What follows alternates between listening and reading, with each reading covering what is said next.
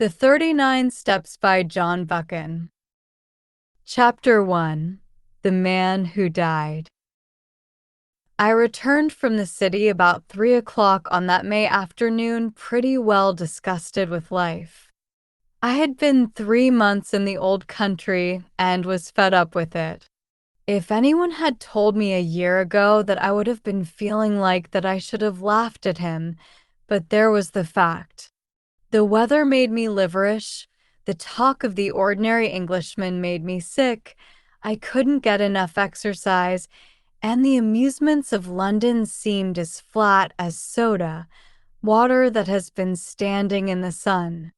Richard Hannay, I kept telling myself, you have got into the wrong ditch, my friend, and you had better climb out. It made me bite my lips to think of the plans I had been building up those last years in Bulawayo. I had got my pile, not one of the big ones, but good enough for me, and I had figured out all kinds of ways of enjoying myself. My father had brought me out from Scotland at the age of 6, and I had never been home since, so England was a sort of Arabian Nights to me, and I counted on stopping there for the rest of my days. But from the first I was disappointed with it. In about a week I was tired of seeing sights, and in less than a month I had had enough of restaurants and theaters and race meetings. I had no real pal to go about with, which probably explains things. Plenty of people invited me to their houses, but they didn't seem much interested in me. They would fling me a question or two about South Africa and then get on their own affairs. A lot of imperialist ladies asked me to tea to meet schoolmasters from New Zealand and editors from Vancouver, and that was the dismalest business of all.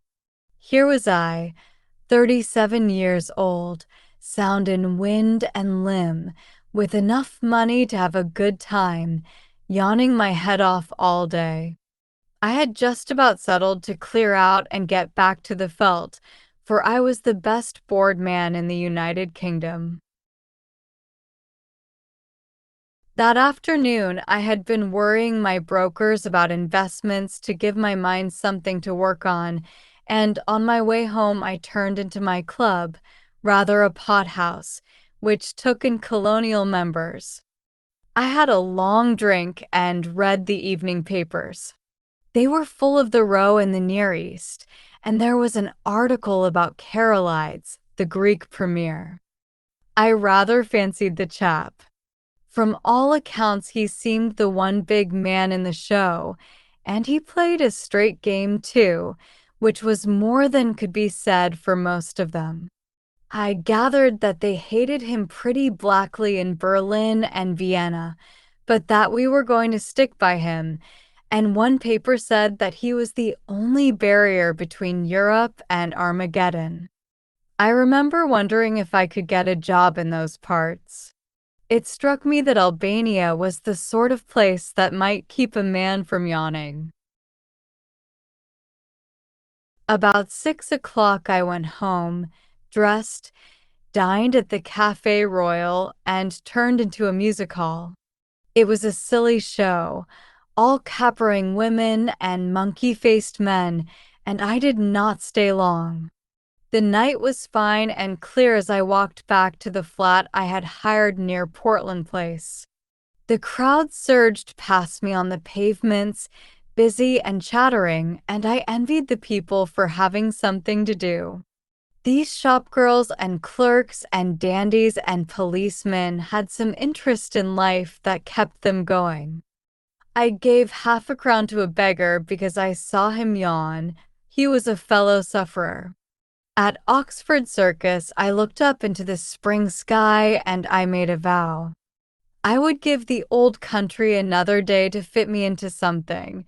If nothing happened, I would take the next boat for the Cape. My flat was the first floor in a new block behind Langham Place. There was a common staircase, with a porter and a lift man at the entrance, but there was no restaurant or anything of that sort, and each flat was quite shut off from the others. I hate servants on the premises, so I had a fellow to look after me who came in by the day. He arrived before 8 o'clock every morning and used to depart at 7, for I never dined at home. I was just fitting my key into the door when I noticed a man at my elbow. I had not seen him approach, and the sudden appearance made me start. He was a slim man with a short brown beard and small, gimlety blue eyes. I recognized him as the occupant of a flat on the top floor, with whom I had passed the time of day on the stairs. "Can I speak to you?" he said. "May I come in for a minute?" He was steadying his voice with an effort, and his hand was pawing my arm. I got my door open and motioned him in. No sooner was he over the threshold than he made a dash for my back room, where I used to smoke and write my letters. Then he bolted back. "Is the door locked?" he asked feverishly, and he fastened the chain with his own hand. "I'm very sorry," he said humbly. "It's a mighty liberty, but you looked the kind of man who would understand. I've had you in my mind all this week when things got troublesome. Say, will you do me a good turn?" "I'll listen to you," I said. "That's all I'll promise." I was getting worried by the antics of this nervous little chap. There was a tray of drinks on a table beside him, from which he filled himself a stiff whiskey and soda. He drank it off in 3 gulps and cracked the glass as he set it down. "Pardon," he said, "I'm a bit rattled tonight. You see, I happen at this moment to be dead." I sat down in an armchair and lit my pipe. "What does it feel like?" I asked. I was pretty certain that I had to deal with a madman. A smile flickered over his drawn face. "I'm not mad, yet. Say, sir, I've been watching you, and I reckon you're a cool customer. I reckon, too, you're an honest man and not afraid of playing a bold hand. I'm going to confide in you. I need help worse than any man ever needed it, and I want to know if I can count you in." "Get on with your yarn," I said, "and I'll tell you." He seemed to brace himself for a great effort and then started on the queerest rigmarole. I didn't get hold of it at first, and I had to stop and ask him questions. But here is the gist of it. He was an American from Kentucky, and after college, being pretty well off, he had started out to see the world. He wrote a bit and acted as war correspondent for a Chicago paper and spent a year or 2 in southeastern Europe. I gathered that he was a fine linguist and had got to know pretty well the society in those parts. He spoke familiarly of many names that I remembered to have seen in the newspapers. He had played about with politics, he told me, at first for the interest of them, and then because he couldn't help himself. I read him as a sharp, restless fellow who always wanted to get down to the roots of things. He got a little further down than he wanted. I am giving you what he told me as well as I could make it out. Away behind all the governments and the armies there was a big subterranean movement going on, engineered by very dangerous people. He had come on it by accident. It fascinated him. He went further, and then he got caught. I gathered that most of the people in it were the sort of educated anarchists that make revolutions, but that beside them there were financiers who were playing for money. A clever man can make big profits on a falling market, and it suited the book of both classes to set Europe by the ears. He told me some queer things that explained a lot that had puzzled me, things that happened in the Balkan War, how one state suddenly came out on top, why alliances were made and broken, why certain men disappeared, and where the sinews of war came from. The aim of the whole conspiracy was to get Russia and Germany at loggerheads. When I asked why, he said that the anarchist lot thought it would give them their chance. Everything would be in the melting pot, and they looked to see a new world emerge. The capitalists would rake in the shekels and make fortunes by buying up wreckage. Capital, he said, had no conscience and no fatherland. Besides, the Jew was behind it, and the Jew hated Russia worse than hell. Do you wonder? He cried. For 300 years they have been persecuted, and this is the return match for the pogroms. The Jew is everywhere, but you have to go far down the back stairs to find him. Take any big Teutonic business concern. If you have dealings with it, the first man you meet is Prince von Undizu something, an elegant young man who talks Eton and Harrow English. But he cuts no ice.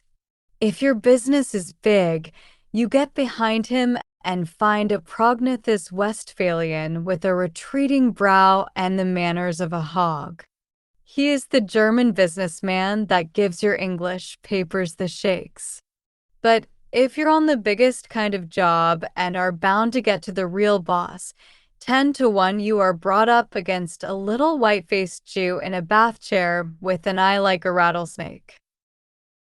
Yes, sir, he is the man who is ruling the world just now, and he has his knife in the empire of the Tsar, because his aunt was outraged and his father flogged in some one-horse location on the Volga. I could not help saying that his Jew anarchists seemed to have got left behind a little. Yes and no, he said. They went up to a point, but they struck a bigger thing than money, a thing that couldn't be bought, the old elemental fighting instincts of man.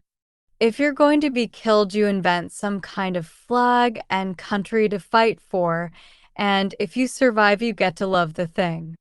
Those foolish devils of soldiers have found something they care for, and that has upset the pretty plan laid in Berlin and Vienna.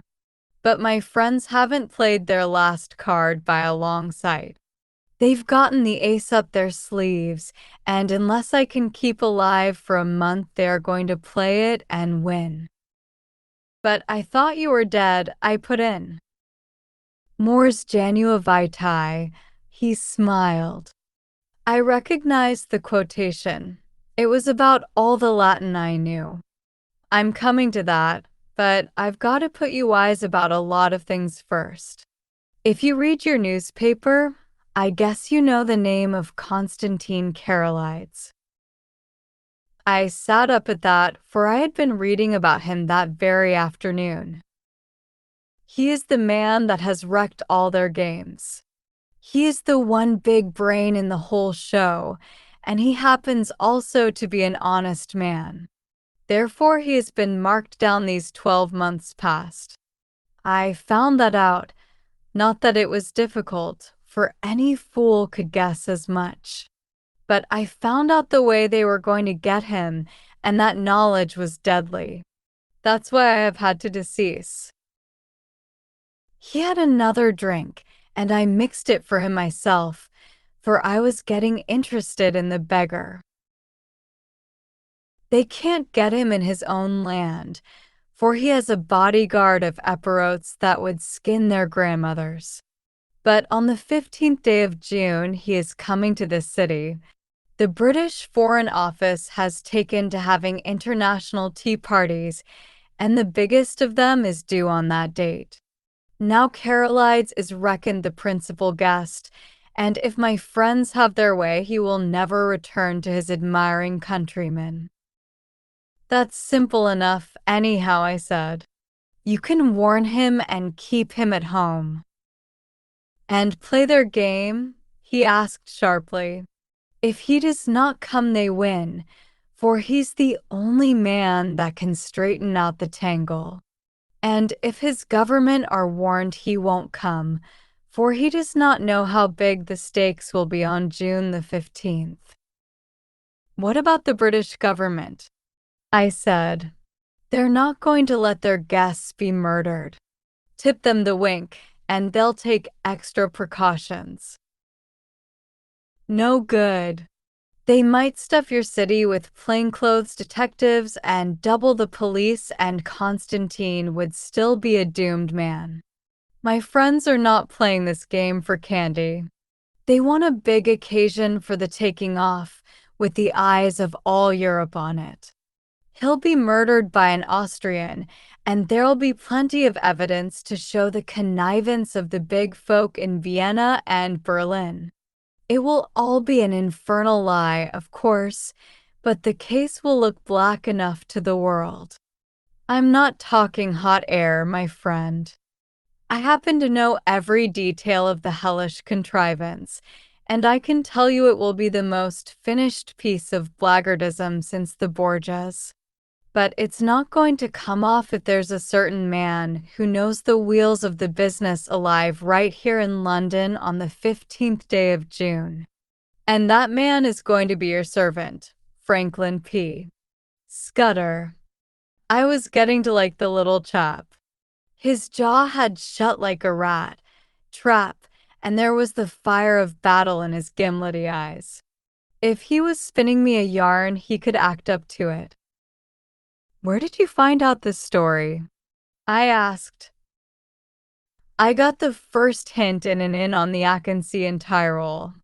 That set me inquiring, and I collected my other clues in a fur shop in the Galician quarter of Buda, in a stranger's club in Vienna, and in a little bookshop off the Racknitzstrasse in Leipzig. I completed my evidence 10 days ago in Paris.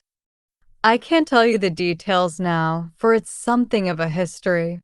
When I was quite sure in my own mind, I judged it my business to disappear, and I reached the city by a mighty queer circuit.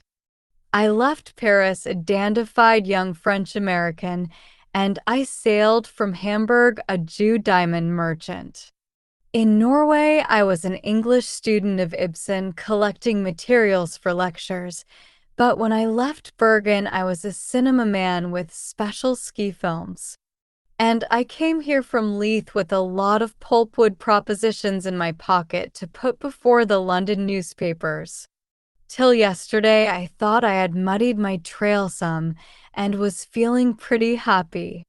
Then, the recollection seemed to upset him, and he gulped down some more whiskey. Then I saw a man standing in the street outside this block. I used to stay close in my room all day and only slip out after dark for an hour or two. I watched him for a bit from my window, and I thought I recognized him. He came in and spoke to the porter. When I came back from my walk last night, I found a card in my letterbox. It bore the name of the man I want least to meet on God's earth. I think that the look in my companion's eyes, the sheer naked scare on his face, completed my conviction of his honesty. My own voice sharpened a bit as I asked him what he did next. I realized that I was bottled as sure as a pickled herring, and that there was only one way out. I had to die. If my pursuers knew I was dead, they would go to sleep again. How did you manage it? I told the man that valets me that I was feeling pretty bad, and I got myself up to look like death. That wasn't difficult, for I'm no slouch at disguises. Then I got a corpse. You can always get a body in London if you know where to go for it. I fetched it back in a trunk on the top of a four-wheeler, and I had to be assisted upstairs to my room. You see, I had to pile up some evidence for the inquest. I went to bed and got my man to mix me a sleeping draught and then told him to clear out.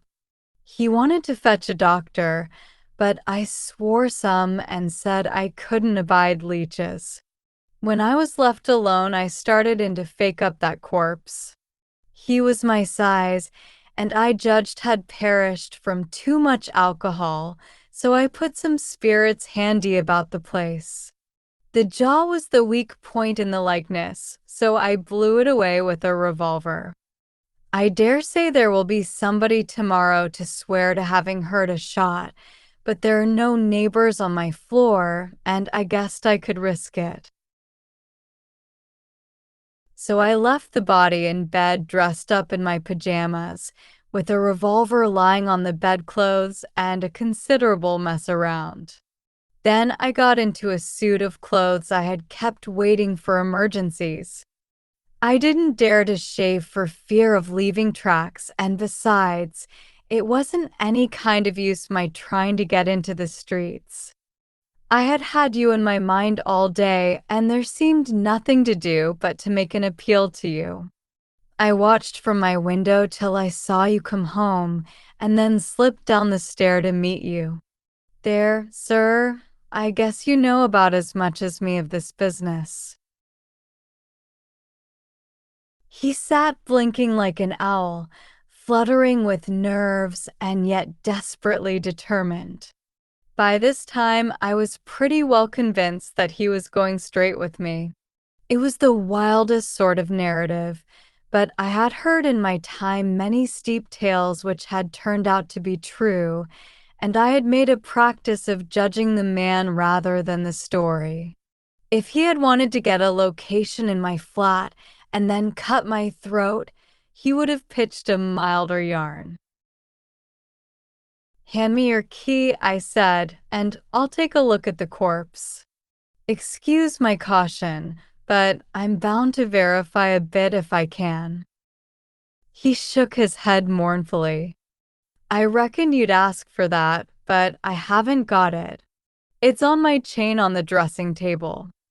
I had to leave it behind, for I couldn't leave any clues to breed suspicions. The gentry who are after me are pretty bright-eyed citizens. You'll have to take me on trust for the night, and tomorrow you'll get proof of the corpse business right enough." I thought for an instant or two. Right. I'll trust you for the night. I'll lock you into this room and keep the key. Just one word, Mr. Scudder. I believe you're straight, but if so be you are not, I should warn you that I'm a handy man with a gun. "Sure," he said, jumping up with some briskness. "I haven't the privilege of your name, sir, but let me tell you that you're a white man. I'll thank you to lend me a razor." I took him into my bedroom and turned him loose. In half an hour's time, a figure came out that I scarcely recognized. Only his gimlety, hungry eyes were the same. He was shaved clean, his hair was parted in the middle, and he had cut his eyebrows.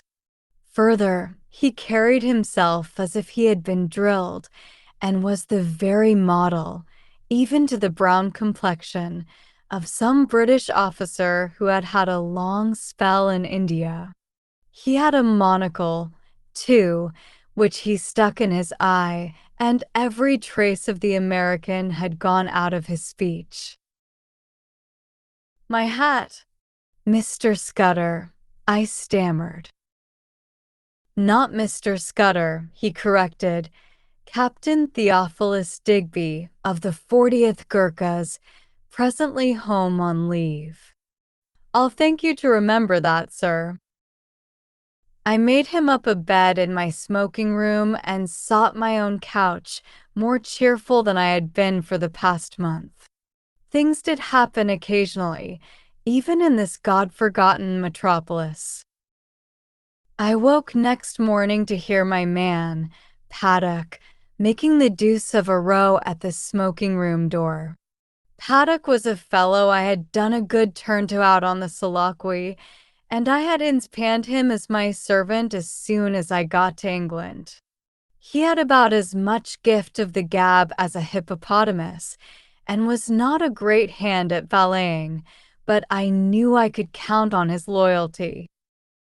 "Stop that row, Paddock," I said. "There's a friend of mine, Captain, I couldn't remember the name, dossing down in there. Get breakfast for two and then come and speak to me." I told Paddock a fine story about how my friend was a great swell, with his nerves pretty bad from overwork, who wanted absolute rest and stillness. Nobody had got to know he was here, or he would be besieged by communications from the India office and the Prime Minister, and his cure would be ruined. I am bound to say Scudder played up splendidly when he came to breakfast. He fixed Paddock with his eyeglass, just like a British officer, asked him about the Boer War, and slung out at me a lot of stuff about imaginary pals. Paddock couldn't learn to call me sir, but he sirred Scudder as if his life depended on it. I left him with the newspaper and a box of cigars, and went down to the city till luncheon. When I got back, the liftman had an important face. "Nasty business ere this morning, sir. Gentin no. 15 been and shot aself. They've just took him to the mortuary. The police are up there now." I ascended to know. 15, and found a couple of bobbies and an inspector busy making an examination. I asked a few idiotic questions, and they soon kicked me out. Then I found the man that had valeted Scudder and pumped him, but I could see he suspected nothing. He was a whining fellow with a churchyard face and a crown went far to console him. I attended the inquest next day. A partner of some publishing firm gave evidence that the deceased had brought him wood pulp propositions and had been, he believed, an agent of an American business. The jury found it a case of suicide while of unsound mind, and the few effects were handed over to the American consul to deal with. I gave Scudder a full account of the affair, and it interested him greatly. He said he wished he could have attended the inquest, for he reckoned it would be about as spicy as to read one's own obituary notice. The first 2 days he stayed with me in that back room, he was very peaceful. He read and smoked a bit, and made a heap of jottings in a notebook, and every night we had a game of chess, at which he beat me hollow. I think he was nursing his nerves back to health, for he had had a pretty trying time. But on the third day I could see he was beginning to get restless. He fixed up a list of the days till June 15th, and ticked each off with a red pencil, making remarks in shorthand against them. I would find him sunk in a brown study, with his sharp eyes abstracted, and after those spells of meditation he was apt to be very despondent. Then I could see that he began to get edgy again. He listened for little noises, and was always asking me if Paddock could be trusted. Once or twice he got very peevish and apologized for it. I didn't blame him. I made every allowance, for he had taken on a fairly stiff job. It was not the safety of his own skin that troubled him, but the success of the scheme he had planned. That little man was clean grit all through, without a soft spot in him. One night he was very solemn. "Say, Hannah," he said, I judge I should let you a bit deeper into this business. I should hate to go out without leaving somebody else to put up a fight. And he began to tell me in detail what I had only heard from him vaguely. I did not give him very close attention. The fact is, I was more interested in his own adventures than in his high politics. I reckoned that Carolides and his affairs were not my business, leaving all that to him. So a lot that he said slipped clean out of my memory. I remember that he was very clear that the danger to Carolides would not begin till he had got to London, and would come from the very highest quarters, where there would be no thought of suspicion. He mentioned the name of a woman, Julia Chekenii, as having something to do with the danger. She would be the decoy, I gathered, to get Carolides out of the care of his guards. He talked, too, about a black stone and a man that lisped in his speech, and he described very particularly somebody that he never referred to without a shudder, an old man with a young voice who could hood his eyes like a hawk. He spoke a good deal about death, too. He was mortally anxious about winning through with his job, but he didn't care a rush for his life. I reckon it's like going to sleep when you are pretty well tired out and waking to find a summer day with the scent of hay coming in at the window. I used to thank God for such mornings way back in the bluegrass country, and I guess I'll thank him when I wake up on the other side of Jordan. Next day he was much more cheerful and read the life of Stonewall Jackson much of the time. I went out to dinner with a mining engineer I had got to see on business and came back about 10:30 in time for our game of chess before turning in. I had a cigar in my mouth, I remember, as I pushed open the smoking room door. The lights were not lit, which struck me as odd. I wondered if Scudder had turned in already. I snapped the switch, but there was nobody there. Then I saw something in the far corner which made me drop my cigar and fall into a cold sweat. My guest was lying sprawled on his back. There was a long knife through his heart which skewered him to the floor. Chapter 2. The Milkman Sets Out on His Travels. I sat down in an armchair and felt very sick. That lasted for maybe 5 minutes and was succeeded by a fit of the horrors. The poor staring white face on the floor was more than I could bear, and I managed to get a tablecloth and cover it. Then I staggered to a cupboard, found the brandy, and swallowed several mouthfuls. I had seen men die violently before. Indeed, I had killed a few myself in the Matabele War, but this cold-blooded indoor business was different. Still, I managed to pull myself together. I looked at my watch and saw that it was 10:30. An idea seized me, and I went over the flat with a small-tooth comb. There was nobody there, nor any trace of anybody, but I shuddered and bolted all the windows and put the chain on the door. By this time my wits were coming back to me, and I could think again. It took me about an hour to figure the thing out, and I did not hurry, for, unless the murderer came back, I had till about 6 o'clock in the morning for my cogitations. I was in the soup. That was pretty clear. Any shadow of a doubt I might have had about the truth of Scudder's tale was now gone. The proof of it was lying under the tablecloth. The men who knew that he knew what he knew had found him, and had taken the best way to make certain of his silence.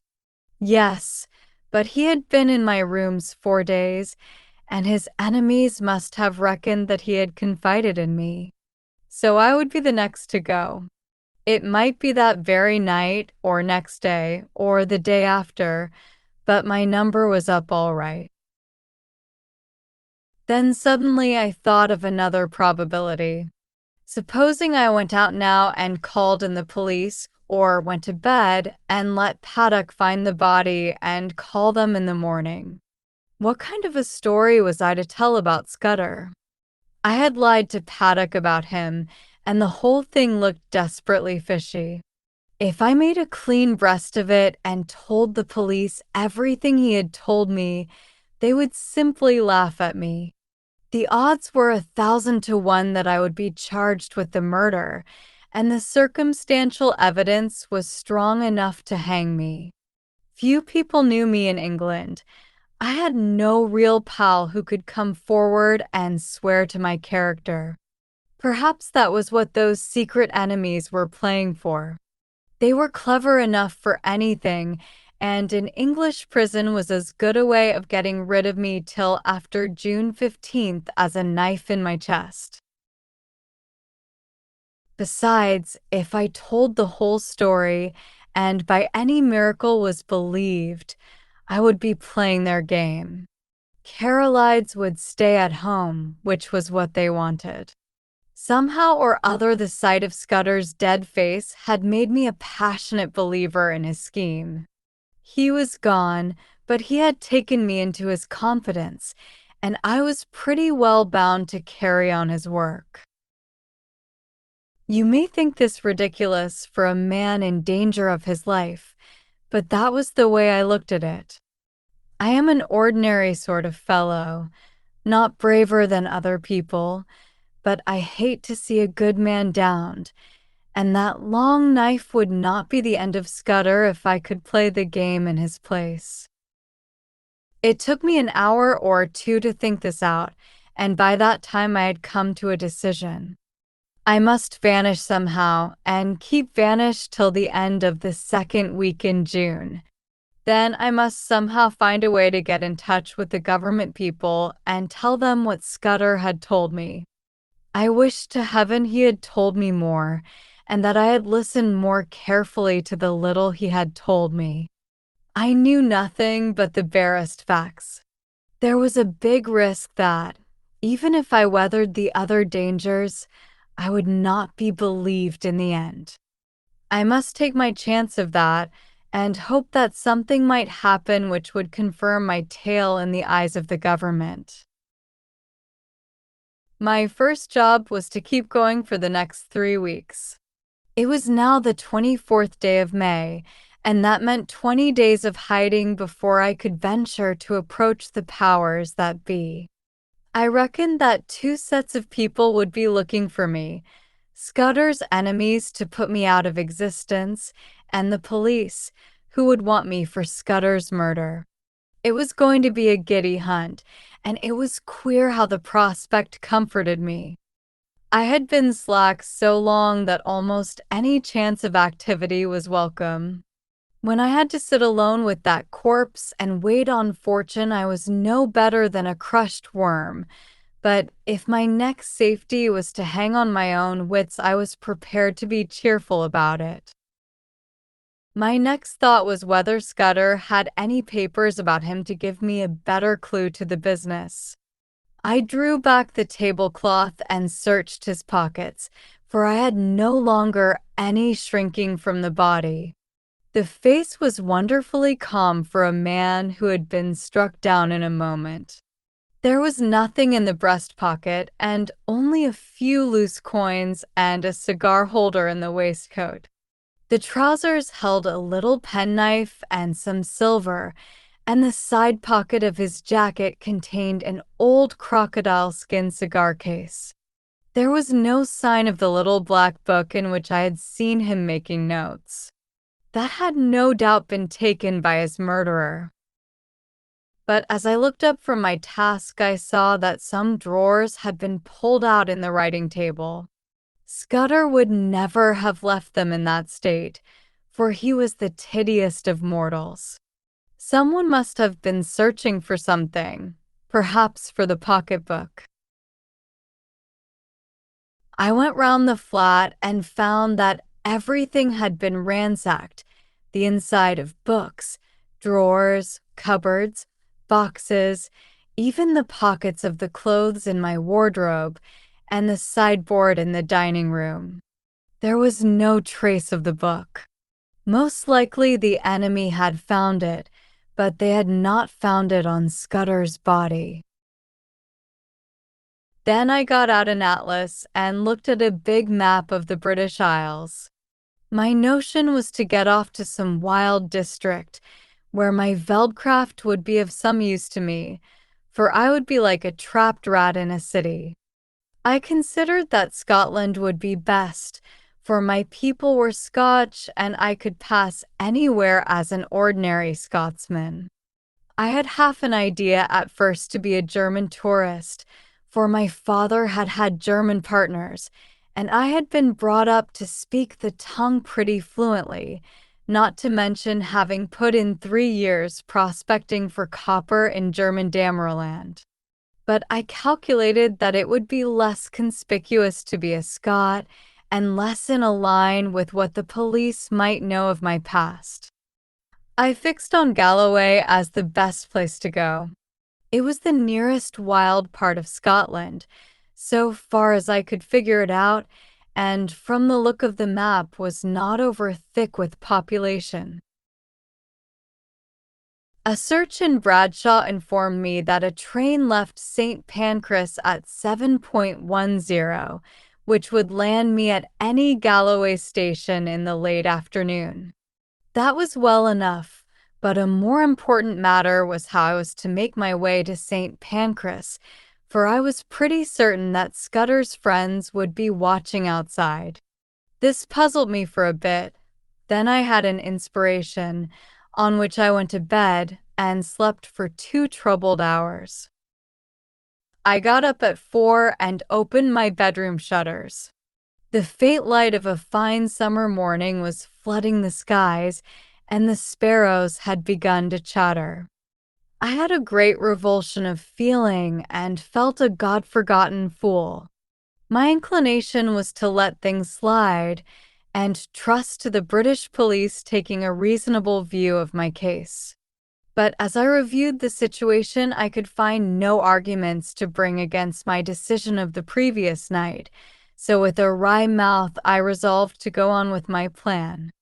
I was not feeling in any particular funk, only disinclined to go looking for trouble, if you understand me. I hunted out a well-used tweed suit, a pair of strong-nailed boots, and a flannel shirt with a collar. Into my pockets I stuffed a spare shirt, a cloth cap, some handkerchiefs, and a toothbrush. I had drawn a good sum in gold from the bank 2 days before, in case Scudder should want money, and I took 50 pounds of it in sovereigns in a belt which I had brought back from Rhodesia. That was about all I wanted. Then I had a bath and cut my mustache, which was long and drooping, into a short stubbly fringe. Now came the next step. Paddock used to arrive punctually at 7:30 and let himself in with a latch key. But about 20 minutes to 7, as I knew from bitter experience, the milkman turned up with a great clatter of cans and deposited my share outside my door. I had seen that milkman sometimes when I had gone out for an early ride. He was a young man about my own height, with an ill-nourished mustache, and he wore a white overall. On him I staked all my chances. I went into the darkened smoking room where the rays of morning light were beginning to creep through the shutters. There I breakfasted off a whiskey and soda and some biscuits from the cupboard. By this time it was getting on for 6 o'clock. I put a pipe in my pocket and filled my pouch from the tobacco jar on the table by the fireplace. As I poked into the tobacco, my fingers touched something hard, and I drew out Scudder's little black pocketbook. That seemed to me a good omen. I lifted the cloth from the body and was amazed at the peace and dignity of the dead face. "Goodbye, old chap," I said. "I am going to do my best for you. Wish me well, wherever you are." Then I hung about in the hall waiting for the milkman. That was the worst part of the business, for I was fairly choking to get out of doors. 6:30 passed, then 6:40, but still he did not come. The fool had chosen this day of all days to be late. At 1 minute after the 6:45, I heard the rattle of the cans outside. I opened the front door, and there was my man, singling out my cans from a bunch he carried and whistling through his teeth. He jumped a bit at the sight of me. "Come in here a moment," I said. "I want a word with you." And I led him into the dining room. "I reckon you're a bit of a sportsman," I said, "and I want you to do me a service. Lend me your cap and overall for 10 minutes, and here's a sovereign for you." His eyes opened at the sight of the gold, and he grinned broadly. "What's the jime?" he asked. "A bet," I said. "I haven't time to explain, but to win it I've got to be a milkman for the next 10 minutes. All you've got to do is to stay here till I come back. You'll be a bit late, but nobody will complain, and you'll have that quid for yourself." "Righto," he said cheerily. "I ain't the man to spoil a bit of sport. Ere's the rig, guv'nor." I stuck on his flat blue hat and his white overall, picked up the cans, banged my door, and went whistling downstairs. The porter at the foot told me to shut my jaw, which sounded as if my makeup was adequate. At first I thought there was nobody in the street. Then I caught sight of a policeman 100 yards down and a loafer shuffling past on the other side. Some impulse made me raise my eyes to the house opposite, and there at a first-floor window was a face. As the loafer passed, he looked up, and I fancied a signal was exchanged. I crossed the street, whistling gaily and imitating the jaunty swing of the milkman. Then I took the first side street and went up a left-hand turning which led past a bit of vacant ground. There was no one in the little street, so I dropped the milk cans inside the hoarding and sent the cap and overall after them. I had only just put on my cloth cap when a postman came round the corner. I gave him good morning, and he answered me unsuspiciously. At the moment the clock of a neighboring church struck the hour of 7. There was not a second to spare. As soon as I got to Euston Road, I took to my heels and ran. The clock at Euston Station showed 5 minutes past the hour. At St. Pancras I had no time to take a ticket, let alone that I had not settled upon my destination. A porter told me the platform, and as I entered it I saw the train already in motion. 2 station officials blocked the way, but I dodged them and clambered into the last carriage. 3 minutes later, as we were roaring through the northern tunnels, an irate guard interviewed me. He wrote out for me a ticket to Newton Stewart, a name which had suddenly come back to my memory, and he conducted me from the first-class compartment where I had ensconced myself to a third-class smoker, occupied by a sailor and a stout woman with a child. He went off grumbling, and as I mopped my brow I observed to my companions in my broadest Scots that it was a sore job catching trains. I had already entered upon my part. "The impudence o' that Jared," said the lady bitterly. "He needed a Scotch tongue to pit him in his place. He was complaining, oh, this wean no hain, a ticket and her no fower till August twelmonth, and he was objectin' to this gentleman's fittin'. The sailor morosely agreed, and I started my new life in an atmosphere of protest against authority. I reminded myself that a week ago I had been finding the world dull. Chapter 3: The Adventure of the Literary Innkeeper. I had a solemn time traveling north that day. It was fine May weather, with the hawthorn flowering on every hedge, and I asked myself why, when I was still a free man, I had stayed on in London and not got the good of this heavenly country. I didn't dare face the restaurant car, but I got a luncheon basket at Leeds and shared it with the fat woman. Also, I got the morning's papers with news about starters for the Derby and the beginning of the cricket season, and some paragraphs about how Balkan affairs were settling down and a British squadron was going to Kiel. When I had done with them, I got out Scudder's little black pocketbook and studied it.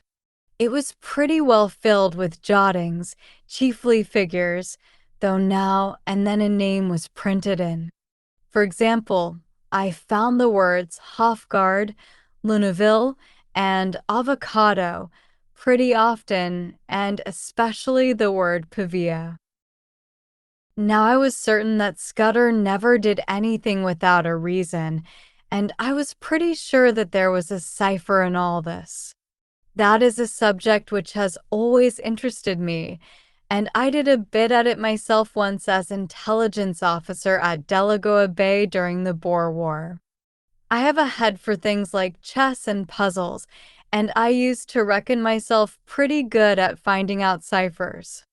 This one looked like the numerical kind where sets of figures correspond to the letters of the alphabet, but any fairly shrewd man can find the clue to that sort after an hour or two's work, and I didn't think Scudder would have been content with anything so easy. So I fastened on the printed words, for you can make a pretty good numerical cipher if you have a key word which gives you the sequence of the letters. I tried for hours, but none of the words answered. Then I fell asleep and woke at Dumfries just in time to bundle out and get into the slow Galloway train. There was a man on the platform whose looks I didn't like, but he never glanced at me, and when I caught sight of myself in the mirror of an automatic machine, I didn't wonder.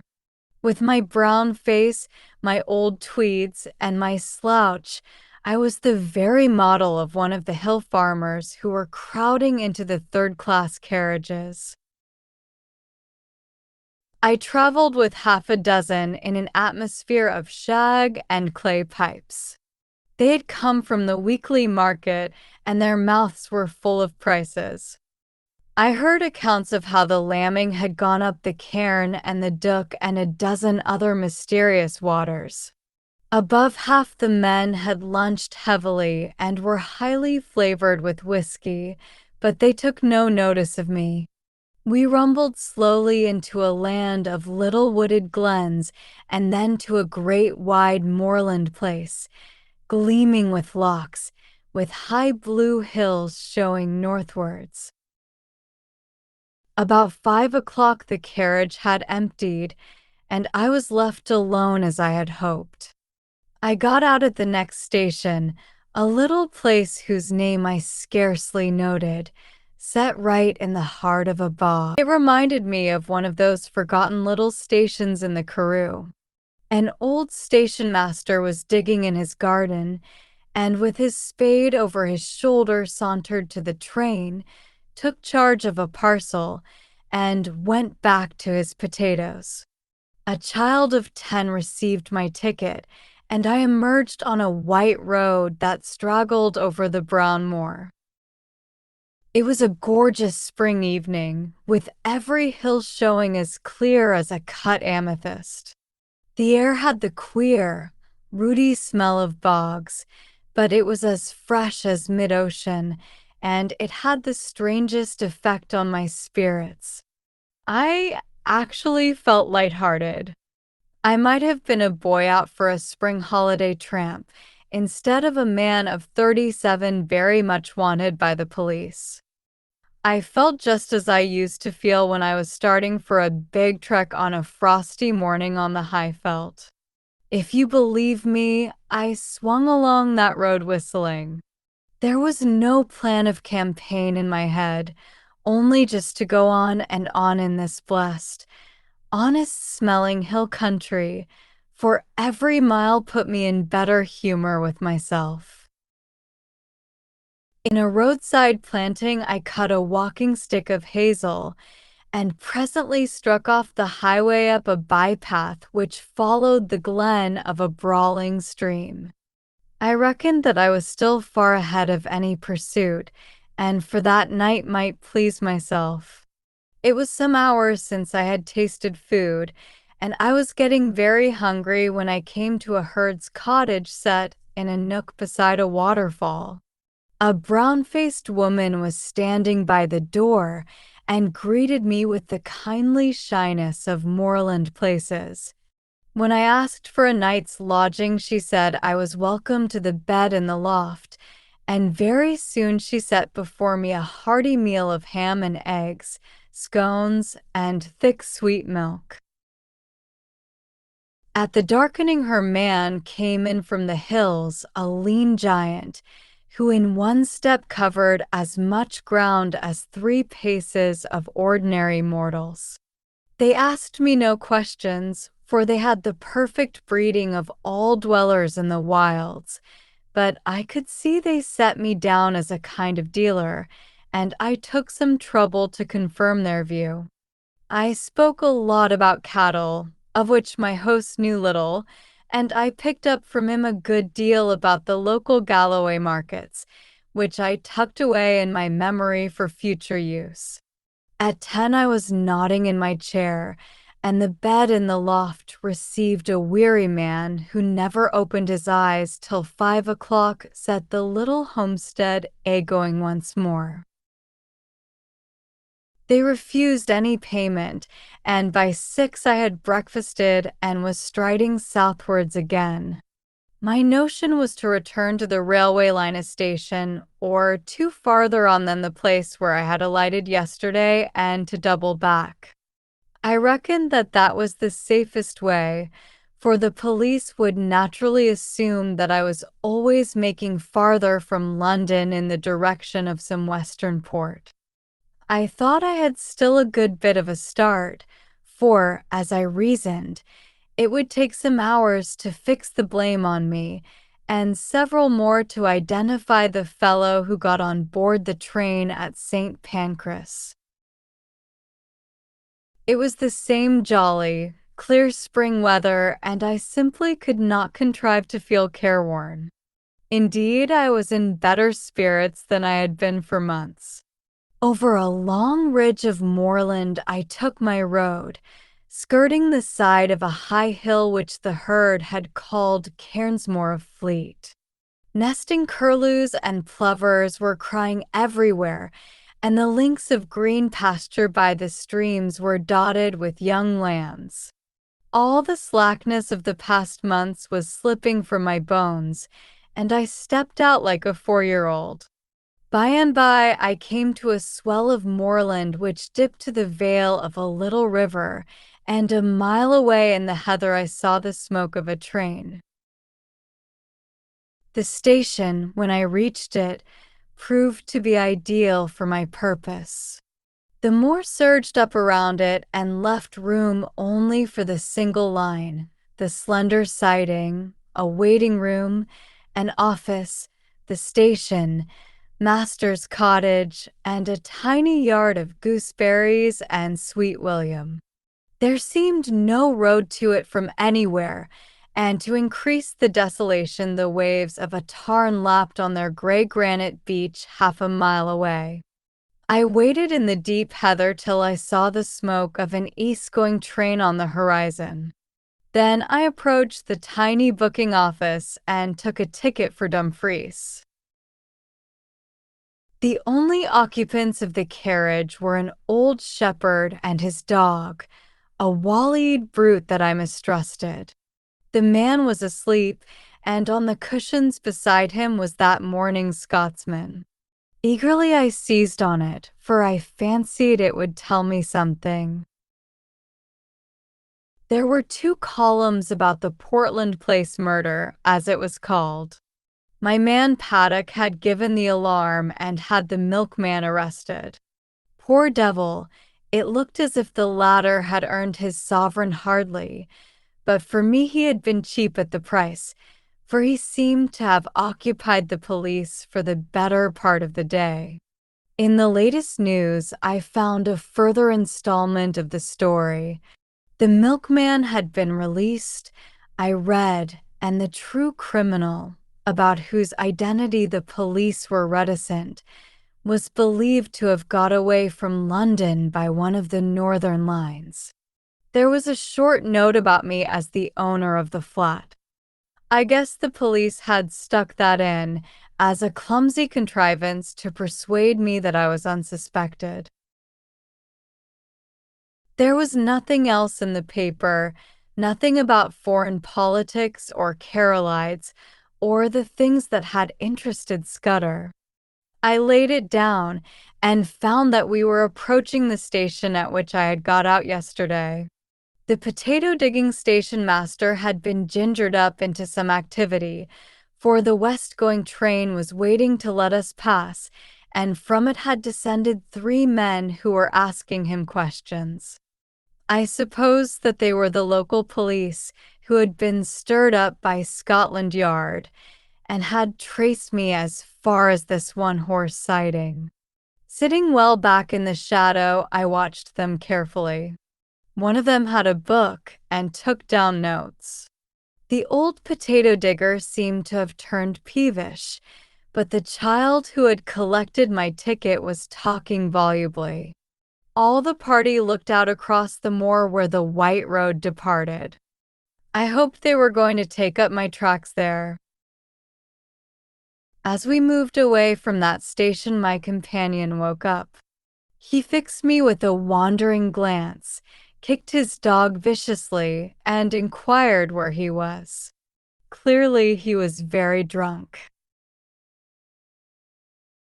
That's what comes o' bein' a teetotaler, he observed in bitter regret.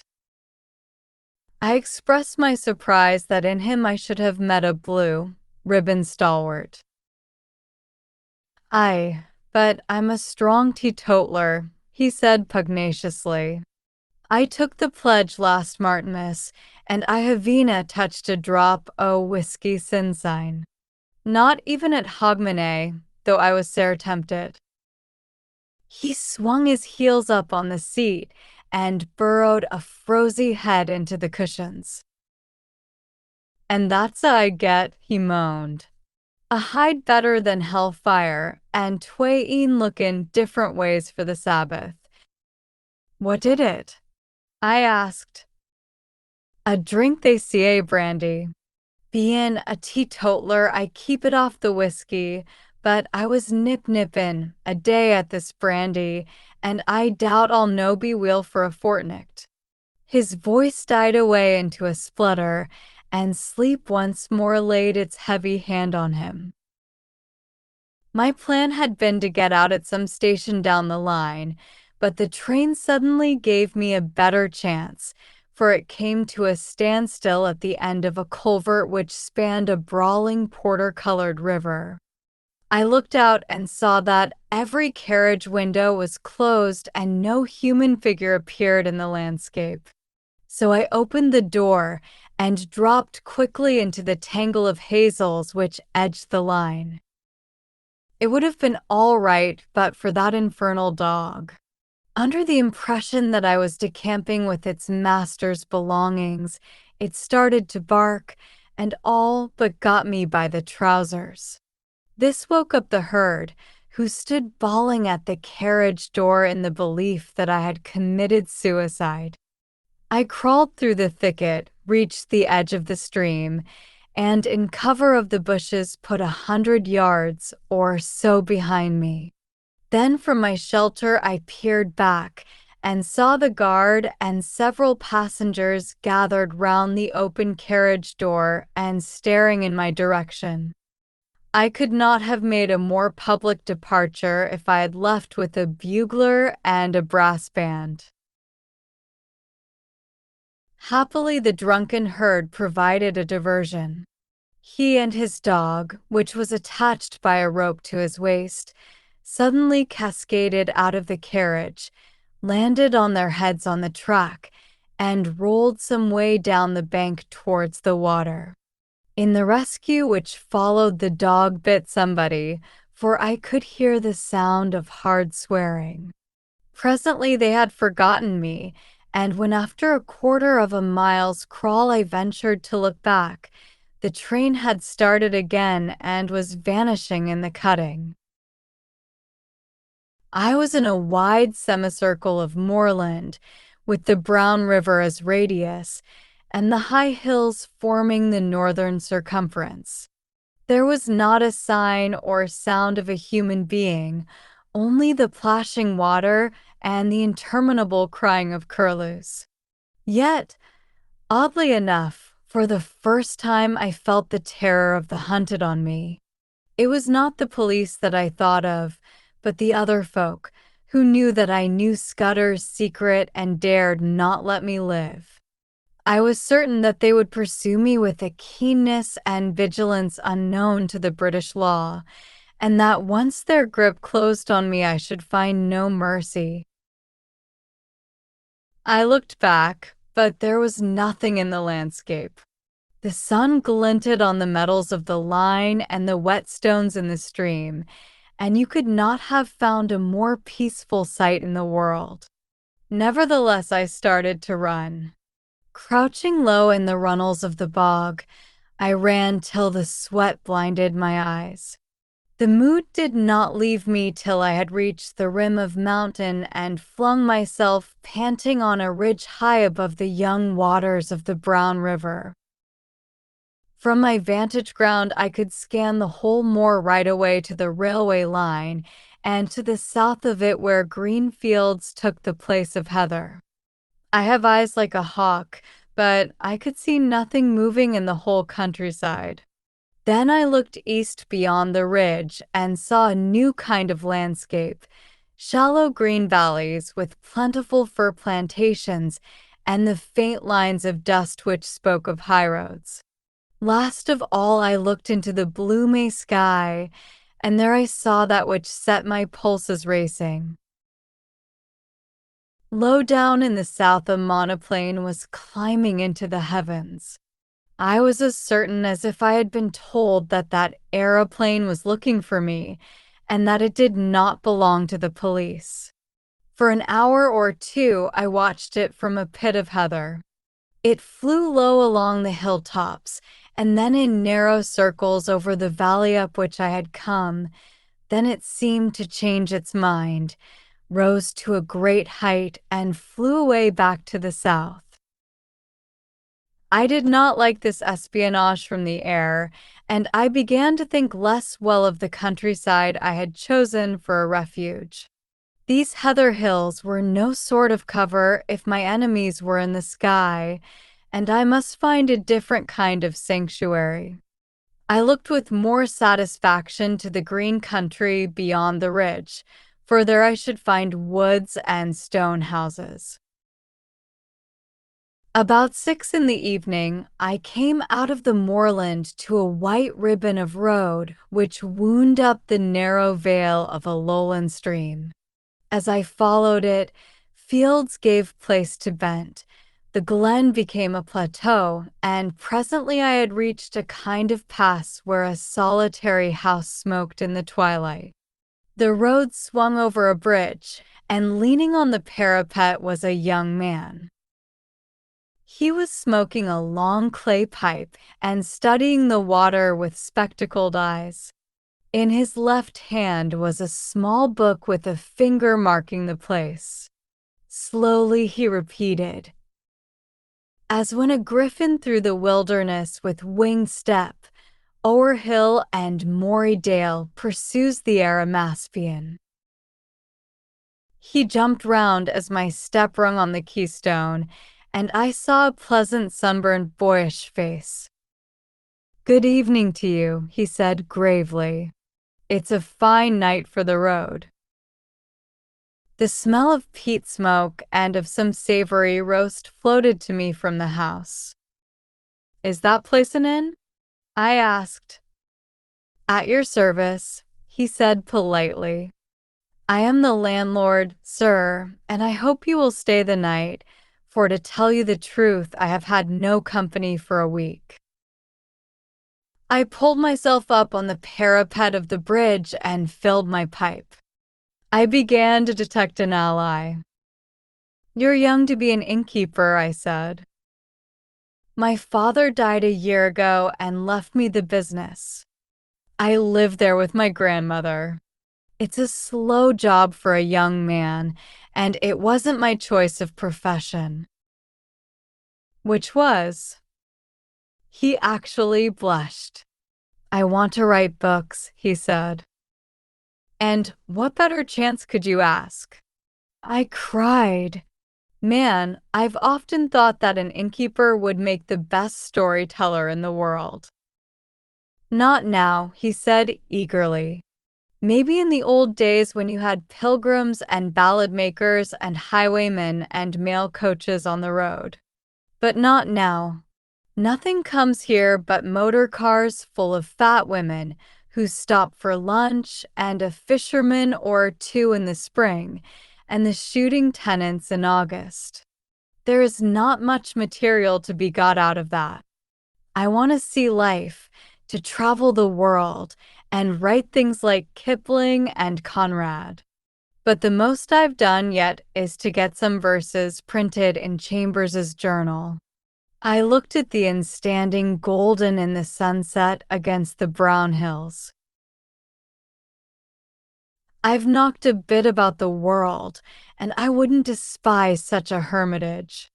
Do you think that adventure is found only in the tropics or among gentry in red shirts? Maybe you're rubbing shoulders with it at this moment." "That's what Kipling says," he said, his eyes brightening, and he quoted some verse about romance bringing up the 9.15. "Here's a true tale for you then," I cried, "and a month from now you can make a novel out of it." Sitting on the bridge in the soft May gloaming, I pitched him a lovely yarn. It was true in essentials, too, though I altered the minor details. I made out that I was a mining magnate from Kimberley who had had a lot of trouble with IDB and had shown up a gang.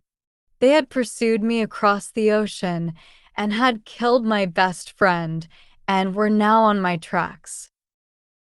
I told the story well, though I say it who shouldn't. I pictured a flight across the Kalahari to German Africa, the crackling, parching days, the wonderful blue velvet nights. I described an attack on my life on the voyage home, and I made a really horrid affair of the Portland Place murder. "You're looking for adventure," I cried. "Well, you've found it here. The devils are after me, and the police are after them. It's a race that I mean to win."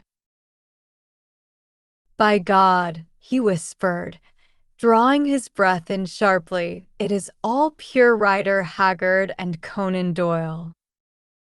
"You believe me," I said gratefully. "Of course I do," and he held out his hand. "I believe everything out of the common. The only thing to distrust is the normal." He was very young, but he was the man for my money. "I think they're off my track for the moment, but I must lie close for a couple of days. Can you take me in?" He caught my elbow in his eagerness and drew me towards the house. "You can lie as snug here as if you were in a moss hole." I'll see that nobody blabs either. And you'll give me some more material about your adventures. As I entered the inn porch, I heard from far off the beat of an engine. There, silhouetted against the dusky west, was my friend, the monoplane. He gave me a room at the back of the house with a fine outlook over the plateau, and he made me free of his own study, which was stacked with cheap editions of his favorite authors. I never saw the grandmother, so I guessed she was bedridden. An old woman called Margaret brought me my meals, and the innkeeper was around me at all hours. I wanted some time to myself, so I invented a job for him. He had a motor bicycle, and I sent him off next morning for the daily paper, which usually arrived with the post in the late afternoon.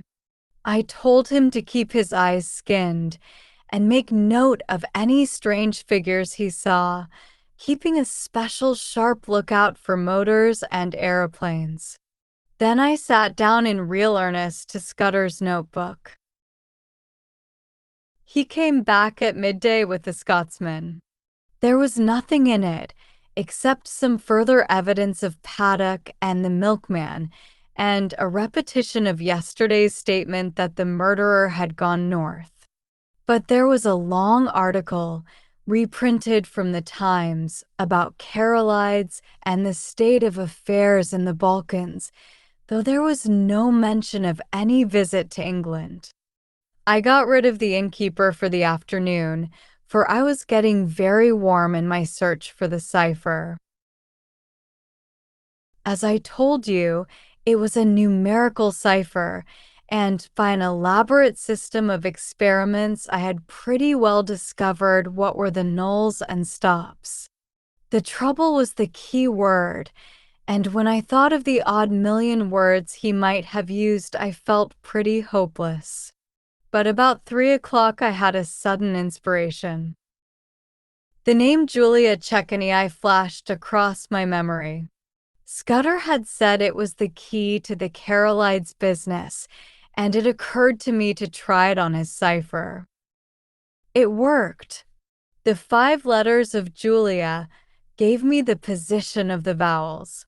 O was J, the 10th letter of the alphabet, and so represented by X in the cipher.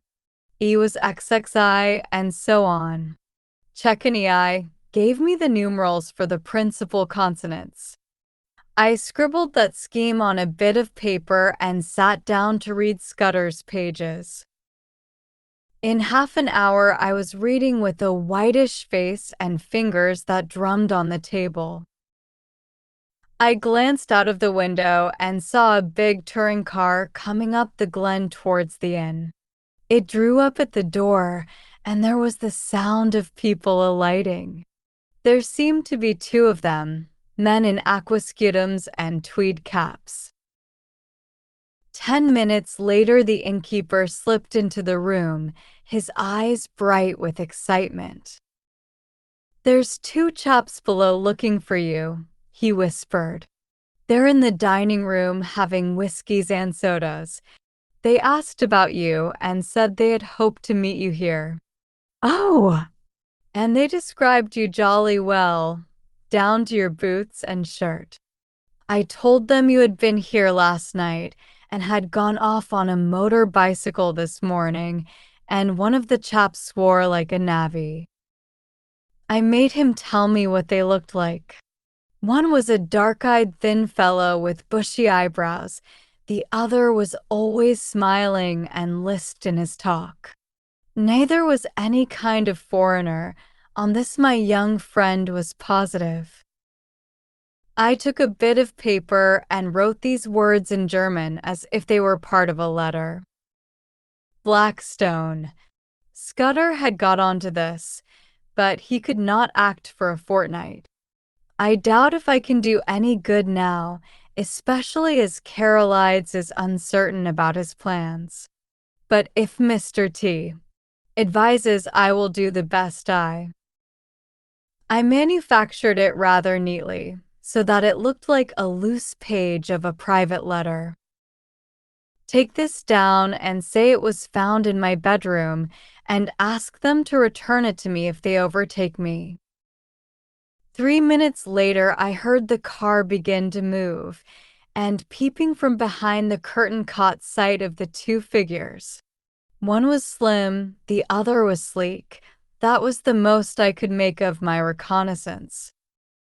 The innkeeper appeared in great excitement.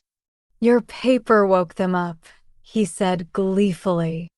The dark fellow went as white as death and cursed like blazes, and the fat one whistled and looked ugly.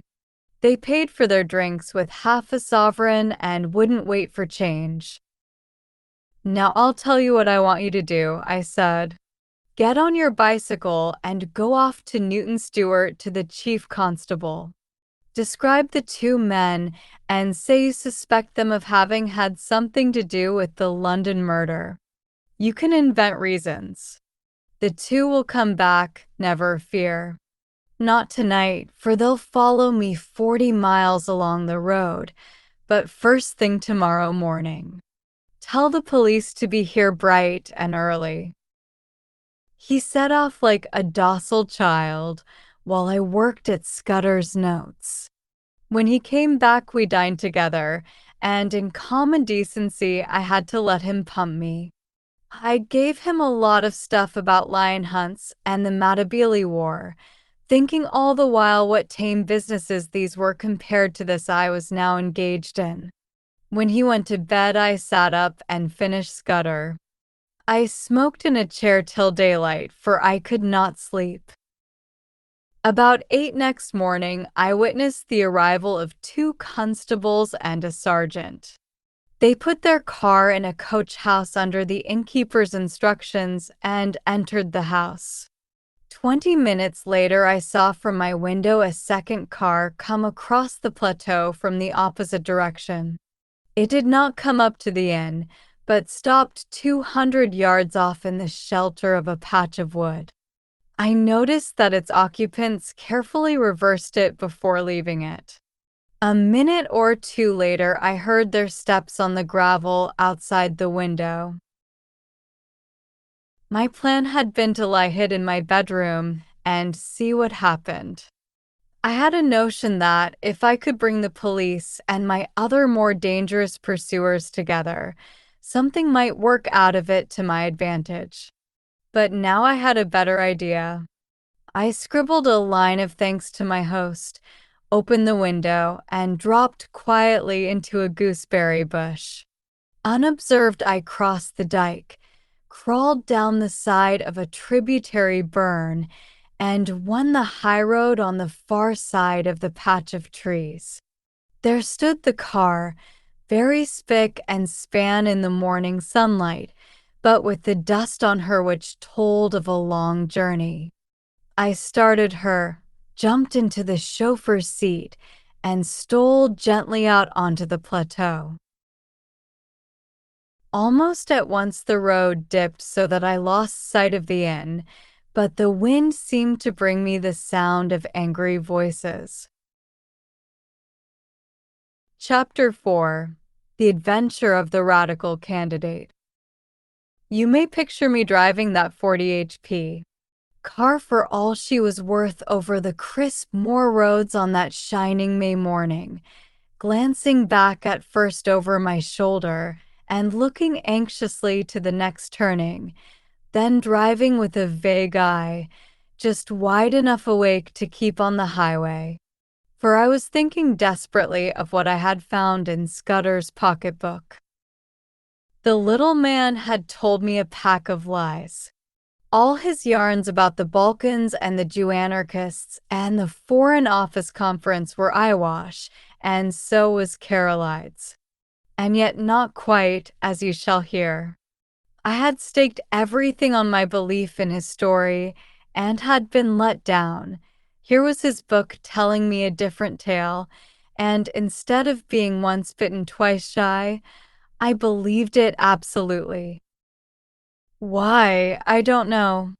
It rang desperately true, and the first yarn, if you understand me, had been in a queer way true also in spirit. The 15th day of June was going to be a day of destiny, a bigger destiny than the killing of a dago. It was so big that I didn't blame Scudder for keeping me out of the game and wanting to play a lone hand. That, I was pretty clear, was his intention. He had told me something which sounded big enough, but the real thing was so immortally big that he, the man who had found it out, wanted it all for himself. I didn't blame him.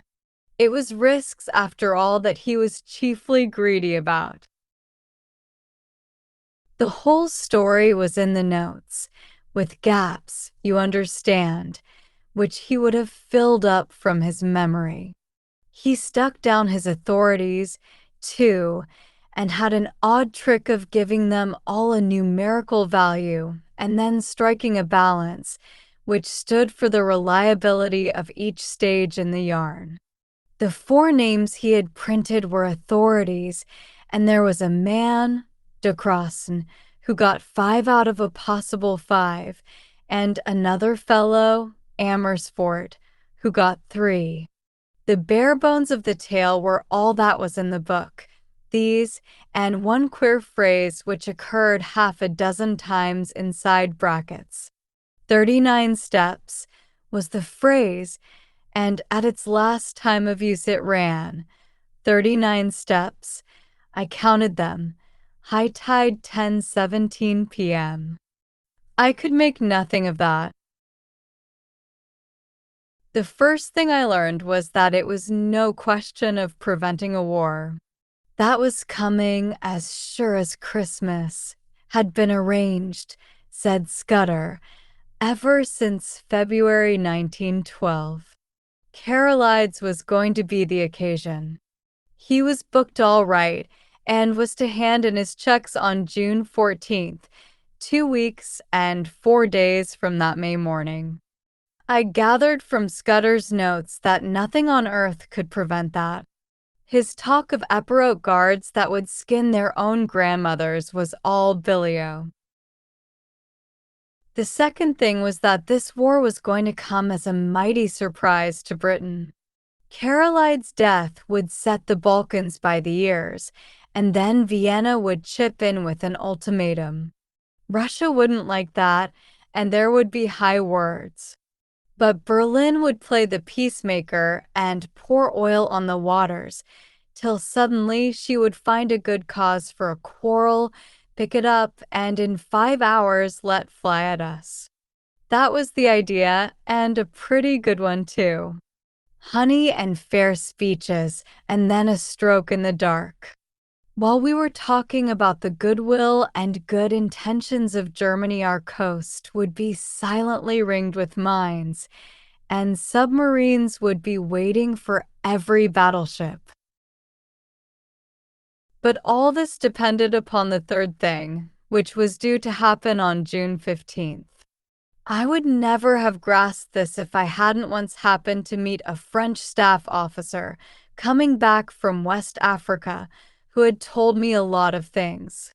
One was that, in spite of all the nonsense talked in Parliament, there was a real working alliance between France and Britain, and that the 2 general staffs met every now and then and made plans for joint action in case of war.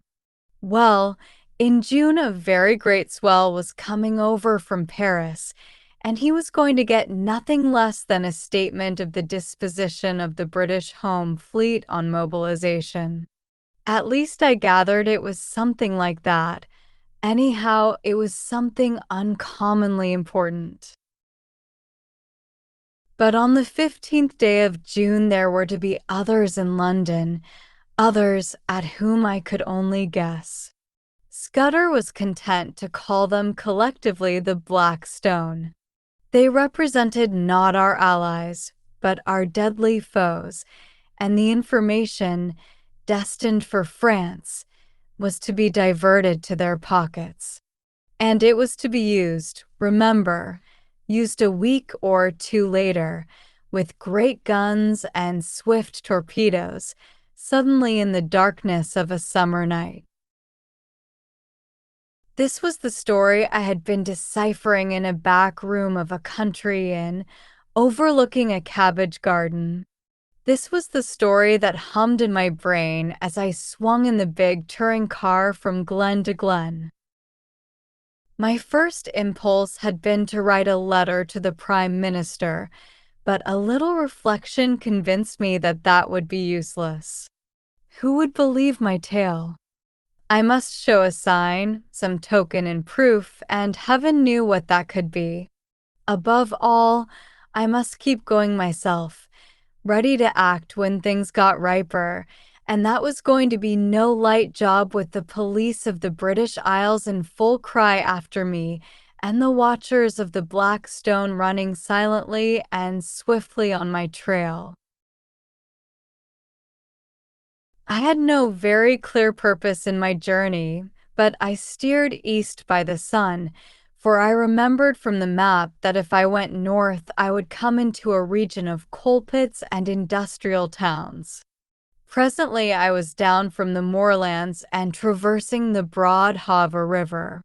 For miles, I ran alongside a park wall, and in a break of the trees, I saw a great castle.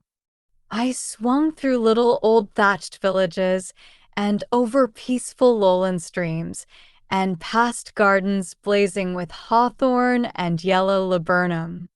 The land was so deep in peace that I could scarcely believe that somewhere behind me were those who sought my life.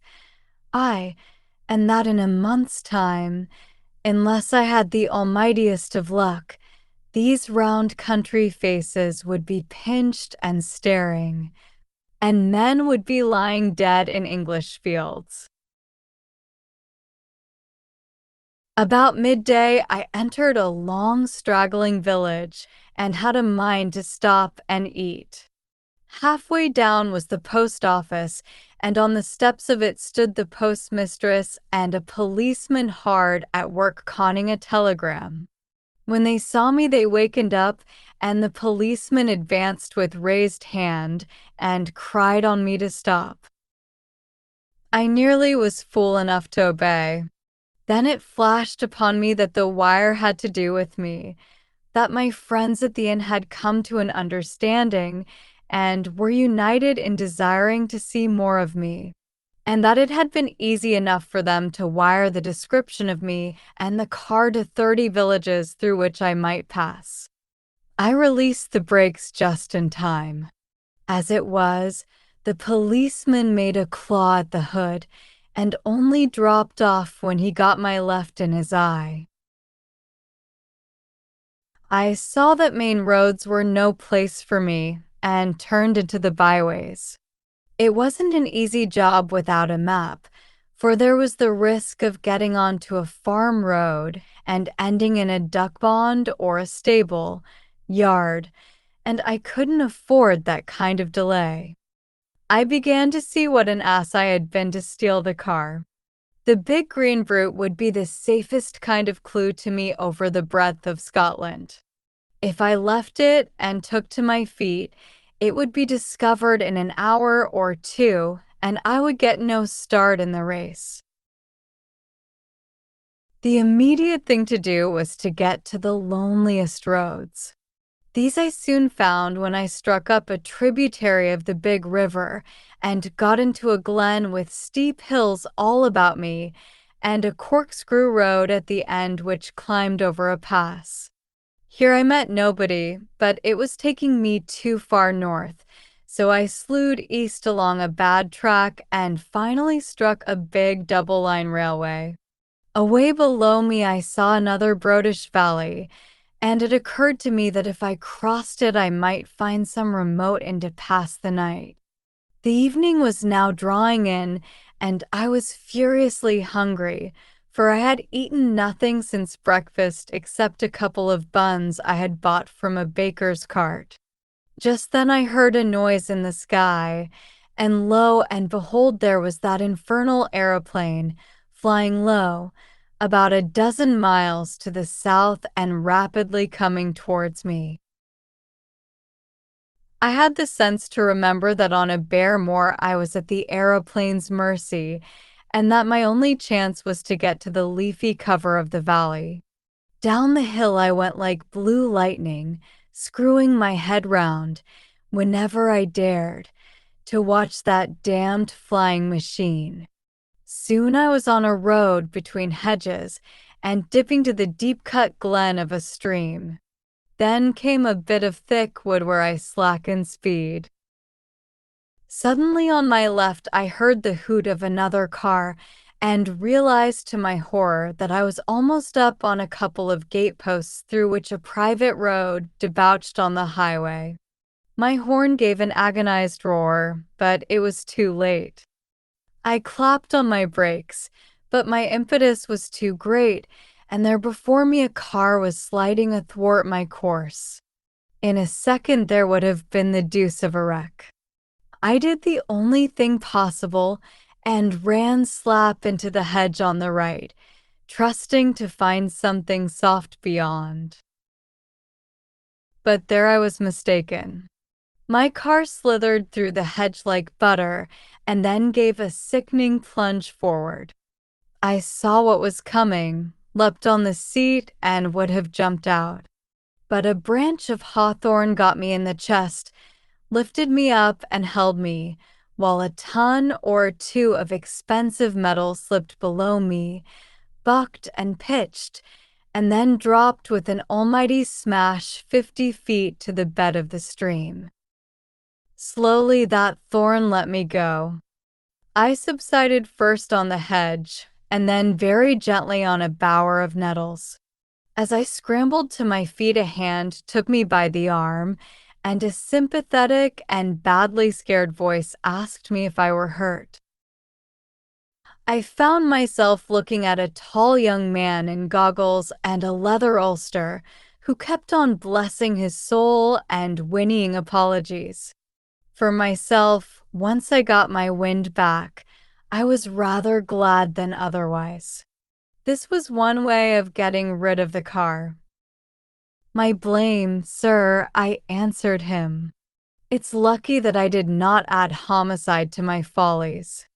That's the end of my Scotch motor tour, but it might have been the end of my life." He plucked out a watch and studied it. "You're the right sort of fellow," he said. "I can spare a quarter of an hour, and my house is 2 minutes off. I'll see you clothed and fed and snug in bed. Where's your kit, by the way? Is it in the burn along with the car?" "It's in my pocket," I said, brandishing a toothbrush. "I'm a colonial and travel light." "A colonial?" he cried. "By gad, you're the very man I've been praying for. Are you by any blessed chance a free trader?" "I am," said I, without the foggiest notion of what he meant. He patted my shoulder and hurried me into his car. 3 minutes later, we drew up before a comfortable-looking shooting box set among pine trees, and he ushered me indoors. He took me first to a bedroom and flung half a dozen of his suits before me, for my own had been pretty well reduced to rags. I selected a loose blue serge, which differed most conspicuously from my former garments, and borrowed a linen collar. Then he hailed me to the dining room, where the remnants of a meal stood on the table, and announced that I had just 5 minutes to feed. "You can take a snack in your pocket, and we'll have supper when we get back.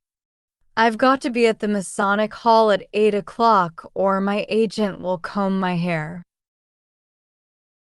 I had a cup of coffee and some cold ham while he yarned away on the hearth rug. "You find me in the deuce of a mess, Mr. By the by, you haven't told me your name. Twisden? Any relation of old Tommy Twisden of the 60th? No? Well, you see I'm Liberal candidate for this part of the world, and I had a meeting on tonight at Brattleburn. That's my chief town and an infernal Tory stronghold.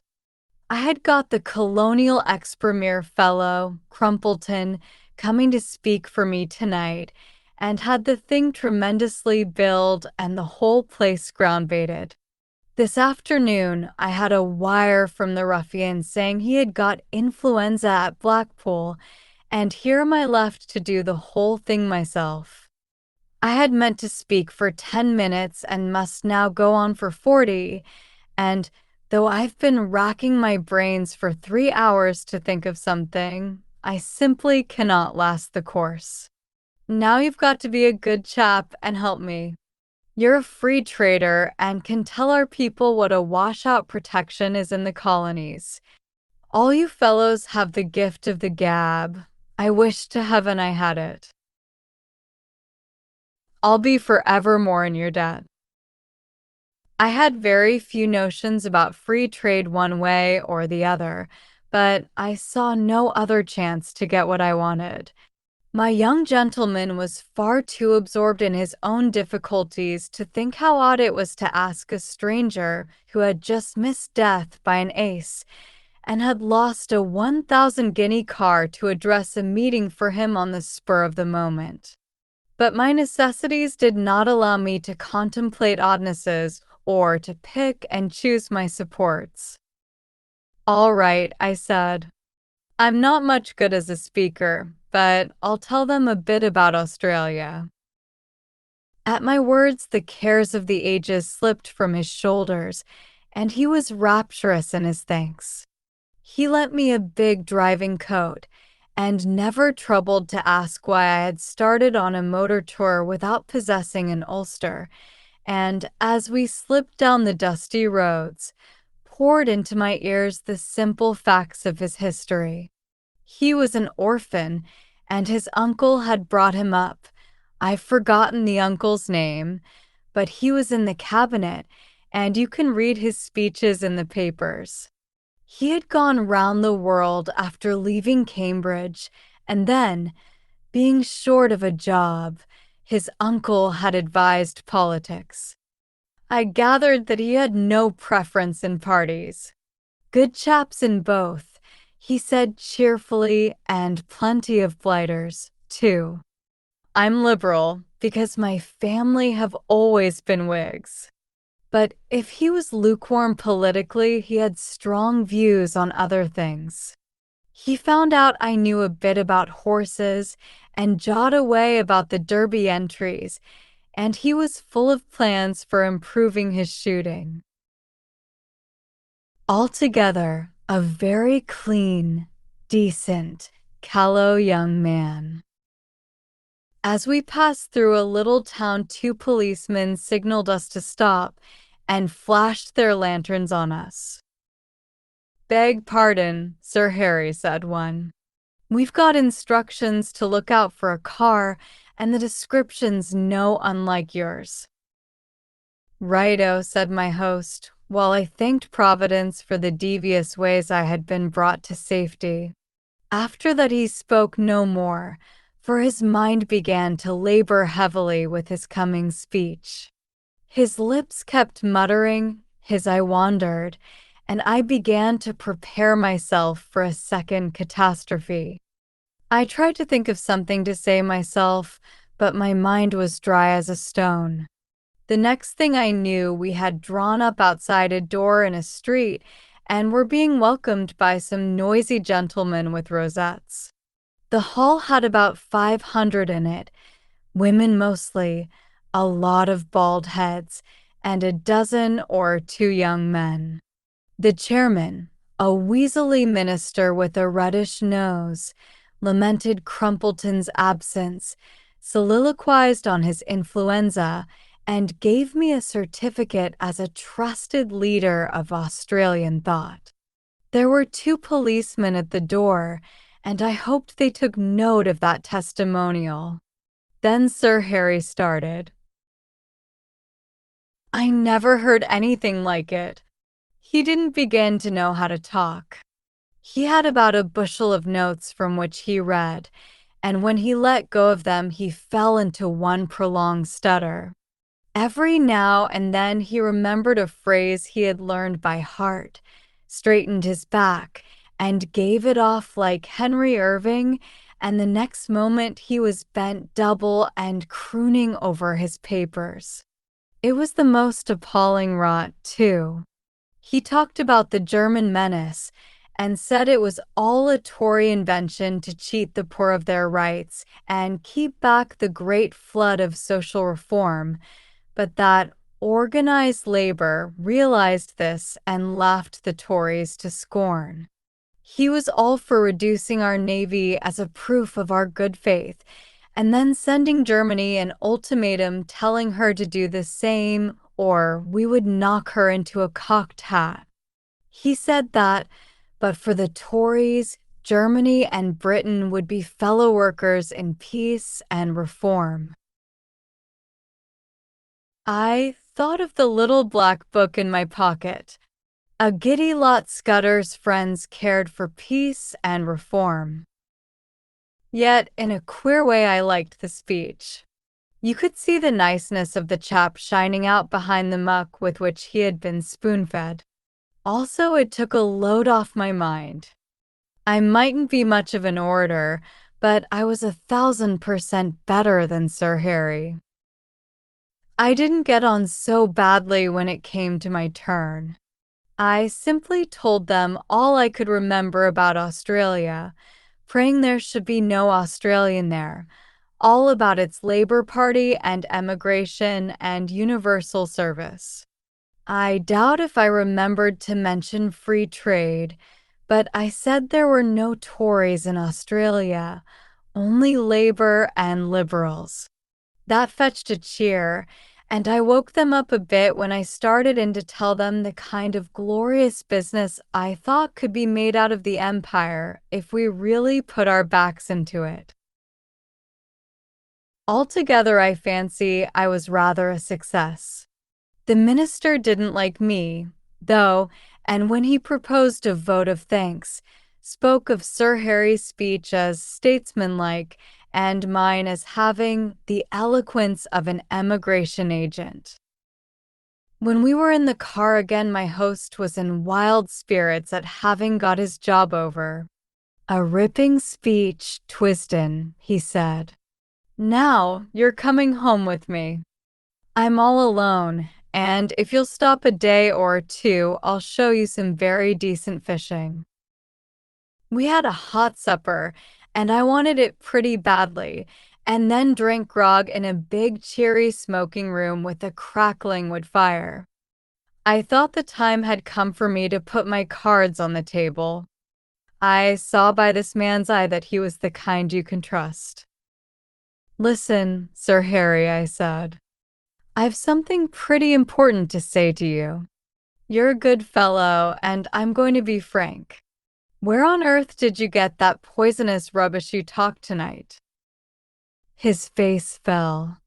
"Was it as bad as that?" he asked ruefully. "It did sound rather thin.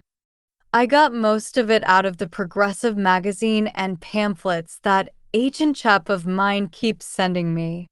But you surely don't think Germany would ever go to war with us?" "Ask that question in 6 weeks, and it won't need an answer," I said. "If you'll give me your attention for half an hour, I am going to tell you a story." I can see it, that bright room with the deer's heads and the old prints on the walls, Sir Harry standing restlessly on the stone curb of the hearth, and myself lying back in an armchair, speaking. I seemed to be another person, standing aside and listening to my own voice, and judging carefully the reliability of my tale. It was the first time I had ever told anyone the exact truth, so far as I understood it, and it did me no end of good, for it straightened out the thing in my own mind. I blinked no detail. He heard all about Scudder and the Milkman and the notebook and my doings in Galloway. Presently he got very excited and walked up and down the hearth rug. "So you see," I concluded, "you have got here in your house the man that is wanted for the Portland Place murder. Your duty is to send your car for the police and give me up." I don't think I'll get very far. There'll be an accident, and I'll have a knife in my ribs an hour or so after rest. Nevertheless, it's your duty as a law-abiding citizen. Perhaps in a month's time you'll be sorry, but you have no cause to think of that. He was looking at me with bright, steady eyes. What was your job in Rhodesia, Mr. Hannay? He asked. Mining engineer, I said. I've made my pile cleanly and I've had a good time in the making of it. Not a profession that weakens the nerves, is it? I laughed. Oh, as to that, my nerves are good enough.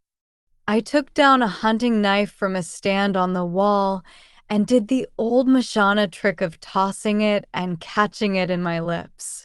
That wants a pretty steady heart. He watched me with a smile. I don't want proof. I may be an ass on the platform, but I can size up a man. You're no murderer and you're no fool, and I believe you are speaking the truth. I'm going to back you up. Now, what can I do? First, I want you to write a letter to your uncle.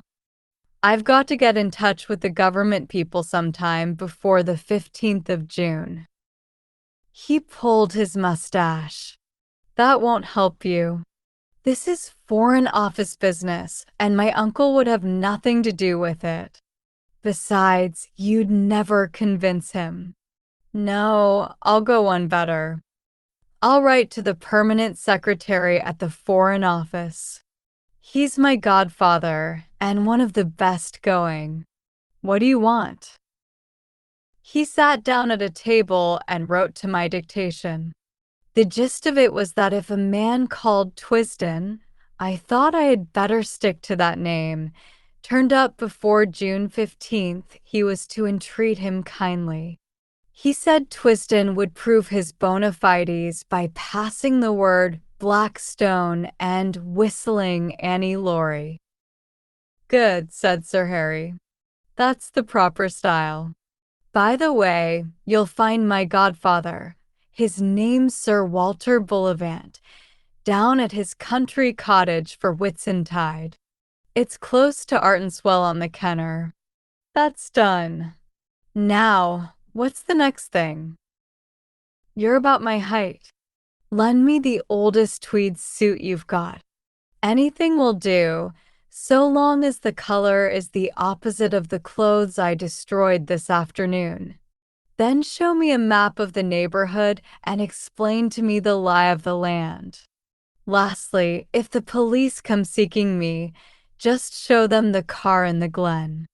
If the other lot turn up, tell them I caught the South Express after your meeting. He did, or promised to do, all these things. I shaved off the remnants of my mustache and got inside an ancient suit of what I believe is called heather mixture. The map gave me some notion of my whereabouts and told me the two things I wanted to know, where the main railway to the south could be joined and what were the wildest districts near at hand. At 2 o'clock, he wakened me from my slumbers in the smoking room armchair and led me blinking into the dark, starry night. An old bicycle was found in a tool shed and handed over to me. First turn to the right up by the long fir wood, he enjoined. By daybreak you'll be well into the hills. Then I should pitch the machine into a bog and take to the moors on foot. You can put in a week among the shepherds and be as safe as if you were in New Guinea. I pedaled diligently up steep roads of hill gravel till the skies grew pale with morning. As the mists cleared before the sun, I found myself in a wide green world with glens falling on every side and a faraway blue horizon. Here, at any rate, I could get early news of my enemies. Chapter 5: The Adventure of the Spectacled Roadman. I sat down on the very crest of the pass and took stock of my position. Behind me was the road climbing through a long cleft in the hills, which was the upper glen of some notable river. In front was a flat space of maybe a mile, all pitted with bog holes and rough with tussocks, and then beyond it the road fell steeply down another glen to a plain whose blue dimness melted into the distance.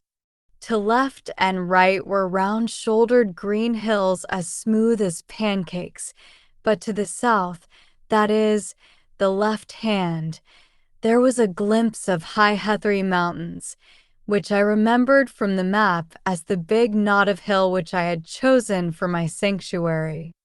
I was on the central boss of a huge upland country and could see everything moving for miles. In the meadows below the road, half a mile back, a cottage smoked, but it was the only sign of human life. Otherwise, there was only the calling of plovers and the tinkling of little streams. It was now about 7 o'clock, and as I waited, I heard once again that ominous beat in the air. Then I realized that my vantage ground might be in reality a trap. There was no cover for a tomtit in those bald green places. I sat quite still and hopeless while the beat grew louder. Then I saw an aeroplane coming up from the east. It was flying high, but as I looked it dropped several hundred feet and began to circle round the knot of hill in narrowing circles, just as a hawk wheels before it pounces. Now it was flying very low, and now the observer on board caught sight of me. I could see one of the two occupants examining me through glasses. Suddenly it began to rise in swift whirls, and the next I knew it was speeding eastward again till it became a speck in the blue morning. That made me do some savage thinking. My enemies had located me, and the next thing would be a cordon round me. I didn't know what force they could command, but I was certain it would be sufficient. The aeroplane had seen my bicycle and would conclude that I would try to escape by the road. In that case, there might be a chance on the moors to the right or left. I wheeled the machine 100 yards from the highway and plunged it into a moss hole where it sank among pondweed and water buttercups. Then I climbed to a knoll which gave me a view of the two valleys. Nothing was stirring on the long white ribbon that threaded them. I have said there was not cover in the whole place to hide a rat. As the day advanced, it was flooded with soft, fresh light till it had the fragrant sunniness of the South African veldt. At other times I would have liked the place, but now it seemed to suffocate me. The free moorlands were prison walls, and the keen hill air was the breath of a dungeon. I tossed a coin, heads right, tails left, and it fell heads, so I turned to the north. In a little I came to the brow of the ridge which was the containing wall of the pass. I saw the highroad for maybe 10 miles, and far down it something that was moving and that I took to be a motor car. Beyond the ridge I looked on a rolling green moor, which fell away into wooded glens. Now my life on the veldt has given me the eyes of a kite, and I can see things for which most men need a telescope. Away down the slope, a couple of miles away, several men were advancing, like a row of beaters at a shoot. I dropped out of sight behind the skyline. That way was shut to me, and I must try the bigger hills to the south beyond the highway. The car I had noticed was getting nearer, but it was still a long way off with some very steep gradients before it. I ran hard, crouching low except in the hollows, and as I ran I kept scanning the brow of the hill before me. Was it imagination, or did I see figures? 1, 2, perhaps more, moving in a glen beyond the stream? If you are hemmed in on all sides in a patch of land, there is only one chance of escape. You must stay in the patch and let your enemies search it and not find you. That was good sense, but how on earth was I to escape notice in that tablecloth of a place? I would have buried myself to the neck in mud or lain below water or climbed the tallest tree. But there was not a stick of wood. The bog holes were little puddles. The stream was a slender trickle. There was nothing but short heather and bare hill bent and the white highway. Then in a tiny bite of road, beside a heap of stones, I found the roadman. He had just arrived and was wearily flinging down his hammer. He looked at me with a fishy eye and yawned. "Confound the day I ever left the herd in," he said, as if to the world at large. There I was my own master. Now I'm a slave to the government, tethered to the roadside, why, serene and a back like a suckle. He took up the hammer, struck a stone, dropped the implement with an oath, and put both hands to his ears. "Mercy on me! My hide's bursten," he cried. He was a wild figure, about my own size, but much bent, with a week's beard on his chin and a pair of big-horn spectacles. "I candidate," he cried again. "The surveyor maun just report me. I'm for my bed." I asked him what was the trouble, though indeed that was clear enough. "The trouble is that I'm no sober. Last nicht my Dr. Marin was waddit, and they danced till fower in the bar. Me and some ither chiels sat down to the drinkin', and here I am. Pity that I ever looked on the wine when it was red." I agreed with him about bed. "It's easy speakin'," he moaned. But I got a postcard yestreen sayin' that the new road surveyor would be round the day. "He'll come and he'll no find me, or else he'll find me foe, and either way I'm a done man." I'll awa back to my bed and say I'm no weel, but I do that'll no help me, for they ken my kind o' no weelness. Then I had an inspiration. "Does the new surveyor know you?" I asked. "Know him. He's just been a week at the job. He rins about in a wee motor core and wad spear the inside OOT o a welk." "Where's your house?" I asked, and was directed by a wavering finger to the cottage by the stream. "Well, back to your bed," I said, "and sleep in peace.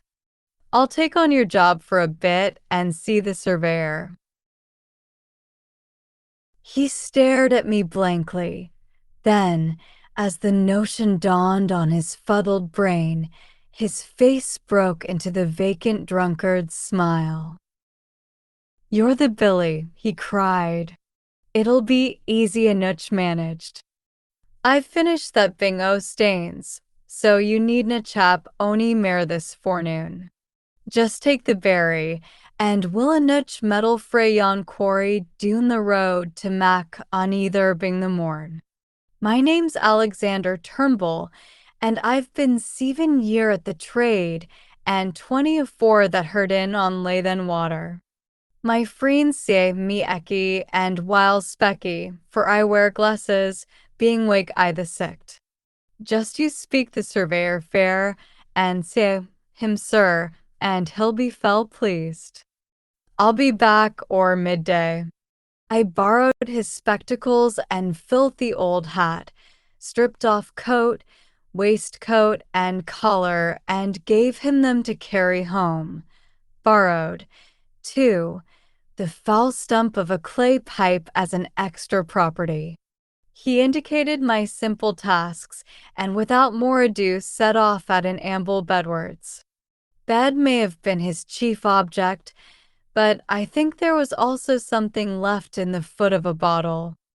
I prayed that he might be safe under cover before my friends arrived on the scene.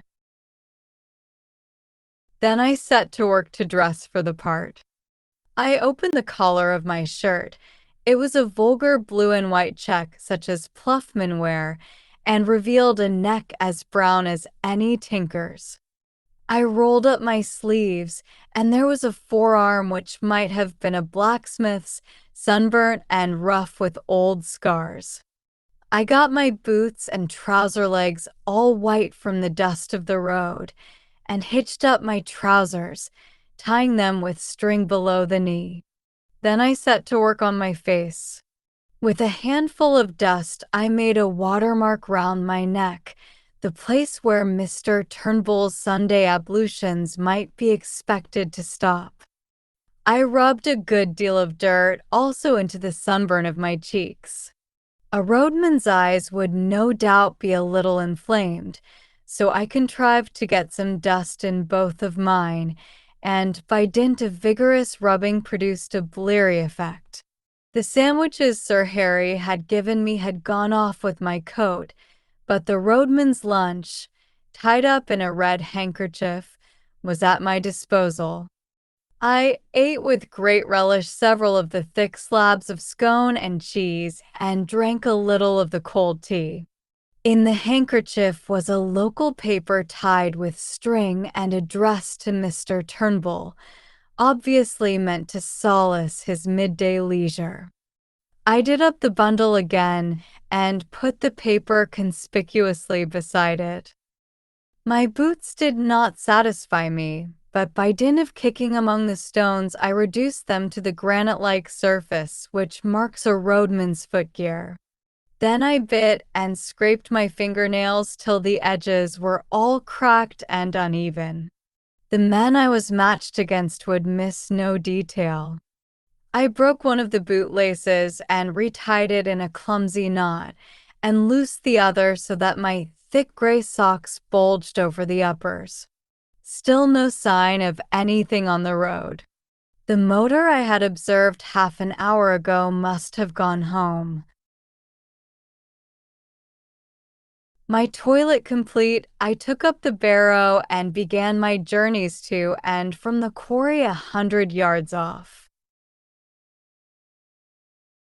I remember an old scout in Rhodesia, who had done many queer things in his day, once telling me that the secret of playing a part was to think yourself into it. You could never keep it up, he said, unless you could manage to convince yourself that you were it. So I shut off all other thoughts and switched them onto the road, mending. I thought of the little white cottage as my home. I recalled the years I had spent herding on lathe water. I made my mind dwell lovingly on sleep in a box bed and a bottle of cheap whiskey. Still nothing appeared on that long white road. Now and then a sheep wandered off the heather to stare at me. A heron flopped down to a pool in the stream and started to fish, taking no more notice of me than if I had been a milestone. On I went, trundling my loads of stone with the heavy step of the professional. Soon I grew warm, and the dust on my face changed into solid and abiding grit. I was already counting the hours till evening should put a limit to Mr. Turnbull's monotonous toil. Suddenly a crisp voice spoke from the road, and looking up I saw a little Ford two-seater and a round-faced young man in a bowler hat. "Are you Alexander Turnbull?" he asked. "I am the new county road surveyor. You live at Black Hope Foot and have charge of the section from Laidlaw Bars to the Rigs? Good. A fair bit of road, Turnbull, and not badly engineered. A little soft about a mile off, and the edges want cleaning. See you look after that. Good morning. You'll know me the next time you see me. Clearly my get-up was good enough for the dreaded surveyor. I went on with my work, and as the morning grew towards noon, I was cheered by a little traffic. A baker's van breasted the hill and sold me a bag of ginger biscuits, which I stowed in my trouser pockets against emergencies. Then a herd passed with sheep and disturbed me somewhat by asking loudly what had become "Oh, Specky." "In bed, why?" "The colic," I replied, and the herd passed on. Just about midday, a big car stole down the hill, glided past, and drew up 100 yards beyond. Its 3 occupants descended as if to stretch their legs and sauntered towards me. 2 of the men I had seen before from the window of the Galloway Inn, one lean, sharp, and dark, the other comfortable and smiling. The third had the look of a countryman, a vet, perhaps, or a small farmer. He was dressed in ill-cut knickerbockers, and the eye in his head was as bright and wary as a hen's. "Morning," said the last. "That's a fine easy job, yours." I had not looked up on their approach, and now, when accosted, I slowly and painfully straightened my back after the manner of roadmen, spat vigorously after the manner of the low Scot, and regarded them steadily before replying. I confronted 3 pairs of eyes that missed nothing. "There's war jobs and there's better," I said sententiously. "I wad rather hae yours sittin' a day on your hinderlands on they cushions. It's you and your muckle cores that wreck my roads. If we had oor ricks, ye sud be made to mend what ye break." The bright-eyed man was looking at the newspaper lying beside Turnbull's bundle. "I see you get your papers in good time," he said. I glanced at it casually. In good time. Seein' that paper cam out last Saturday, I'm just 6 days late. He picked it up, glanced at the superscription, and laid it down again. One of the others had been looking at my boots, and a word in German called the speaker's attention to them. "You've a fine taste in boots," he said. "These were never made by a country shoemaker." "They were not," I said readily. "They were made in London. I got them frae the gentleman that was here last year for the shootin'. What was his name now?" And I scratched a forgetful head. Again the sleek one spoke in German. "Let us get on," he said. "This fellow is all right." They asked one last question. "Did you see anyone pass early this morning? He might be on a bicycle, or he might be on foot." I very nearly fell into the trap and told a story of a bicyclist hurrying past in the gray dawn. But I had the sense to see my danger. I pretended to consider very deeply. "I wasna up very early," I said. "Ye see, my doctor was marrit last nicht, and we keepit it up late. I opened the house door about 7, and there was naebody on the road then. Since I cam up here there has just been the baker and the Hill herd, besides you gentlemen." One of them gave me a cigar, which I smelt gingerly and stuck in Turnbull's bundle. They got into their car and were out of sight in 3 minutes. My heart leaped with an enormous relief, but I went on wheeling my stones. It was as well, for 10 minutes later the car returned, one of the occupants waving a hand to me.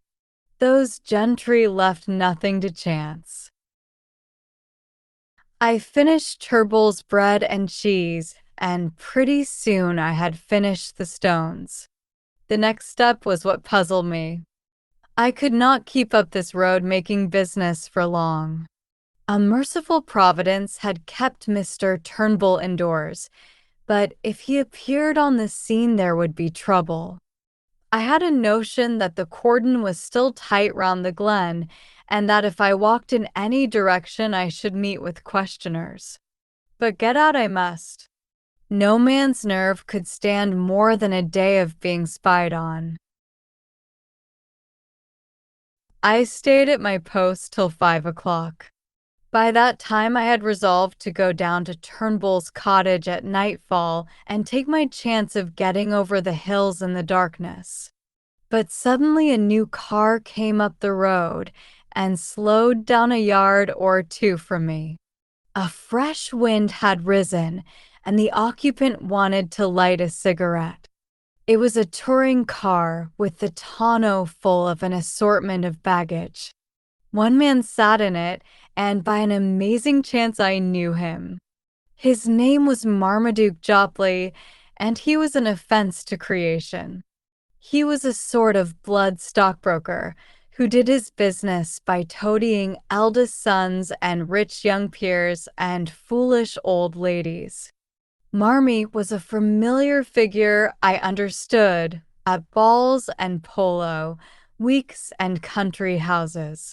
He was an adroit scandalmonger and would crawl a mile on his belly to anything that had a title or a million. I had a business introduction to his firm when I came to London, and he was good enough to ask me to dinner at his club. There he showed off at a great rate and pattered about his duchesses till the snobbery of the creature turned me sick. I asked a man afterwards why nobody kicked him, and was told that Englishmen reverence the weaker sex.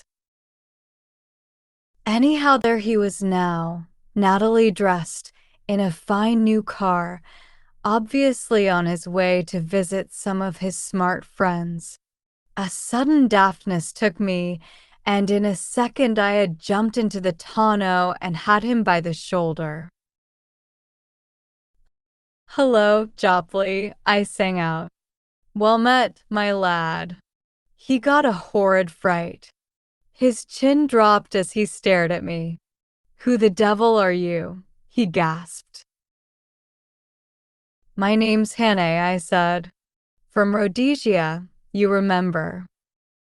"Good God, the murderer," he choked. "Just so.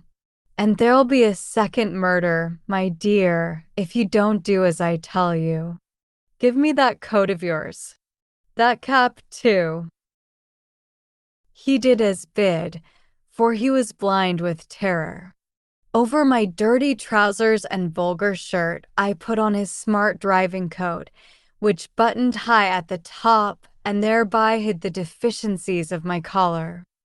I stuck the cap on my head and added his gloves to my get.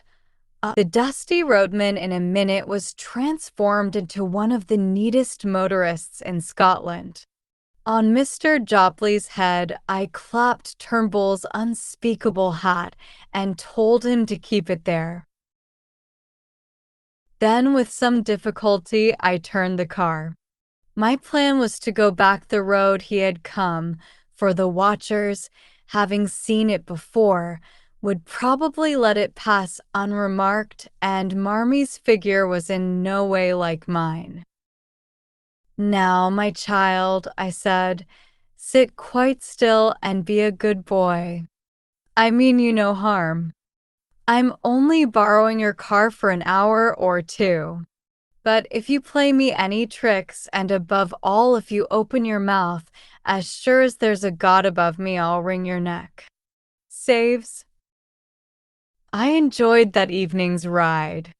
We ran 8 miles down the valley, through a village or two, and I could not help noticing several strange-looking folk lounging by the roadside. These were the watchers who would have had much to say to me if I had come in other garb or company. As it was, they looked incuriously on.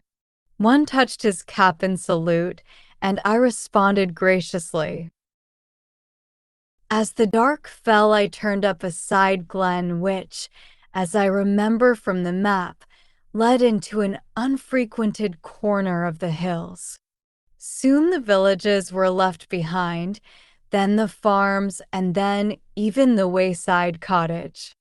Presently we came to a lonely moor where the night was blackening the sunset gleam in the bog pools.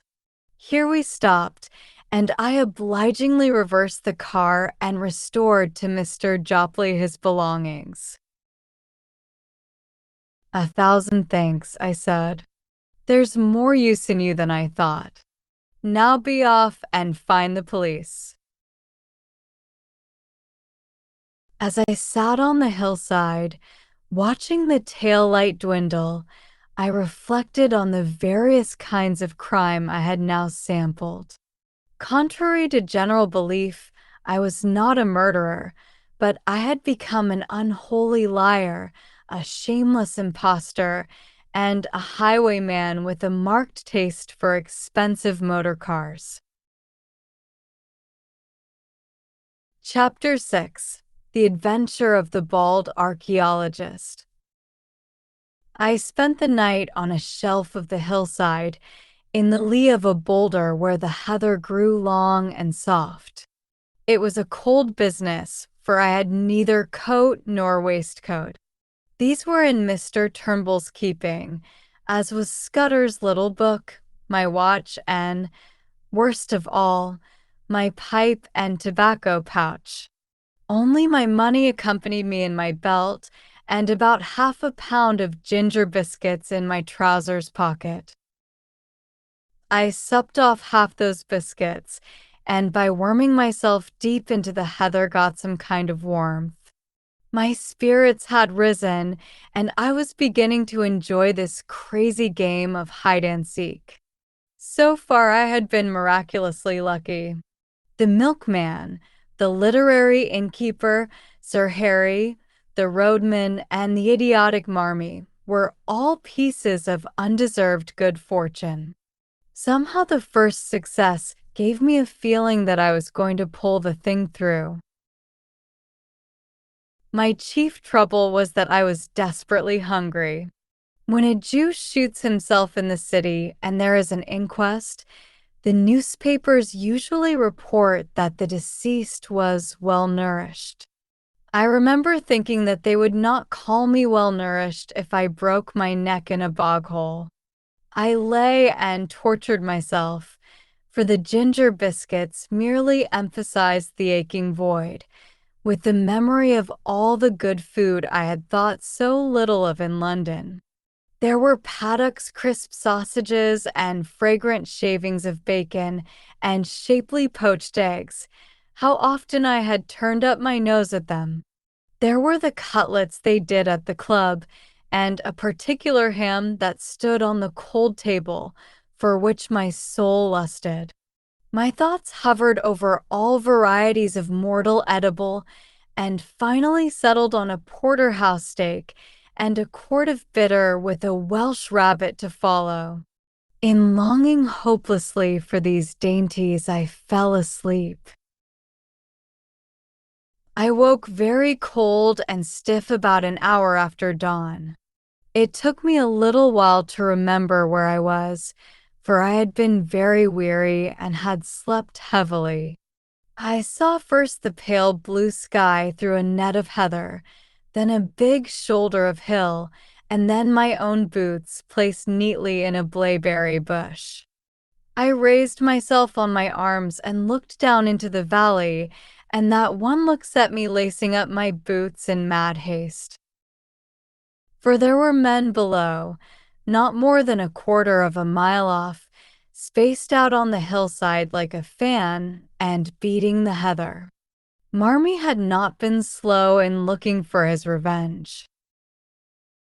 I crawled out of my shelf into the cover of a boulder, and from it gained a shallow trench which slanted up the mountain face. This led me presently into the narrow gully of a burn, by way of which I scrambled to the top of the ridge. From there I looked back and saw that I was still undiscovered. My pursuers were patiently quartering the hillside and moving upwards. Keeping behind the skyline, I ran for maybe half a mile till I judged I was above the uppermost end of the glen. Then I showed myself and was instantly noted by one of the flankers, who passed the word to the others. I heard cries coming up from below and saw that the line of search had changed its direction. I pretended to retreat over the skyline, but instead went back the way I had come, and in 20 minutes was behind the ridge overlooking my sleeping place.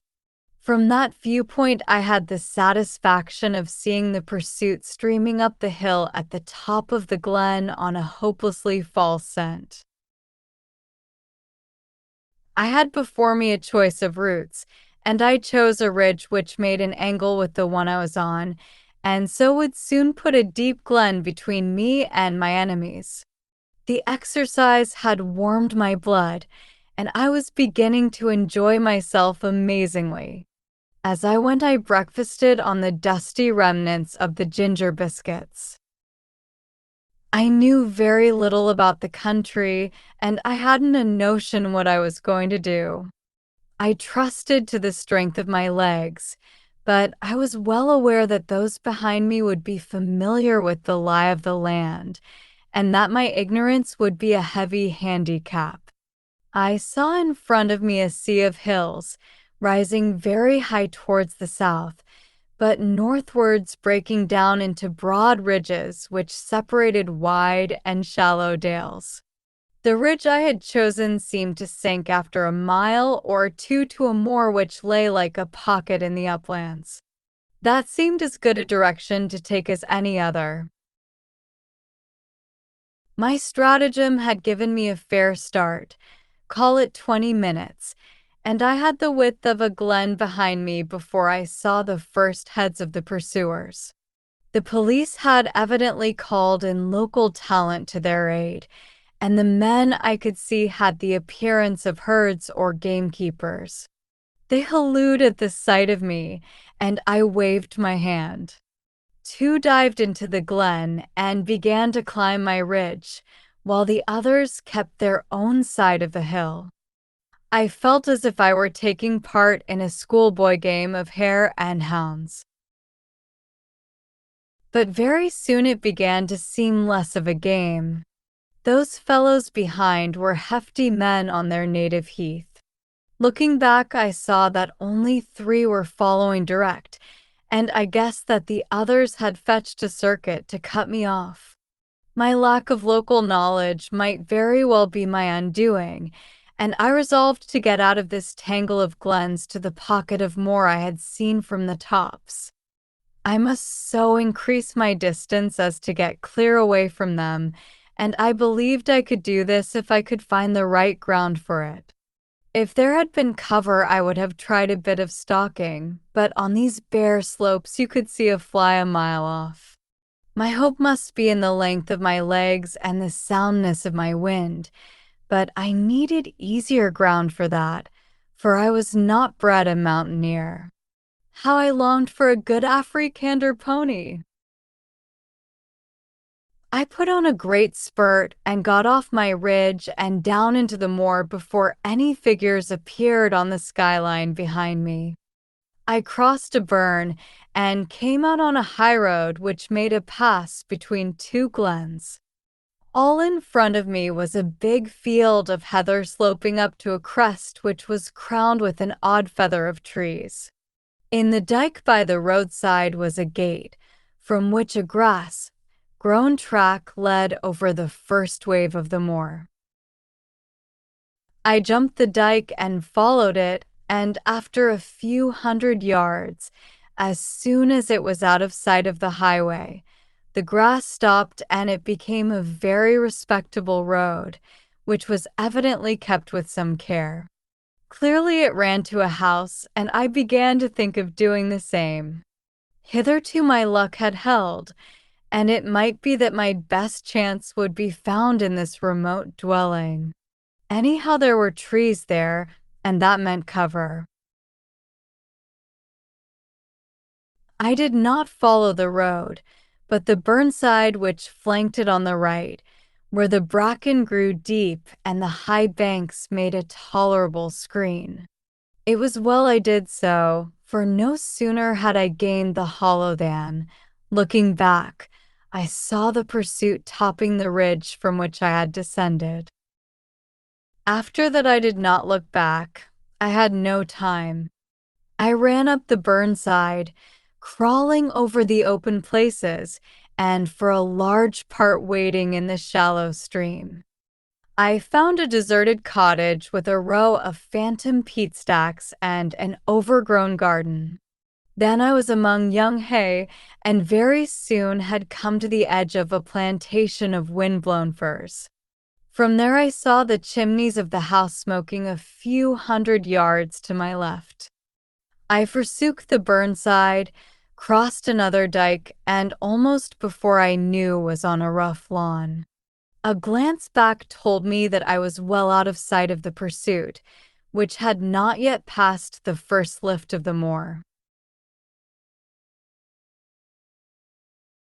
The lawn was a very rough place, cut with a scythe instead of a mower, and planted with beds of scrubby rhododendrons. A brace of black game, which are not usually garden birds, rose at my approach. The house before me was the ordinary moorland farm, with a more pretentious whitewashed wing added.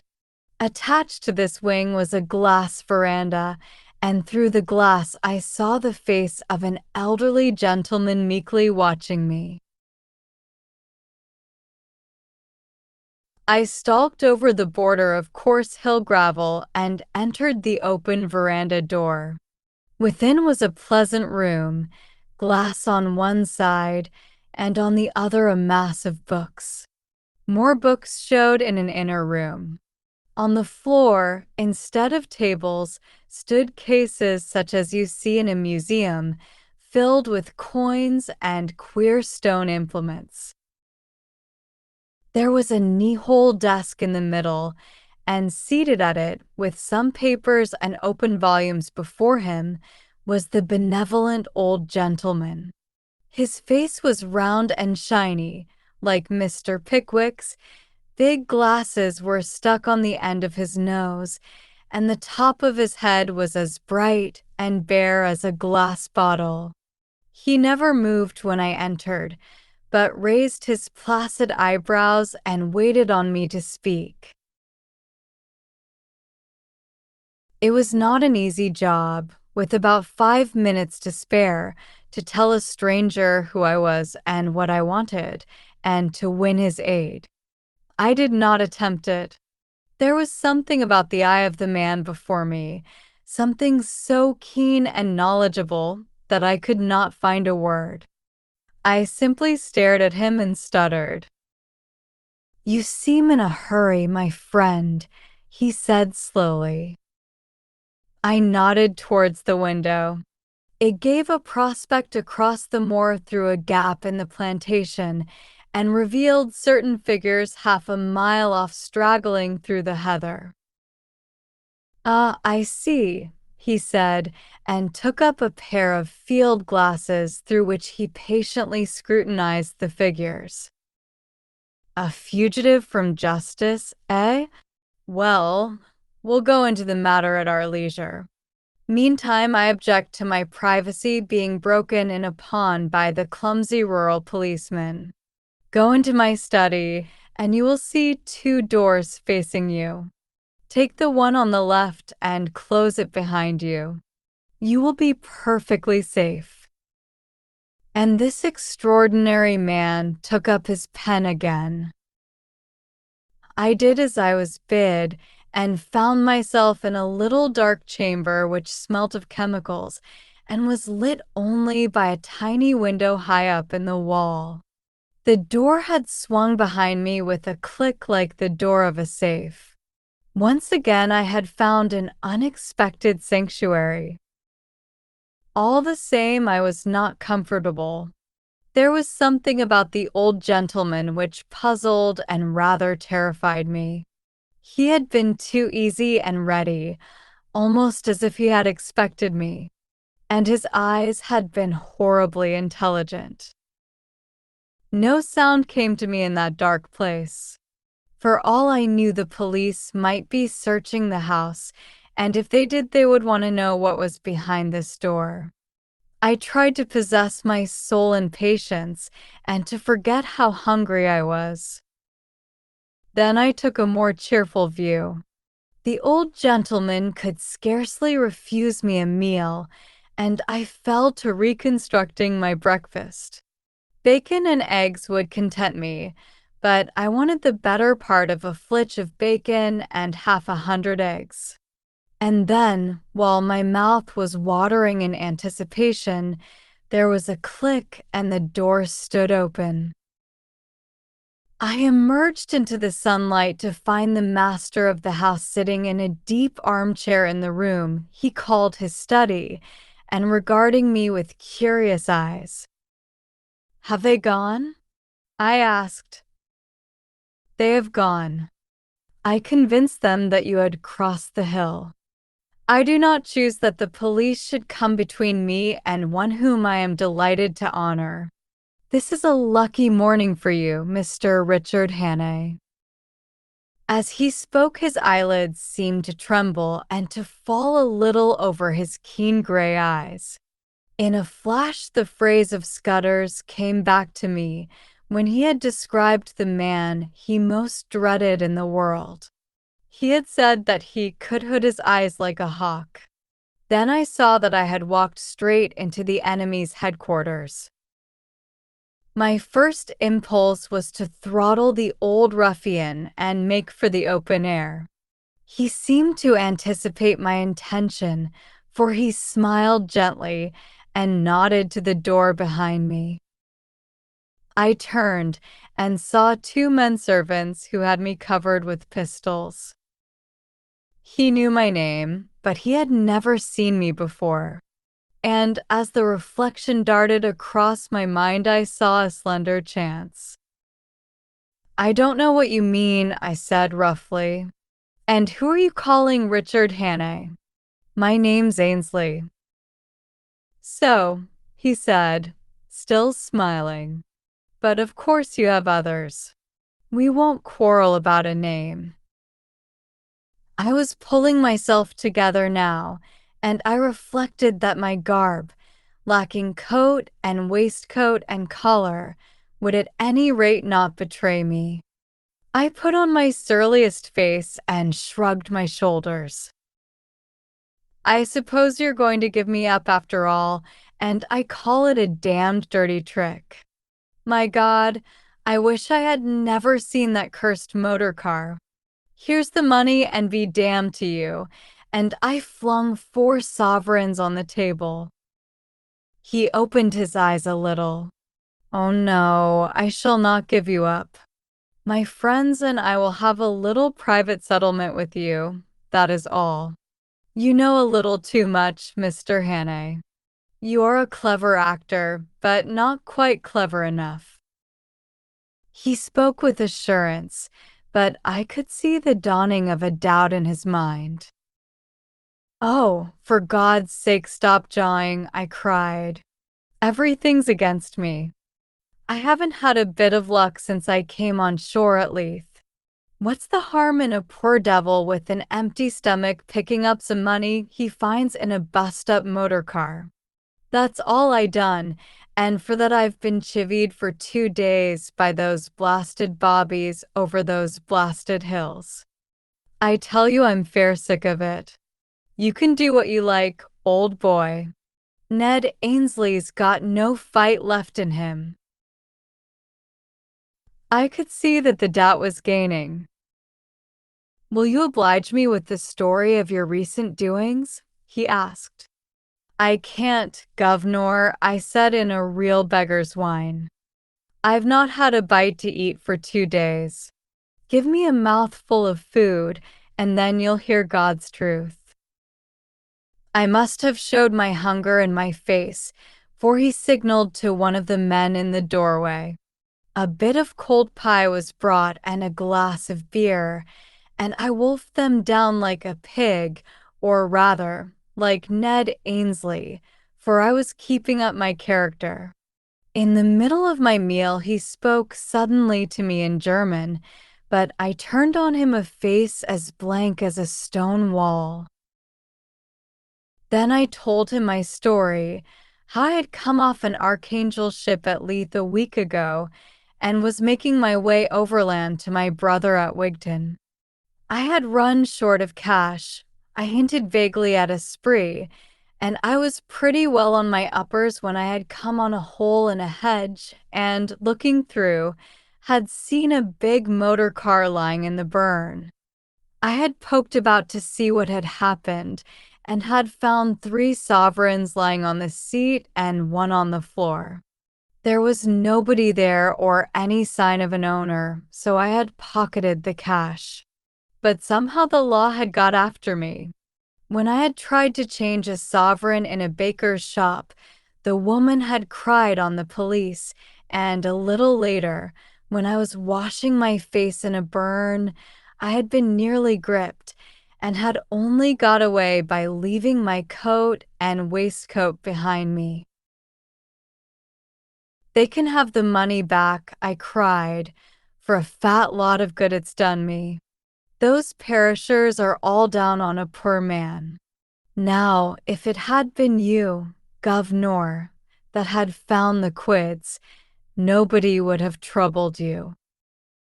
"You're a good liar, Hannah," he said. I flew into a rage. "Stop fooling, damn you. I tell you my name's Ainsley, and I never heard of anyone called Hannah in my born days. I'd sooner have the police than you with your Hannays and your monkey-faced pistol tricks." "No, Governor, I beg pardon. I don't mean that. I'm much obliged to you for the grub, and I'll thank you to let me go now the coast's clear."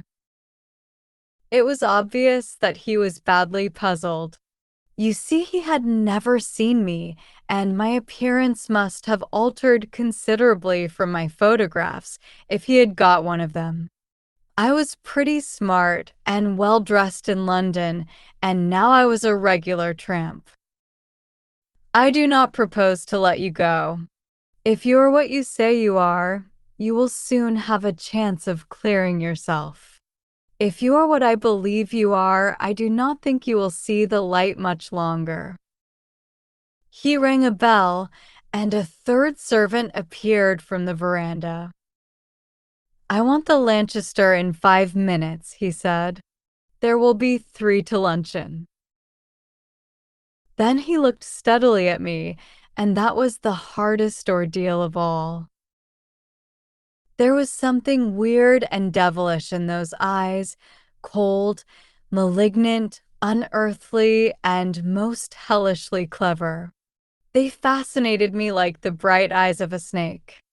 I had a strong impulse to throw myself on his mercy and offer to join his side, and if you consider the way I felt about the whole thing, you will see that that impulse must have been purely physical. The weakness of a brain mesmerized and mastered by a stronger spirit. But I managed to stick it out and even to grin. "You'll know me next time, Governor," I said. "Carl," he spoke in German to one of the men in the doorway, "you will put this fellow in the storeroom till I return, and you will be answerable to me for his keeping." I was marched out of the room with a pistol at each ear. The storeroom was a damp chamber in what had been the old farmhouse. There was no carpet on the uneven floor, and nothing to sit down on but a school form. It was black as pitch, for the windows were heavily shuttered.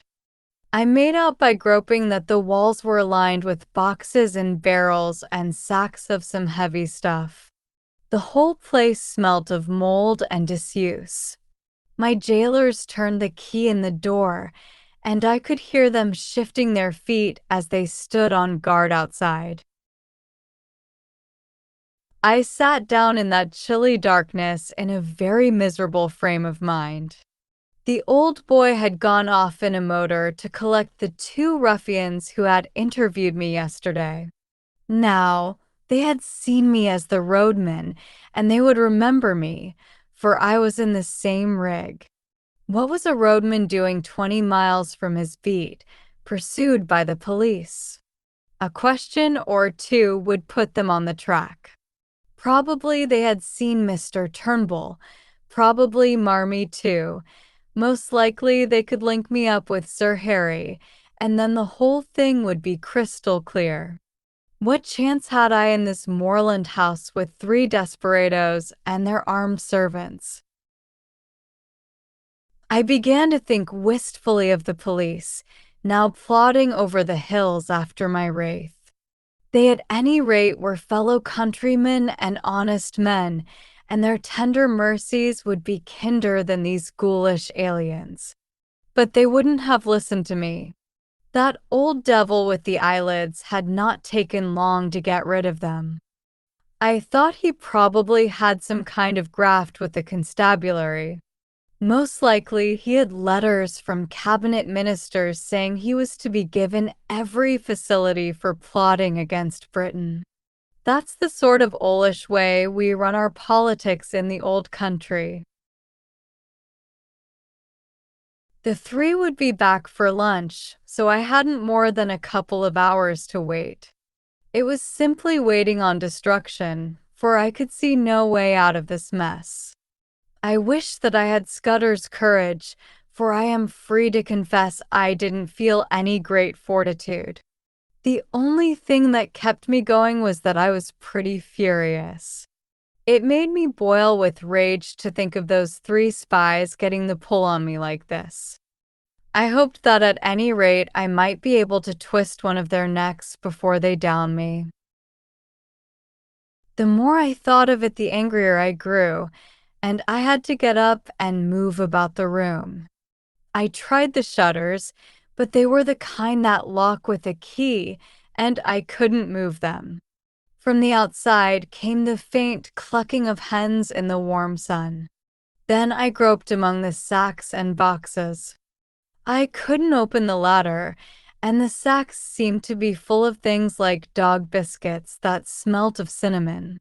But as I circumnavigated the room, I found a handle in the wall which seemed worth investigating.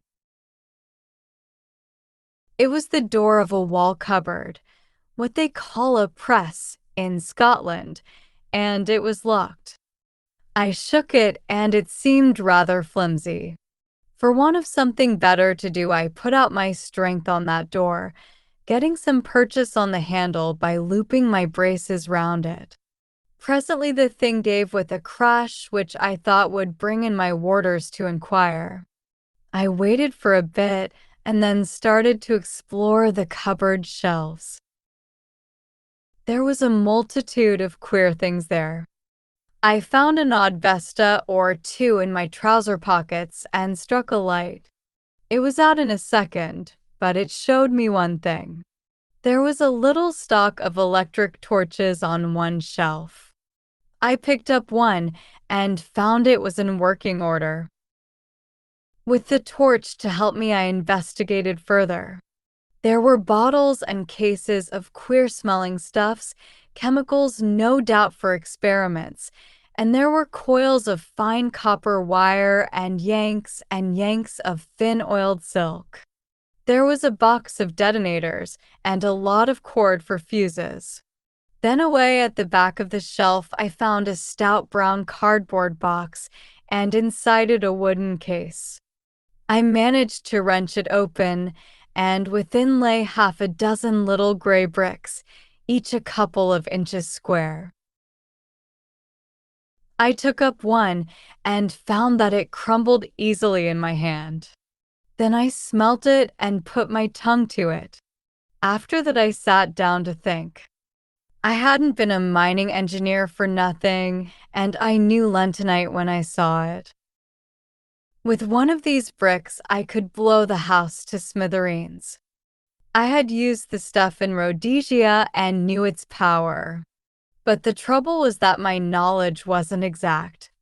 I had forgotten the proper charge and the right way of preparing it, and I wasn't sure about the timing. I had only a vague notion, too, as to its power, for though I had used it, I had not handled it with my own fingers. But it was a chance, the only possible chance. It was a mighty risk, but against it was an absolute black certainty. If I used it, the odds were, as I reckoned, about 5-1 in favor of my blowing myself into the treetops. But if I didn't, I should very likely be occupying a 6-foot hole in the garden by the evening. That was the way I had to look at it. The prospect was pretty dark either way, but anyhow there was a chance, both for myself and for my country. The remembrance of little Scudder decided me. It was about the beastliest moment of my life, for I'm no good at these cold-blooded resolutions. Still, I managed to rake up the pluck to set my teeth and choke back the horrid doubts that flooded in on me. I simply shut off my mind and pretended I was doing an experiment as simple as Guy Fawkes fireworks. I got a detonator and fixed it to a couple of feet of fuse. Then I took a quarter of a lentonite brick and buried it near the door below one of the sacks in a crack of the floor, fixing the detonator in it. For all I knew, half those boxes might be dynamite. If the cupboard held such deadly explosives, why not the boxes? In that case, there would be a glorious skyward journey for me and the German servants, and about an acre of surrounding country. There was also the risk that the detonation might set off the other bricks in the cupboard, for I had forgotten most that I knew about lentonite. But it didn't do to begin thinking about the possibilities. The odds were horrible, but I had to take them. I ensconced myself just below the sill of the window and lit the fuse. Then I waited for a moment or two. There was dead silence, only a shuffle of heavy boots in the passage and the peaceful cluck of hens from the warm out-of-doors. I commended my soul to my Maker and wondered where I would be in 5 seconds. A great wave of heat seemed to surge upwards from the floor and hang for a blistering instant in the air. Then the wall opposite me flashed into a golden yellow and dissolved with a rending thunder that hammered my brain into a pulp.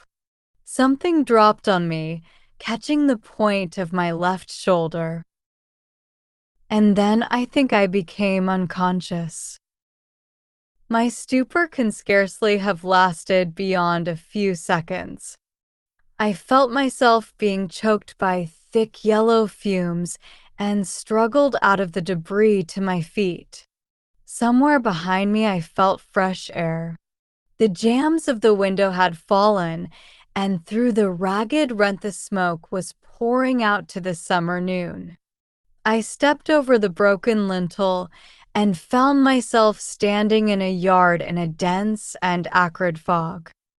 I felt very sick and ill, but I could move my limbs, and I staggered blindly forward away from the house. A small mill lade ran in a wooden aqueduct at the other side of the yard, and into this I fell. The cool water revived me, and I had just enough wits left to think of escape. I squirmed up the lade among the slippery green slime till I reached the mill wheel. Then I wriggled through the axle hole into the old mill and tumbled onto a bed of chaff. A nail caught the seat of my trousers, and I left a wisp of heather mixture behind me. The mill had been long out of use.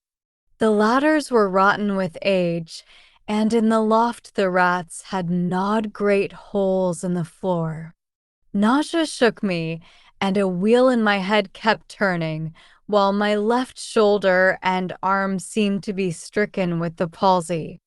I looked out of the window and saw a fog still hanging over the house and smoke escaping from an upper window. Please God, I had set the place on fire, for I could hear confused cries coming from the other side. But I had no time to linger, since this mill was obviously a bad hiding place. Anyone looking for me would naturally follow the lead, and I made certain the search would begin as soon as they found that my body was not in the storeroom. From another window, I saw that on the far side of the mill stood an old stone dovecot.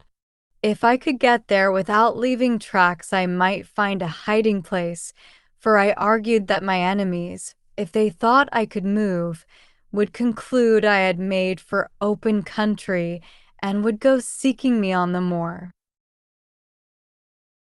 I crawled down the broken ladder, scattering chaff behind me to cover my footsteps. I did the same on the mill floor and on the threshold where the door hung on broken hinges. Peeping out, I saw that between me and the dovecot was a piece of bare cobbled ground, where no footmarks would show. Also, it was mercifully hid by the mill buildings from any view from the house. I slipped across the space, got to the back of the dovecot, and prospected a way of ascent. That was one of the hardest jobs I ever took on. My shoulder and arm ached like hell, and I was so sick and giddy that I was always on the verge of falling. But I managed it somehow. By the use of outjutting stones and gaps in the masonry and a tough ivy root, I got to the top in the end. There was a little parapet behind which I found space to lie down. Then I proceeded to go off into an old-fashioned swoon. I woke with a burning head and the sun glaring in my face. For a long time I lay motionless, for those horrible fumes seemed to have loosened my joints and dulled my brain.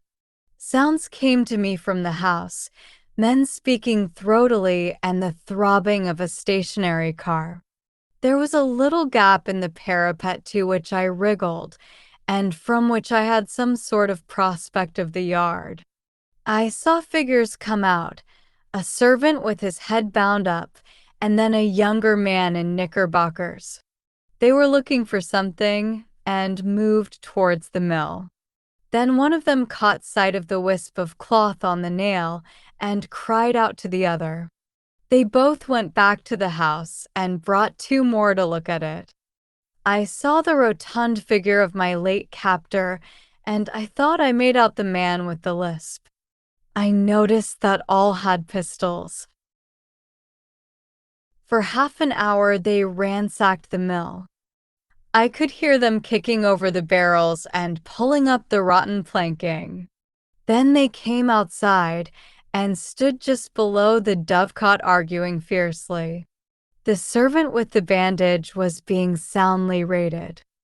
I heard them fiddling with the door of the dovecot, and for one horrid moment I fancied they were coming up. Then they thought better of it and went back to the house. All that long blistering afternoon I lay baking on the rooftop. Thirst was my chief torment. My tongue was like a stick, and to make it worse I could hear the cool drip of water from the mill laid.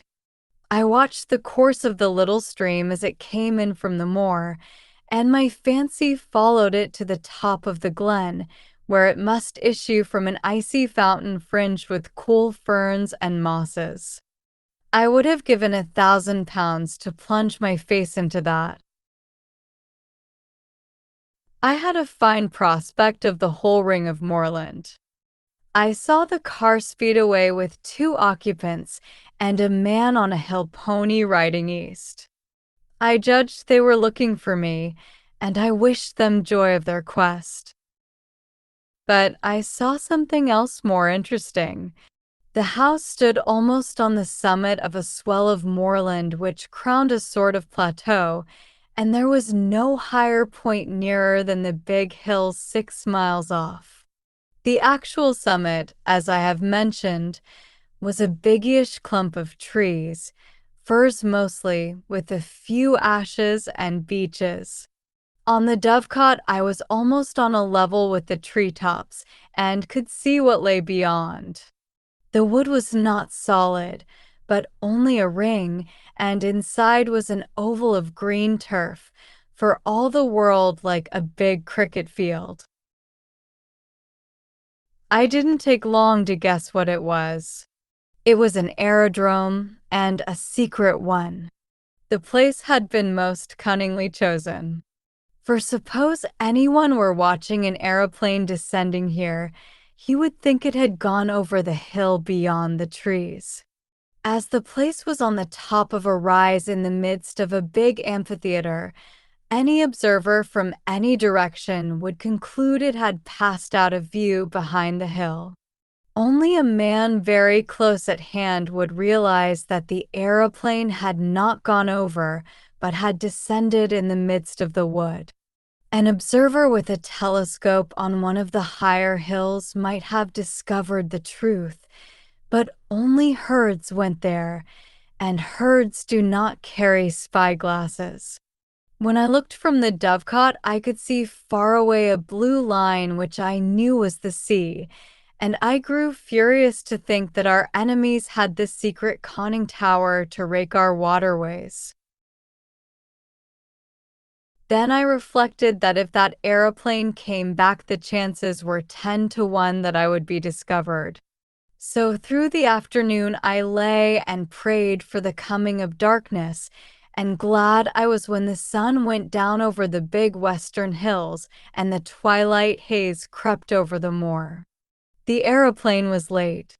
The gloaming was far advanced when I heard the beat of wings and saw it volplaning downward to its home in the wood. Lights twinkled for a bit, and there was much coming and going from the house. Then the dark fell and silence. Thank God it was a black night. The moon was well on its last quarter and would not rise till late. My thirst was too great to allow me to tarry, so about 9 o'clock, so far as I could judge, I started to descend. It wasn't easy, and halfway down I heard the back door of the house open and saw the gleam of a lantern against the mill wall. For some agonizing minutes I hung by the ivy and prayed that whoever it was would not come round by the dovecot. Then the light disappeared, and I dropped as softly as I could onto the hard soil of the yard. I crawled on my belly in the lee of a stone dike till I reached the fringe of trees which surrounded the house. If I had known how to do it, I would have tried to put that aeroplane out of action, but I realized that any attempt would probably be futile. I was pretty certain that there would be some kind of defense round the house, so I went through the wood on hands and knees, feeling carefully every inch before me. It was as well, for presently I came on a wire about 2 feet from the ground. If I had tripped over that, it would doubtless have rung some bell in the house, and I would have been captured. 100 yards farther on I found another wire cunningly placed on the edge of a small stream. Beyond that lay the moor, and in 5 minutes I was deep in bracken and heather. Soon I was round the shoulder of the rise, in the little glen from which the mill lade flowed. 10 minutes later my face was in the spring, and I was soaking down pints of the blessed water. But I did not stop till I had put 6 miles between me and that accursed dwelling. Chapter 7. The Dryfly Fisherman. I sat down on a hilltop and took stock of my position. I wasn't feeling very happy, for my natural thankfulness at my escape was clouded by my severe bodily discomfort. Those lentonite fumes had fairly poisoned me, and the baking hours on the dovecot hadn't helped matters. I had a crushing headache and felt as sick as a cat. Also, my shoulder was in a bad way. At first, I thought it was only a bruise, but it seemed to be swelling, and I had no use of my left arm. My plan was to seek Mr. Turnbull's cottage, recover my garments, and especially Scudder's notebook, and then make for the main line and get back to the south. It seemed to me that the sooner I got in touch with the Foreign Office man, Sir Walter Bullivant, the better. I didn't see how I could get more proof than I had got already. He must just take or leave my story, and anyway, with him I would be in better hands than those devilish Germans. I had begun to feel quite kindly towards the British police. It was a wonderful starry night, and I had not much difficulty about the road. Sir Harry's map had given me the lie of the land, and all I had to do was to steer a point or two west of southwest to come to the stream where I had met the roadman. In all these travels, I never knew the names of the places, but I believe the stream was no less than the upper waters of the River Tweed. I calculated I must be about 18 miles distant, and that meant I could not get there before morning. So I must lie up a day somewhere, for I was too outrageous of figure to be seen in the sunlight. I had neither coat, waistcoat, collar, nor hat. My trousers were badly torn, and my face and hands were black with the explosion. I dare say I had other beauties, for my eyes felt as if they were furiously bloodshot. Altogether, I was no spectacle for God-fearing citizens to see on a highroad. Very soon after daybreak, I made an attempt to clean myself in a hill burn and then approached a herd's cottage, for I was feeling the need of food. The herd was away from home, and his wife was alone, with no neighbor for 5 miles. She was a decent old body and a plucky one, for though she got a fright when she saw me, she had an axe handy and would have used it on any evildoer. I told her that I had had a fall. I didn't say how, and she saw by my looks that I was pretty sick. Like a true Samaritan, she asked no questions, but gave me a bowl of milk with a dash of whiskey in it, and let me sit for a little by her kitchen fire. She would have bathed my shoulder, but it ached so badly that I would not let her touch it. I don't know what she took me for, a repentant burglar, perhaps, for when I wanted to pay her for the milk and tendered a sovereign, which was the smallest coin I had, she shook her head and said something about giving it to them that had a right to it. At this I protested so strongly that I think she believed me honest, for she took the money and gave me a warm new plaid for it and an old hat of her man's. She showed me how to wrap the plaid around my shoulders, and when I left that cottage I was the living image of the kind of Scotsman you see in the illustrations to Burns's poems. But at any rate I was more or less clad. It was as well, for the weather changed before midday to a thick drizzle of rain. I found shelter below an overhanging rock in the crook of a burn, where a drift of dead brackens made a tolerable bed. There I managed to sleep till nightfall, waking very cramped and wretched, with my shoulder gnawing like a toothache. I ate the oatcake and cheese the old wife had given me and set out again just before the darkening. I pass over the miseries of that night among the wet hills. There were no stars to steer by, and I had to do the best I could from my memory of the map. Twice I lost my way, and I had some nasty falls into peat bogs.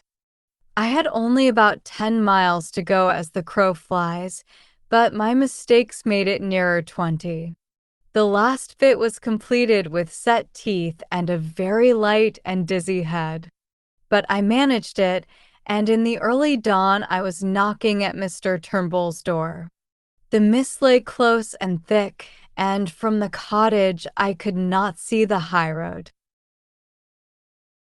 Mr. Turnbull himself opened to me, sober and something more than sober. He was primly dressed in an ancient but well-tended suit of black. He had been shaved not later than the night before. He wore a linen collar, and in his left hand he carried a pocket Bible. At first he did not recognize me. "Where are you that come stravagin here on the Sabbath mornin'?" he asked. I had lost all count of the days. So the Sabbath was the reason for this strange decorum.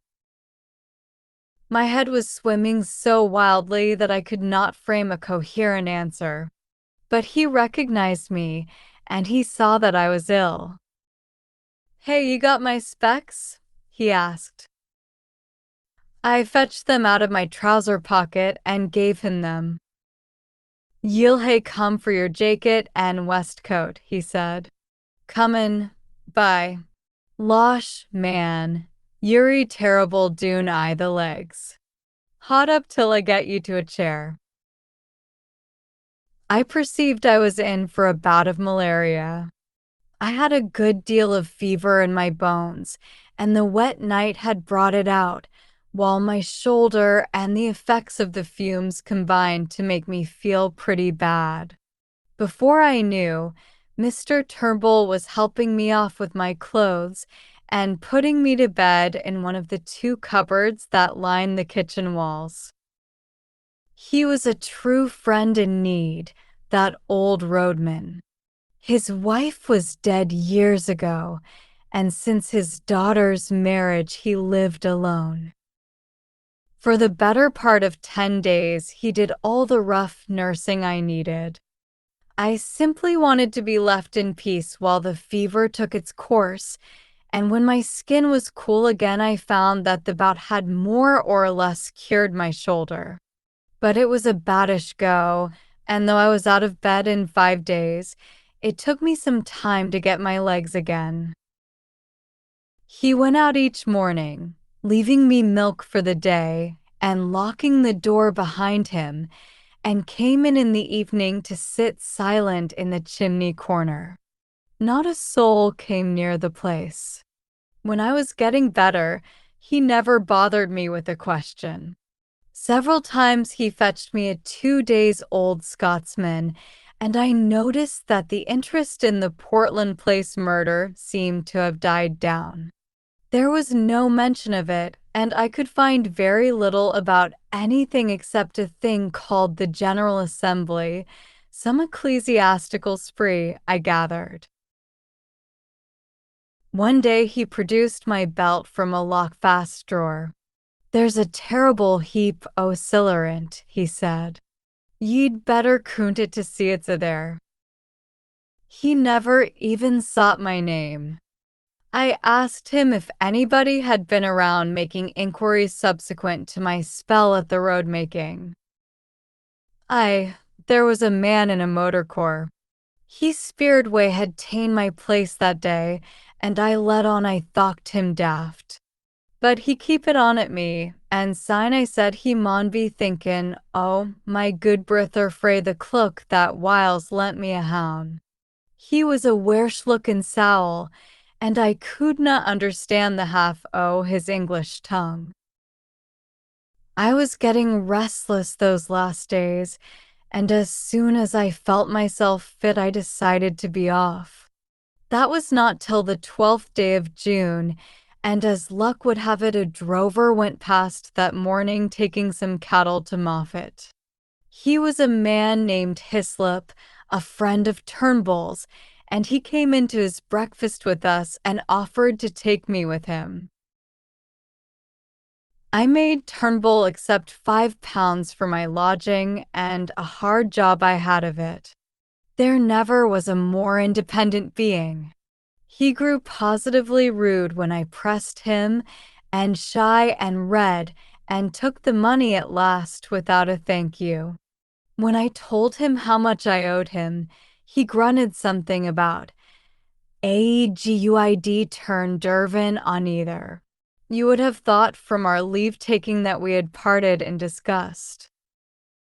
Hislop was a cheery soul who chattered all the way over the pass and down the sunny vale of Annan.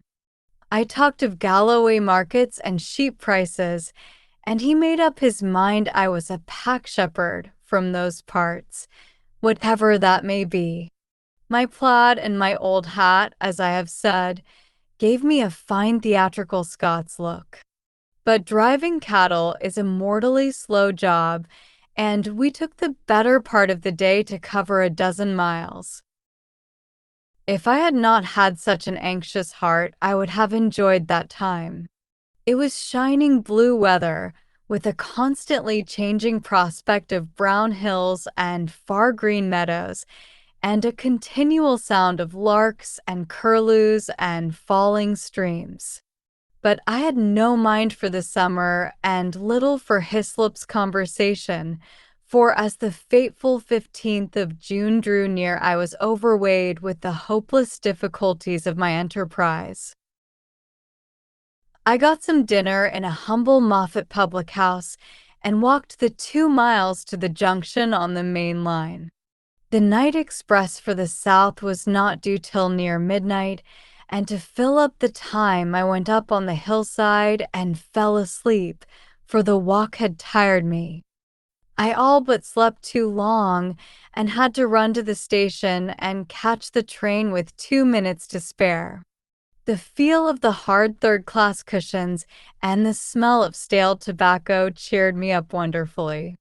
At any rate, I felt now that I was getting to grips with my job.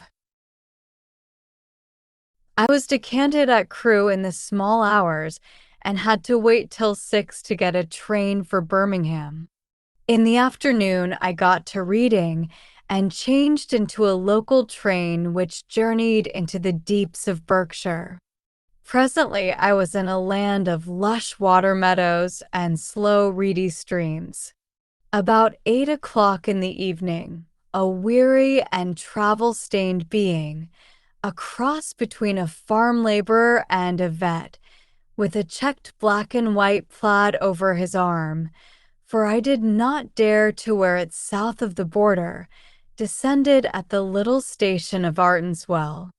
There were several people on the platform, and I thought I had better wait to ask my way till I was clear of the place.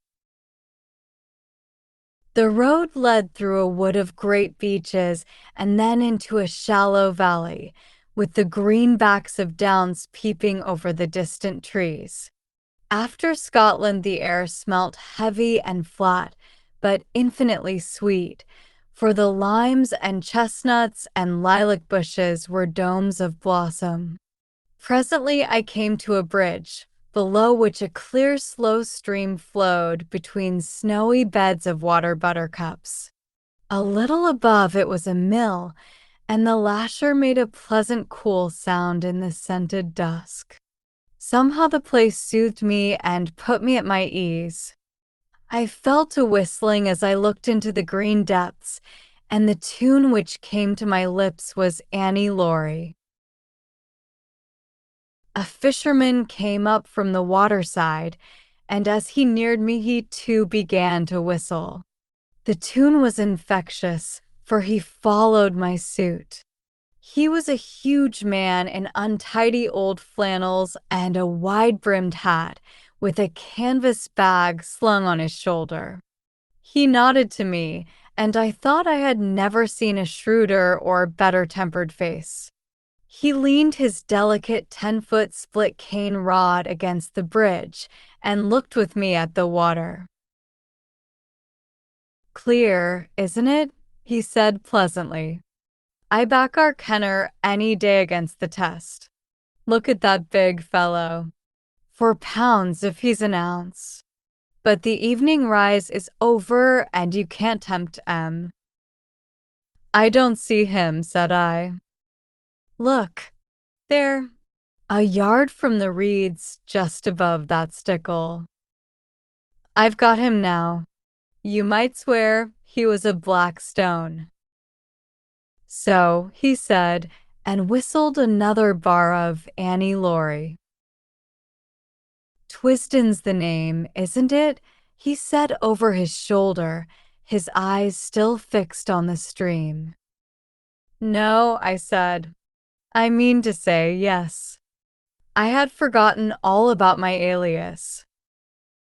It's a wise conspirator that knows his own name, he observed, grinning broadly at a moorhen that emerged from the bridge's shadow.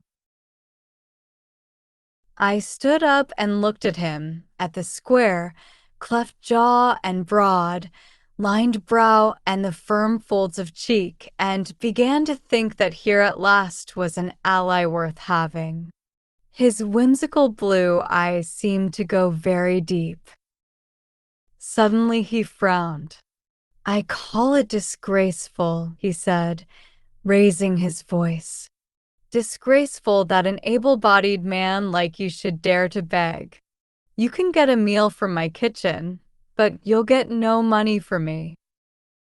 A dog cart was passing, driven by a young man who raised his whip to salute the fisherman.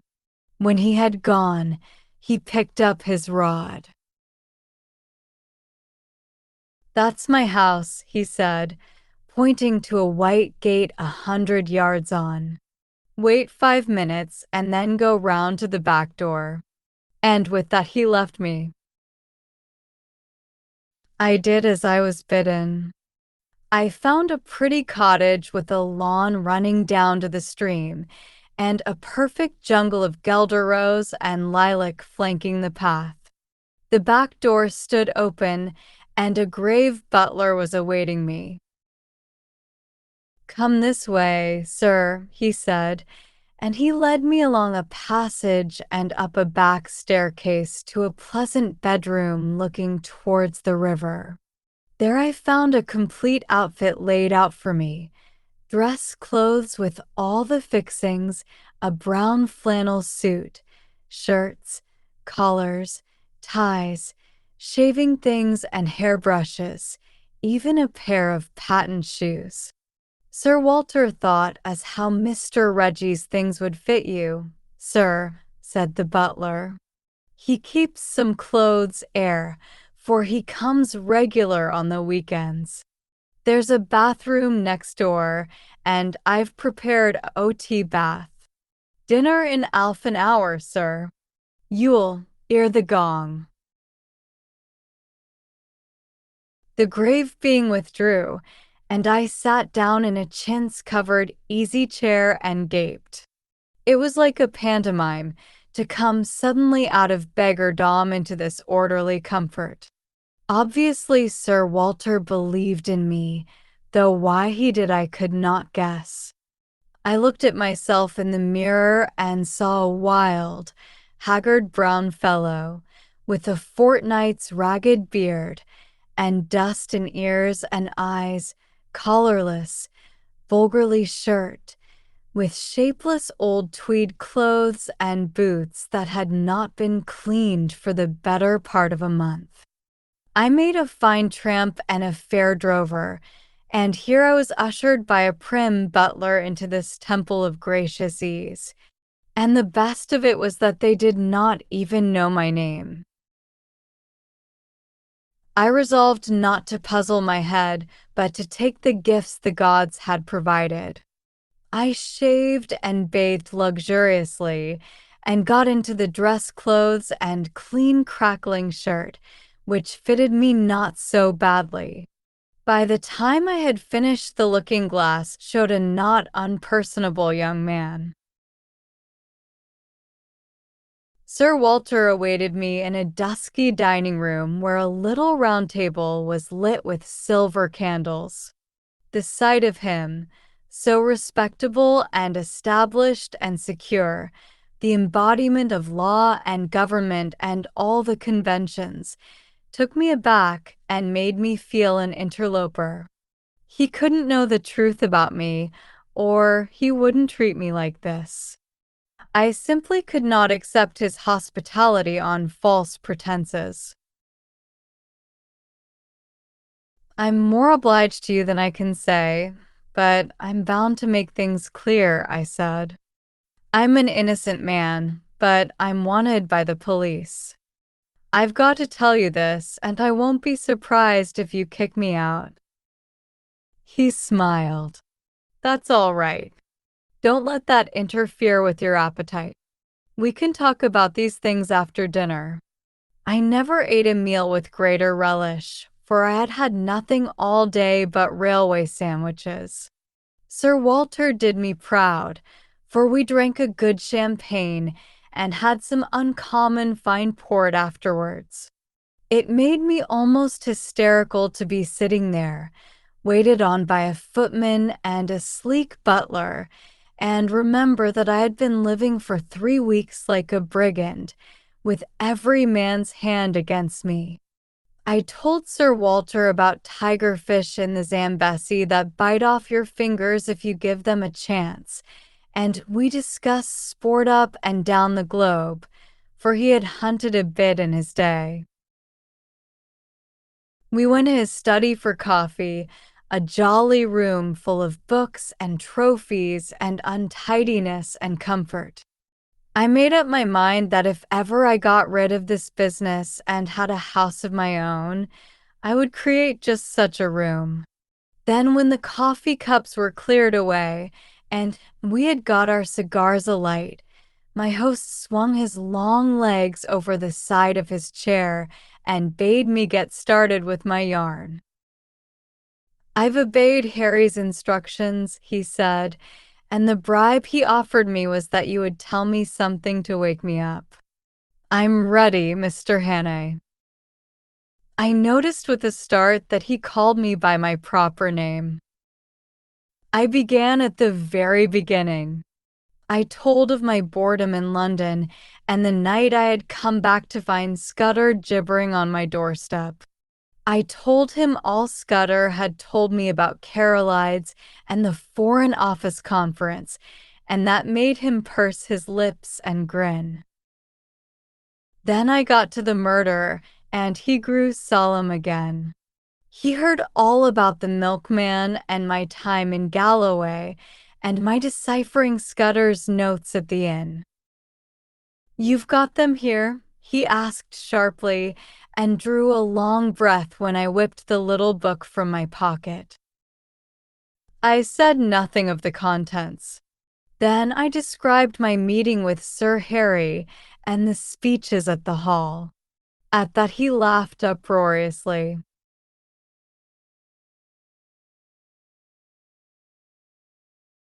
Harry talked dash nonsense, did he? I quite believe it. He's as good a chap as ever breathed, but his idiot of an uncle has stuffed his head with maggots. Go on, Mr. Hannay. My day as roadman excited him a bit. He made me describe the two fellows in the car very closely and seemed to be raking back in his memory. He grew merry again when he heard of the fate of that ass Jopley. But the old man in the moorland house solemnized him. Again I had to describe every detail of his appearance.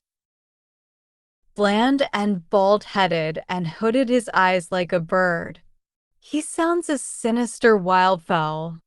And you dynamited his hermitage after he had saved you from the police. Spirited piece of work that. Presently I reached the end of my wanderings. He got up slowly and looked down at me from the hearth rug. You may dismiss the police from your mind, he said. You're in no danger from the law of this land. Great Scott! I cried. Have they got the murderer? No, but for the last fortnight they have dropped you from the list of possibles. Why? I asked in amazement. Principally because I received a letter from Scudder. I knew something of the man, and he did several jobs for me. He was half crank, half genius, but he was wholly honest. The trouble about him was his partiality for playing a lone hand. That made him pretty well useless in any secret service. A pity, for he had uncommon gifts. I think he was the bravest man in the world, for he was always shivering with fright, and yet nothing would choke him off. I had a letter from him on the 31st of May. The Black Stone, he repeated. Der Schwarzstein. It's like a penny novelette. And all this stuff about Carolides. That is the weak part of the tale, for I happen to know that the virtuous Carolides is likely to outlast us both. There is no state in Europe that wants him gone. Besides, he has just been playing up to Berlin and Vienna and giving my chief some uneasy moments. No, Scudder has gone off the track there. Frankly, Hannah, I don't believe that part of his story. There's some nasty business afoot, and he found out too much and lost his life over it. But I am ready to take my oath that it is ordinary spy work. A certain great European power makes a hobby of her spy system, and her methods are not too particular. Since she pays by piecework, her blackguards are not likely to stick at a murder or two. They want our naval dispositions for their collection at the Marinium, but they will be pigeonholed, nothing more. Just then the butler entered the room. There's a trunk call from London, Sir Walter. It's Mr. Eth, and he wants to speak to you personally. My host went off to the telephone. He returned in 5 minutes with a whitish face. I apologize to the shade of Scudder, he said. Carolides was shot dead this evening at a few minutes after 7. Chapter 8. The Coming of the Black Stone.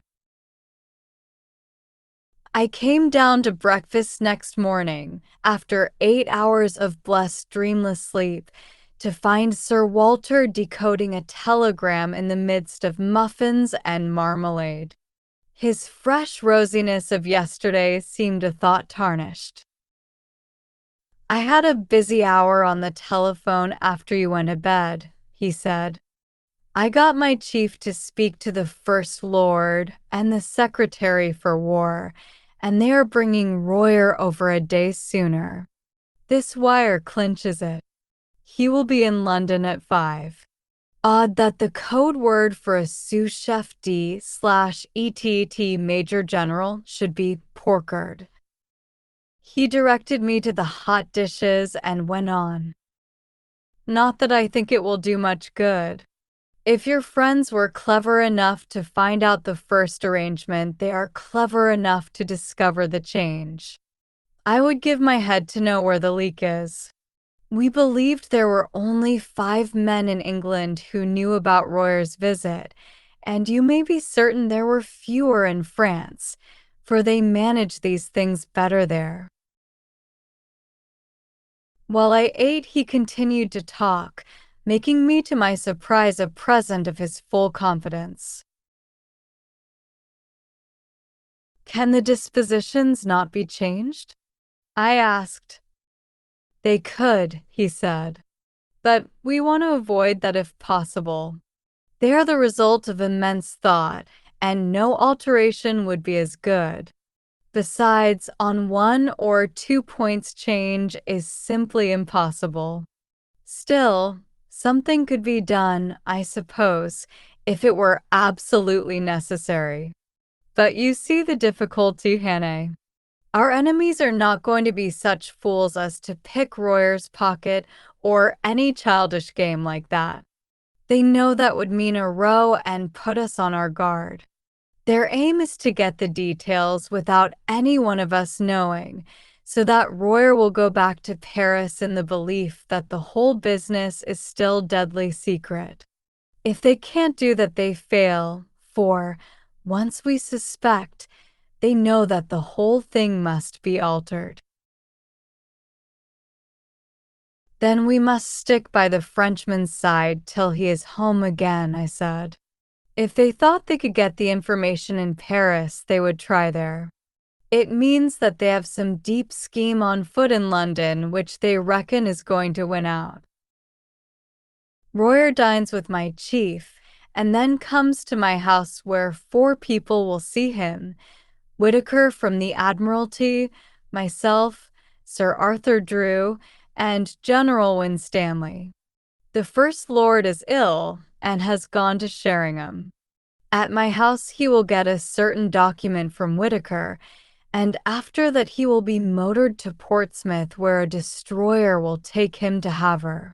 His journey is too important for the ordinary boat train. He will never be left unattended for a moment till he is safe on French soil. The same with Whitaker till he meets Royer. That is the best we can do, and it's hard to see how there can be any miscarriage. But I don't mind admitting that I'm horribly nervous. This murder of Carolides will play the deuce in the chancelleries of Europe. After breakfast, he asked me if I could drive a car. Well, you'll be my chauffeur today and wear Hudson's rig. You're about his size. You have a hand in this business, and we are taking no risks. There are desperate men against us who will not respect the country retreat of an overworked official. When I first came to London, I had bought a car and amused myself with running about the south of England, so I knew something of the geography. I took Sir Walter to town by the Bath Road and made good going. It was a soft, breathless June morning, with a promise of sultriness later, but it was delicious enough swinging through the little towns with their freshly watered streets, and past the summer gardens of the Thames Valley. I landed Sir Walter at his house in Queen Anne's Gate punctually by 11:30. The butler was coming up by train with the luggage. The first thing he did was to take me round to Scotland Yard. There we saw a prim gentleman with a clean-shaven, lawyer's face. "I've brought you the Portland Place murderer," was Sir Walter's introduction. The reply was a wry smile. It would have been a welcome present, Bullivant. This, I presume, is Mr. Richard Hannay, who for some days greatly interested my department. Mr. Hannay will interest it again. He has much to tell you, but not today. For certain grave reasons, his tale must wait for 4 hours. Then, I can promise you, you will be entertained and possibly edified. I want you to assure Mr. Hannay that he will suffer no further inconvenience. This assurance was promptly given. You can take up your life where you left off, I was told. Your flat, which probably you no longer wish to occupy, is waiting for you, and your man is still there. As you were never publicly accused, we considered that there was no need of a public exculpation. But on that, of course, you must please yourself. We may want your assistance later on, McGillivray, Sir Walter said as we left. Then he turned me loose. Come and see me tomorrow, Hannay. I needn't tell you to keep deadly quiet. If I were you, I would go to bed, for you must have considerable arrears of sleep to overtake. You had better lie low, for if one of your Blackstone friends saw you there might be trouble. I felt curiously at a loose end. At first it was very pleasant to be a free man, able to go where I wanted without fearing anything. I had only been a month under the ban of the law, and it was quite enough for me. I went to the Savoy and ordered very carefully a very good luncheon, and then smoked the best cigar the house could provide. But I was still feeling nervous. When I saw anybody look at me in the lounge, I grew shy and wondered if they were thinking about the murder. After that, I took a taxi and drove miles away up into North London. I walked back through fields and lines of villas and terraces, and then slums and mean streets, and it took me pretty nearly 2 hours. All the while, my restlessness was growing worse. I felt that great things, tremendous things, were happening or about to happen, and I, who was the cogwheel of the whole business, was out of it. Royer would be landing at Dover. Sir Walter would be making plans with the few people in England who were in the secret, and somewhere in the darkness the Black Stone would be working. I felt the sense of danger and impending calamity, and I had the curious feeling, too, that I alone could avert it, alone could grapple with it. But I was out of the game now. How could it be otherwise? It was not likely that cabinet ministers and admiralty lords and generals would admit me to their councils. I actually began to wish that I could run up against one of my three enemies. That would lead to developments. I felt that I wanted enormously to have a vulgar scrap with those gentry, where I could hit out and flatten something. I was rapidly getting into a very bad temper. I didn't feel like going back to my flat. That had to be faced some time, but as I still had sufficient money, I thought I would put it off till next morning and go to a hotel for the night. My irritation lasted through dinner, which I had at a restaurant in Jermyn Street. I was no longer hungry and let several courses pass untasted. I drank the best part of a bottle of Burgundy, but it did nothing to cheer me. An abominable restlessness had taken possession of me. Here was I, a very ordinary fellow with no particular brains, and yet I was convinced that somehow I was needed to help this business through, that without me it would all go to blazes. I told myself it was sheer silly conceit, that 4 or 5 of the cleverest people living, with all the might of the British Empire at their back, had the job in hand. Yet I couldn't be convinced. It seemed as if a voice kept speaking in my ear, telling me to be up and doing, or I would never sleep again.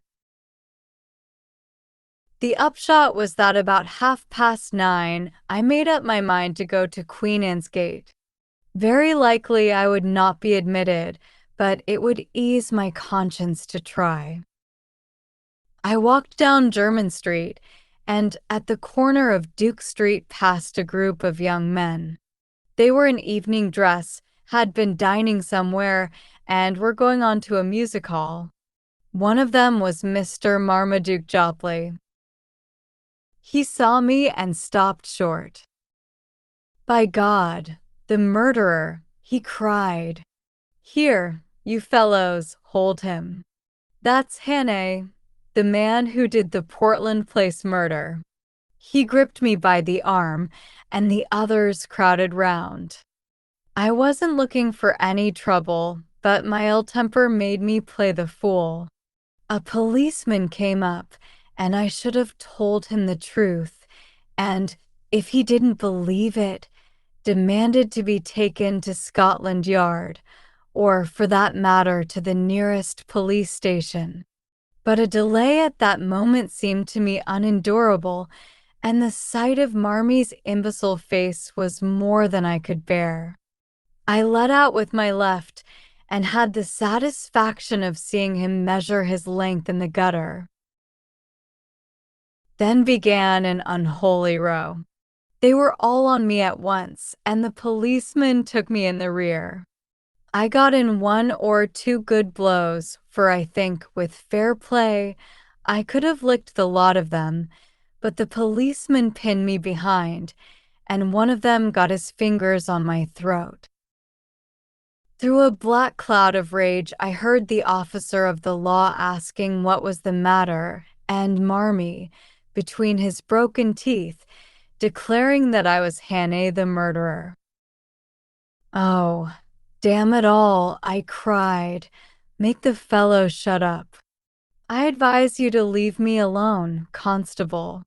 Scotland Yard knows all about me, and you'll get a proper wigging if you interfere with me." "You've got to come along of me, young man," said the policeman. "I saw you strike that gentleman Kroll 'ard. You began it too, for he wasn't doing nothing. I seen you. Best go quietly or I'll have to fix you up." Exasperation and an overwhelming sense that at no cost must I delay gave me the strength of a bull elephant. I fairly wrenched the constable off his feet, floored the man who was gripping my collar, and set off at my best pace down Duke Street. I heard a whistle being blown and the rush of men behind me. I have a very fair turn of speed, and that night I had wings. In a jiffy, I was in Pall Mall and had turned down towards St. James's Park. I dodged the policeman at the palace gates, dived through a press of carriages at the entrance to the mall, and was making for the bridge before my pursuers had crossed the roadway. In the open ways of the park, I put on a spurt. Happily, there were few people about, and no one tried to stop me. I was staking all on getting to Queen Anne's Gate. When I entered that quiet thoroughfare, it seemed deserted. Sir Walter's house was in the narrow part, and outside it 3 or 4 motor cars were drawn up. I slackened speed some yards off and walked briskly up to the door. If the butler refused me admission, or if he even delayed to open the door, I was done. He didn't delay. I had scarcely rung before the door opened. "I must see Sir Walter," I panted. "My business is desperately important." That butler was a great man. Without moving a muscle, he held the door open and then shut it behind me. "Sir Walter is engaged, sir, and I have orders to admit no one. Perhaps you will wait." The house was of the old-fashioned kind, with a wide hall and rooms on both sides of it. At the far end was an alcove with a telephone and a couple of chairs, and there the butler offered me a seat. "See here," I whispered. "There's trouble about and I'm in it. But Sir Walter knows, and I'm working for him. If anyone comes and asks if I am here, tell him a lie." He nodded, and presently there was a noise of voices in the street and a furious ringing at the bell. I never admired a man more than that butler. He opened the door, and with a face like a graven image waited to be questioned. Then he gave them it. He told them whose house it was and what his orders were, and simply froze them off the doorstep. I could see it all from my alcove, and it was better than any play. I hadn't waited long till there came another ring at the bell. The butler made no bones about admitting this new visitor. While he was taking off his coat, I saw who it was. You couldn't open a newspaper or a magazine without seeing that face. The gray beard cut like a spade, the firm fighting mouth, the blunt square nose, and the keen blue eyes. I recognized the First Sea Lord, the man, they say, that made the new British Navy. He passed my alcove and was ushered into a room at the back of the hall. As the door opened, I could hear the sound of low voices. It shut, and I was left alone again. For 20 minutes I sat there, wondering what I was to do next. I was still perfectly convinced that I was wanted, but when or how I had no notion. I kept looking at my watch, and as the time crept on to 10:30, I began to think that the conference must soon end. In a quarter of an hour, Royer should be speeding along the road to Portsmouth. Then I heard a bell ring, and the butler appeared. The door of the back room opened, and the First Sea Lord came out. He walked past me, and in passing he glanced in my direction, and for a second we looked each other in the face. Only for a second, but it was enough to make my heart jump. I had never seen the great man before, and he had never seen me. But in that fraction of time something sprang into his eyes, and that something was recognition. You can't mistake it. It is a flicker, a spark of light, a minute shade of difference, which means one thing and one thing only. It came involuntarily, for in a moment it died, and he passed on. In a maze of wild fancies, I heard the street door close behind him. I picked up the telephone book and looked up the number of his house. We were connected at once, and I heard a servant's voice. "Is his lordship at home?" I asked. "His lordship returned half an hour ago," said the voice, "and has gone to bed. He is not very well tonight. Will you leave a message, sir?" I rang off and almost tumbled into a chair. My part in this business was not yet ended. It had been a close shave, but I had been in time. Not a moment could be lost, so I marched boldly to the door of that back room and entered without knocking. 5 surprised faces looked up from a round table. There was Sir Walter and Drew the War Minister, whom I knew from his photographs.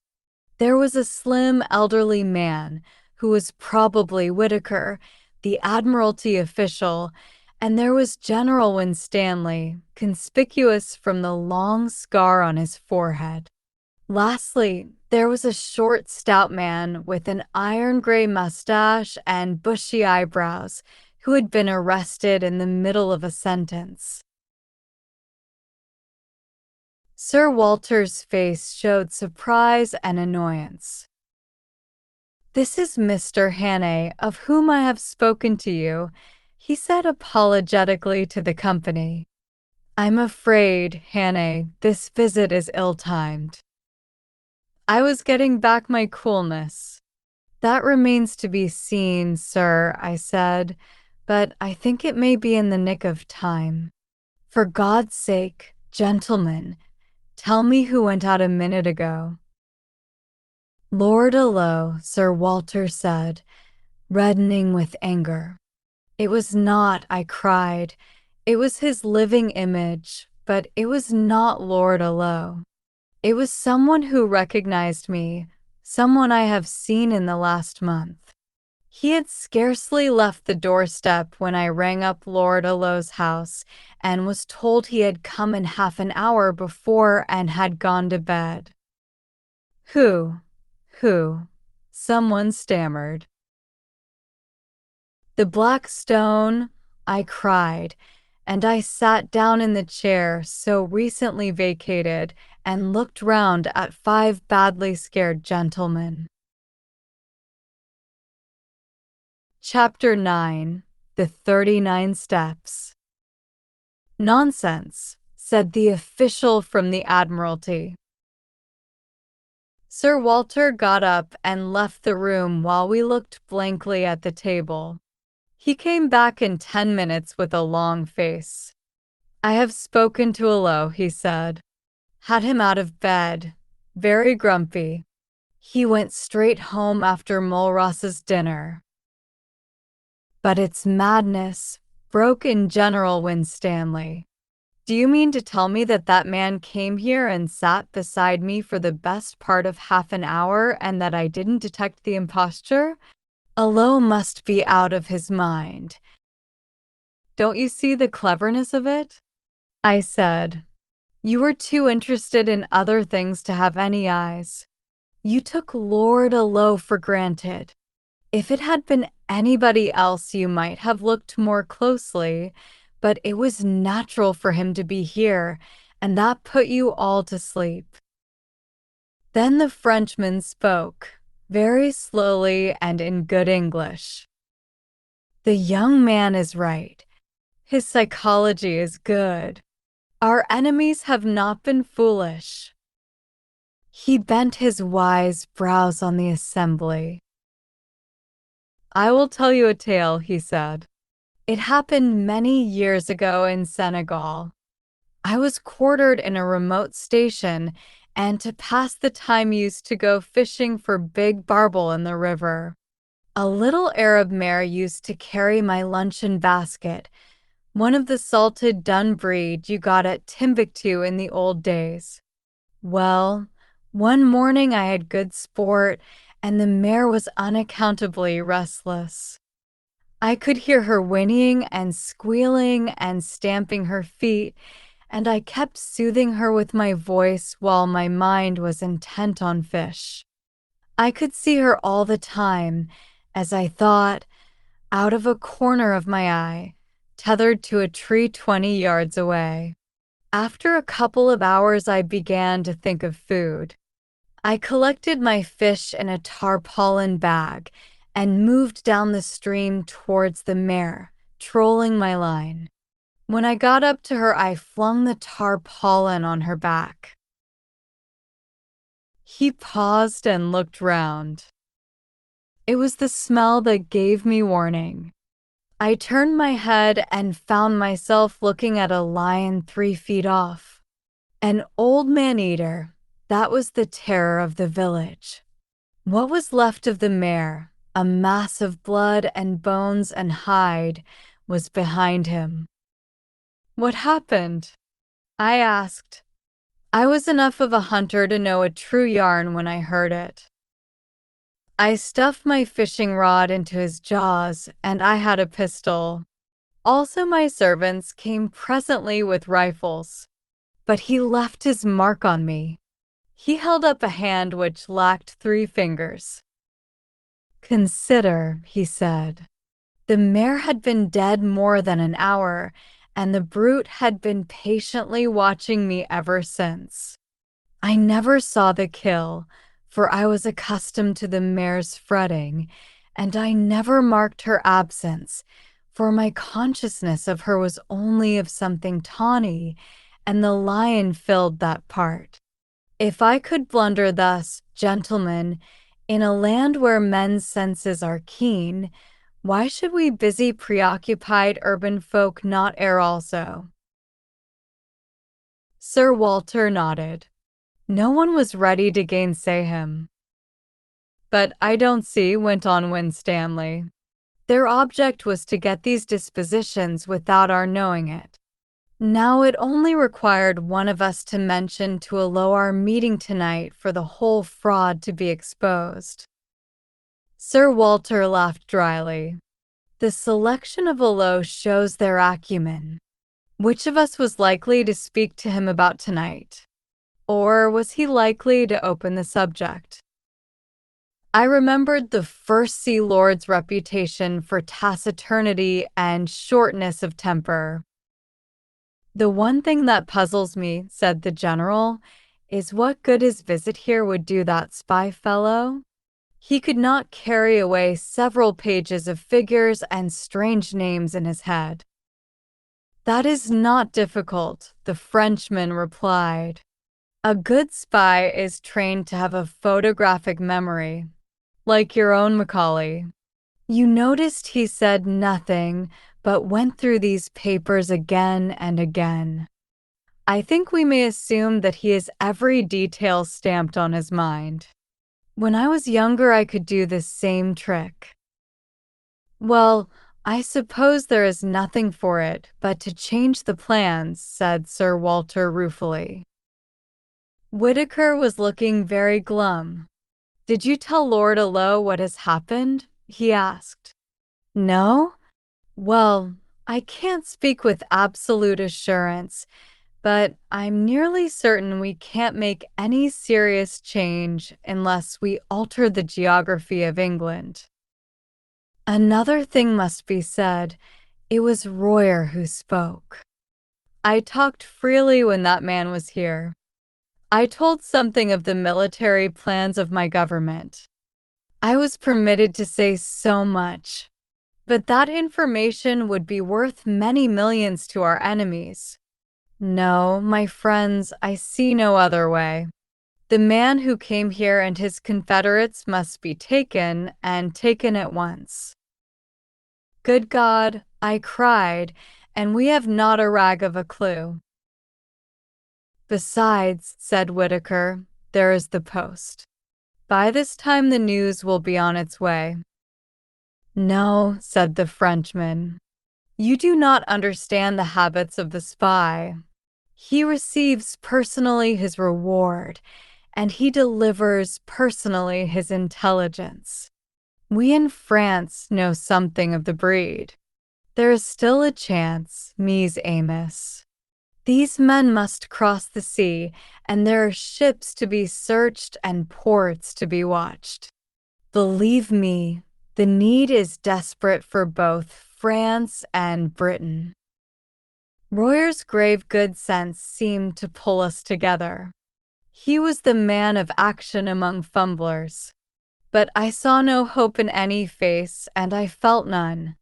We're among the 50 millions of these islands, and within a dozen hours were we to lay hands on the 3 cleverest rogues in Europe. Then suddenly I had an inspiration. Where is Scudder's book? I cried to Sir Walter. Quick, man, I remember something in it. He unlocked the door of a bureau and gave it to me. I found the place. 39 steps. I read, and again, 39 steps. I counted them. High tide 10:17 p.m. The Admiralty man was looking at me as if he thought I had gone mad. Don't you see it's a clue? I shouted. Scudder knew where these fellows laired. He knew where they were going to leave the country, though he kept the name to himself. Tomorrow was the day, and it was some place where high tide was at 10.17. They may have gone tonight, someone said. Not they. They have their own snug secret way, and they won't be hurried. I know Germans, and they are mad about working to a plan. Where the devil can I get a book of tide tables? Whitaker brightened up. It's a chance, he said. Let's go over to the Admiralty. We got into 2 of the waiting motor cars, all but Sir Walter, who went off to Scotland Yard to mobilize MacGillivray, so he said. We marched through empty corridors and big bare chambers where the charwomen were busy, till we reached a little room lined with books and maps. A resident clerk was unearthed, who presently fetched from the library the Admiralty tide tables. I sat at the desk and the others stood round, for somehow or other I had got charge of this expedition. It was no good. There were hundreds of entries, and so far as I could see, 10.17 might cover 50 places. We had to find some way of narrowing the possibilities. I took my head in my hands and thought, there must be some way of reading this riddle. What did Scudder mean by steps? I thought of dock steps, but if he had meant that, I didn't think he would have mentioned the number. It must be some place where there were several staircases, and one marked out from the others by having 39 steps. Then I had a sudden thought and hunted up all the steamer sailings. There was no boat which left for the continent at 10:17 p.m. Why was high tide so important? If it was a harbor, it must be some little place where the tide mattered, or else it was a heavy draft boat. But there was no regular steamer sailing at that hour, and somehow I didn't think they would travel by a big boat from a regular harbor. So it must be some little harbor where the tide was important, or perhaps no harbor at all. But if it was a little port, I couldn't see what the steps signified. There were no sets of staircases on any harbor that I had ever seen. It must be some place which a particular staircase identified, and where the tide was full at 10:17. On the whole, it seemed to me that the place must be a bit of open coast. But the staircases kept puzzling me. Then I went back to wider considerations. Whereabouts would a man be likely to leave for Germany? A man in a hurry, who wanted a speedy and a secret passage, not from any of the big harbors, and not from the Channel or the West Coast or Scotland, for, remember, he was starting from London. I measured the distance on the map and tried to put myself in the enemy's shoes. I should try for Ostend or Antwerp or Rotterdam, and I should sail from somewhere on the east coast between Cromer and Dover. All this was very loose guessing, and I don't pretend it was ingenious or scientific. I wasn't any kind of Sherlock Holmes, but I have always fancied I had a kind of instinct about questions like this. I don't know if I can explain myself, but I used to use my brains as far as they went, and after they came to a blank wall, I guessed, and I usually found my guesses pretty right. So I set out all my conclusions on a bit of Admiralty paper. They ran like this. Fairly certain. 1. Place where there are several sets of stairs. One that matters distinguished by having 39 steps. 2. Full tide at 10:17 p.m. Leaving shore only possible at full tide. 3. Steps not dock steps, and so place probably not harbor. 4. No regular night steamer at 10:17. Means of transport must be tramp, unlikely, yacht, or fishing boat. There my reasoning stopped. I made another list, which I headed guessed, but I was just as sure of the one as the other. Guessed. 1. Place not harbor, but open coast. 2. Boat small, trawler, yacht, or launch. 3. Place somewhere on east coast between Cromer and Dover. It struck me as odd that I should be sitting at that desk with a cabinet minister, a field marshal, 2 high government officials, and a French general watching me, while from the scribble of a dead man I was trying to drag a secret which meant life or death for us. Sir Walter had joined us, and presently McGillivray arrived. He had sent out instructions to watch the ports and railway stations for the 3 men whom I had described to Sir Walter. Not that he or anybody else thought that that would do much good. Here's the most I can make of it, I said.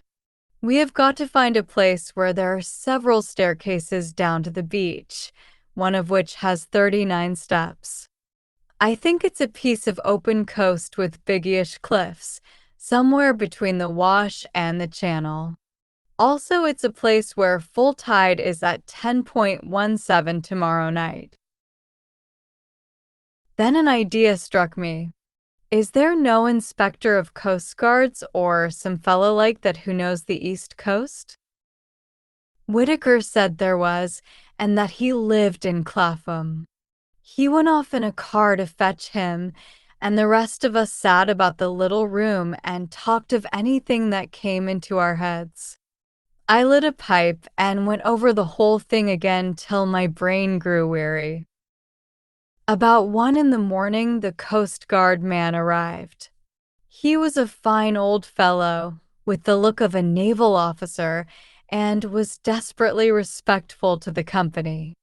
I left the war minister to cross-examine him, for I felt he would think it cheek in me to talk. We want you to tell us the places you know on the East Coast where there are cliffs and where several sets of steps run down to the beach. He thought for a bit. What kind of steps do you mean, sir? There are plenty of places with roads cut down through the cliffs, and most roads have a step or two in them. Or do you mean regular staircases, all steps, so to speak? Sir Arthur looked towards me. We mean regular staircases, I said. He reflected a minute or two. I don't know that I can think of any. Wait a second. There's a place in Norfolk, Brattlesham, beside a golf course, where there are a couple of staircases, to let the gentleman get a lost ball. That's not it, I said. Then there are plenty of marine parades, if that's what you mean. Every seaside resort has them. I shook my head. It's got to be more retired than that, I said. Well, gentlemen, I can't think of anywhere else. Of course, there's the Rough. What's that? I asked. The big chalk headland in Kent, close to Bradgate. It's got a lot of villas on the top, and some of the houses have staircases down to a private beach. It's a very high-tone sort of place, and the residents there like to keep by themselves. I tore open the tide tables and found Bradgate. High tide there was at 10:17 p.m. on the 15th of June. We're on the scent at last, I cried excitedly. How can I find out what is the tide at the Rough? I can tell you that, sir, said the Coast Guard man. I once was lent a house there in this very month, and I used to go out at night to the deep sea fishing. The tide's 10 minutes before Bradgate. I closed the book and looked round at the company. If one of those staircases has 39 steps, we have solved the mystery, gentlemen, I said. I want the loan of your car, Sir Walter, and a map of the roads. If Mr. McGillivray will spare me 10 minutes, I think we can prepare something for tomorrow. It was ridiculous in me to take charge of the business like this, but they didn't seem to mind, and after all I had been in this show from the start. Besides, I was used to rough jobs, and these eminent gentlemen were too clever not to see it. It was General Royer who gave me my commission. I, for one, he said, am content to leave the matter in Mr. Hannay's hands. By 3:30, I was tearing past the moonlit hedgerows of Kent, with McGillivray's best man on the seat beside me. Chapter 10. Various Parties Converging on the Sea. A pink and blue June morning found me at Bradgate looking from the Griffin Hotel over a smooth sea to the lightship on the Cock Sands, which seemed the size of a bell buoy. A couple of miles farther south and much nearer the shore a small destroyer was anchored. Scaife, McGillivray's man, who had been in the Navy, knew the boat and told me her name and her commander's, so I sent off a wire to Sir Walter. After breakfast, Scaife got from a house agent a key for the gates of the staircases on the Rough. I walked with him along the sands and sat down in a nook of the cliffs while he investigated the half-dozen of them. I didn't want to be seen, but the place at this hour was quite deserted, and all the time I was on that beach I saw nothing but the seagulls. It took him more than an hour to do the job, and when I saw him coming towards me, conning a bit of paper, I can tell you my heart was in my mouth. Everything depended, you see, on my guess proving right. He read aloud the number of steps in the different stairs. 34, 35, 39, 42, 47, and 20, one where the cliffs grew lower. I almost got up and shouted. We hurried back to the town and sent a wire to McGillivray. I wanted half a dozen men, and I directed them to divide themselves among different specified hotels. Then Scaife set out to prospect the house at the head of the 39 steps. He came back with news that both puzzled and reassured me. The house was called Trafalgar Lodge and belonged to an old gentleman called Appleton, a retired stockbroker, the house agent said. Mr. Appleton was there a good deal in the summertime and was in residence now, had been for the better part of a week. Scaife could pick up very little information about him, except that he was a decent old fellow who paid his bills regularly and was always good for a fiver for a local charity. Then Scaife seemed to have penetrated to the back door of the house, pretending he was an agent for sewing machines. Only 3 servants were kept, a cook, a parlor maid, and a housemaid, and they were just the sort that you would find in a respectable middle-class household. The cook was not the gossiping kind, and had pretty soon shut the door in his face, but Scaife said he was positive she knew nothing. Next door there was a new house building which would give good cover for observation, and the villa on the other side was to let, and its garden was rough and shrubby. I borrowed Scaife's telescope, and before lunch went for a walk along the Rough. I kept well behind the rows of villas and found a good observation point on the edge of the golf course. There I had a view of the line of turf along the cliff top, with seats placed at intervals, and the little square plots, railed in and planted with bushes, whence the staircases descended to the beach. I saw Trafalgar Lodge very plainly, a red brick villa with a veranda, a tennis lawn behind, and in front the ordinary seaside flower garden full of marguerites and scraggy geraniums. There was a flagstaff from which an enormous Union Jack hung limply in the still air. Presently I observed someone leave the house and saunter along the cliff. When I got my glasses on him, I saw it was an old man wearing white flannel trousers, a blue serge jacket, and a straw hat. He carried field glasses and a newspaper, and sat down on one of the iron seats and began to read. Sometimes he would lay down the paper and turn his glasses on the sea. He looked for a long time at the destroyer. I watched him for half an hour, till he got up and went back to the house for his luncheon, when I returned to the hotel for mine. I wasn't feeling very confident. This decent commonplace dwelling was not what I had expected. The man might be the bald archaeologist of that horrible moorland farm, or he might not.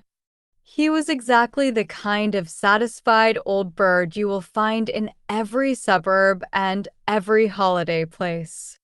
If you wanted a type of the perfectly harmless person, you would probably pitch on that. But after lunch, as I sat in the hotel porch, I perked up, for I saw the thing I had hoped for and had dreaded to miss. A yacht came up from the south and dropped anchor pretty well opposite the rough. She seemed about 150 tons, and I saw she belonged to the squadron from the White Ensign. So Scaife and I went down to the harbor and hired a boatman for an afternoon's fishing. I spent a warm and peaceful afternoon. We caught between us about 20 pounds of cod and lythe, and out in that dancing blue sea I took a cheerier view of things. Above the white cliffs of the Rough I saw the green and red of the villas, and especially the great flagstaff of Trafalgar Lodge.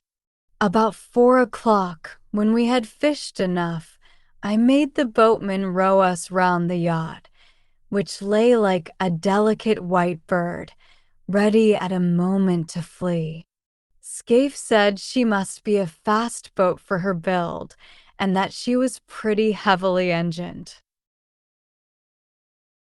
Her name was the Ariadne, as I discovered from the cap of one of the men who was polishing brass work.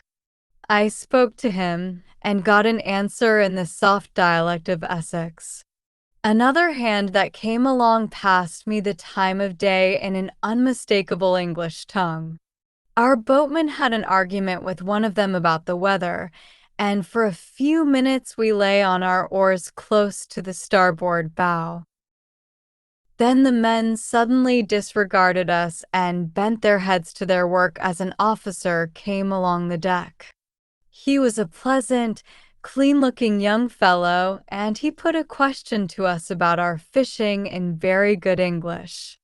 But there could be no doubt about him.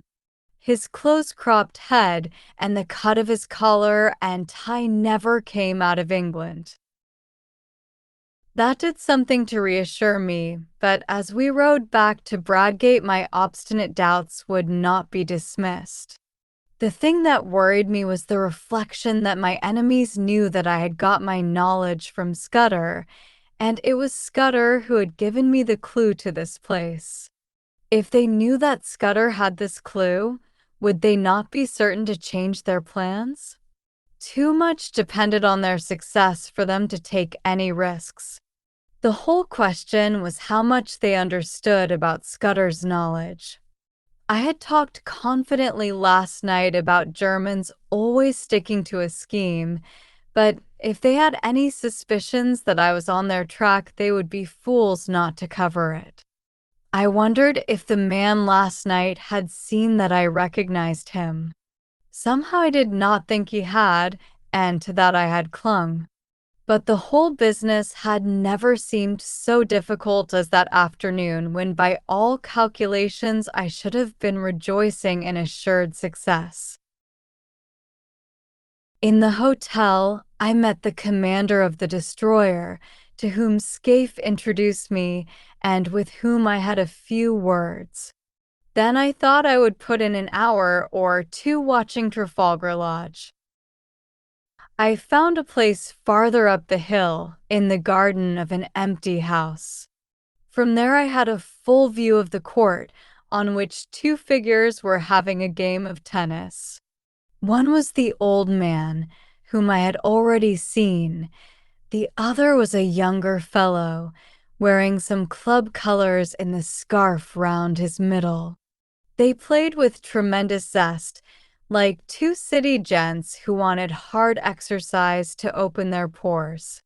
You couldn't conceive a more innocent spectacle.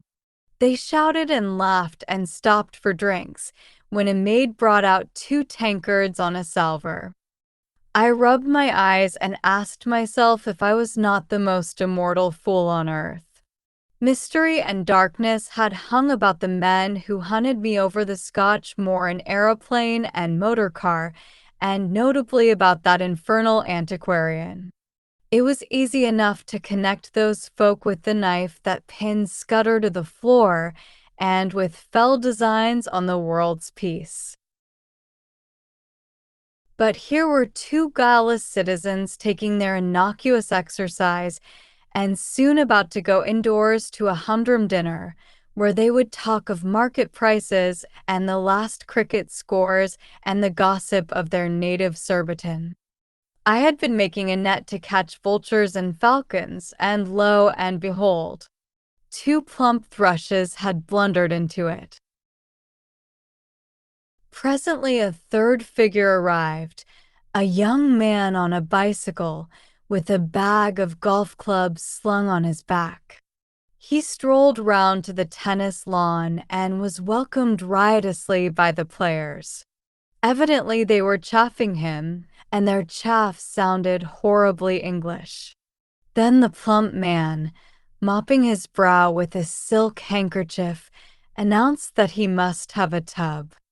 I heard his very words.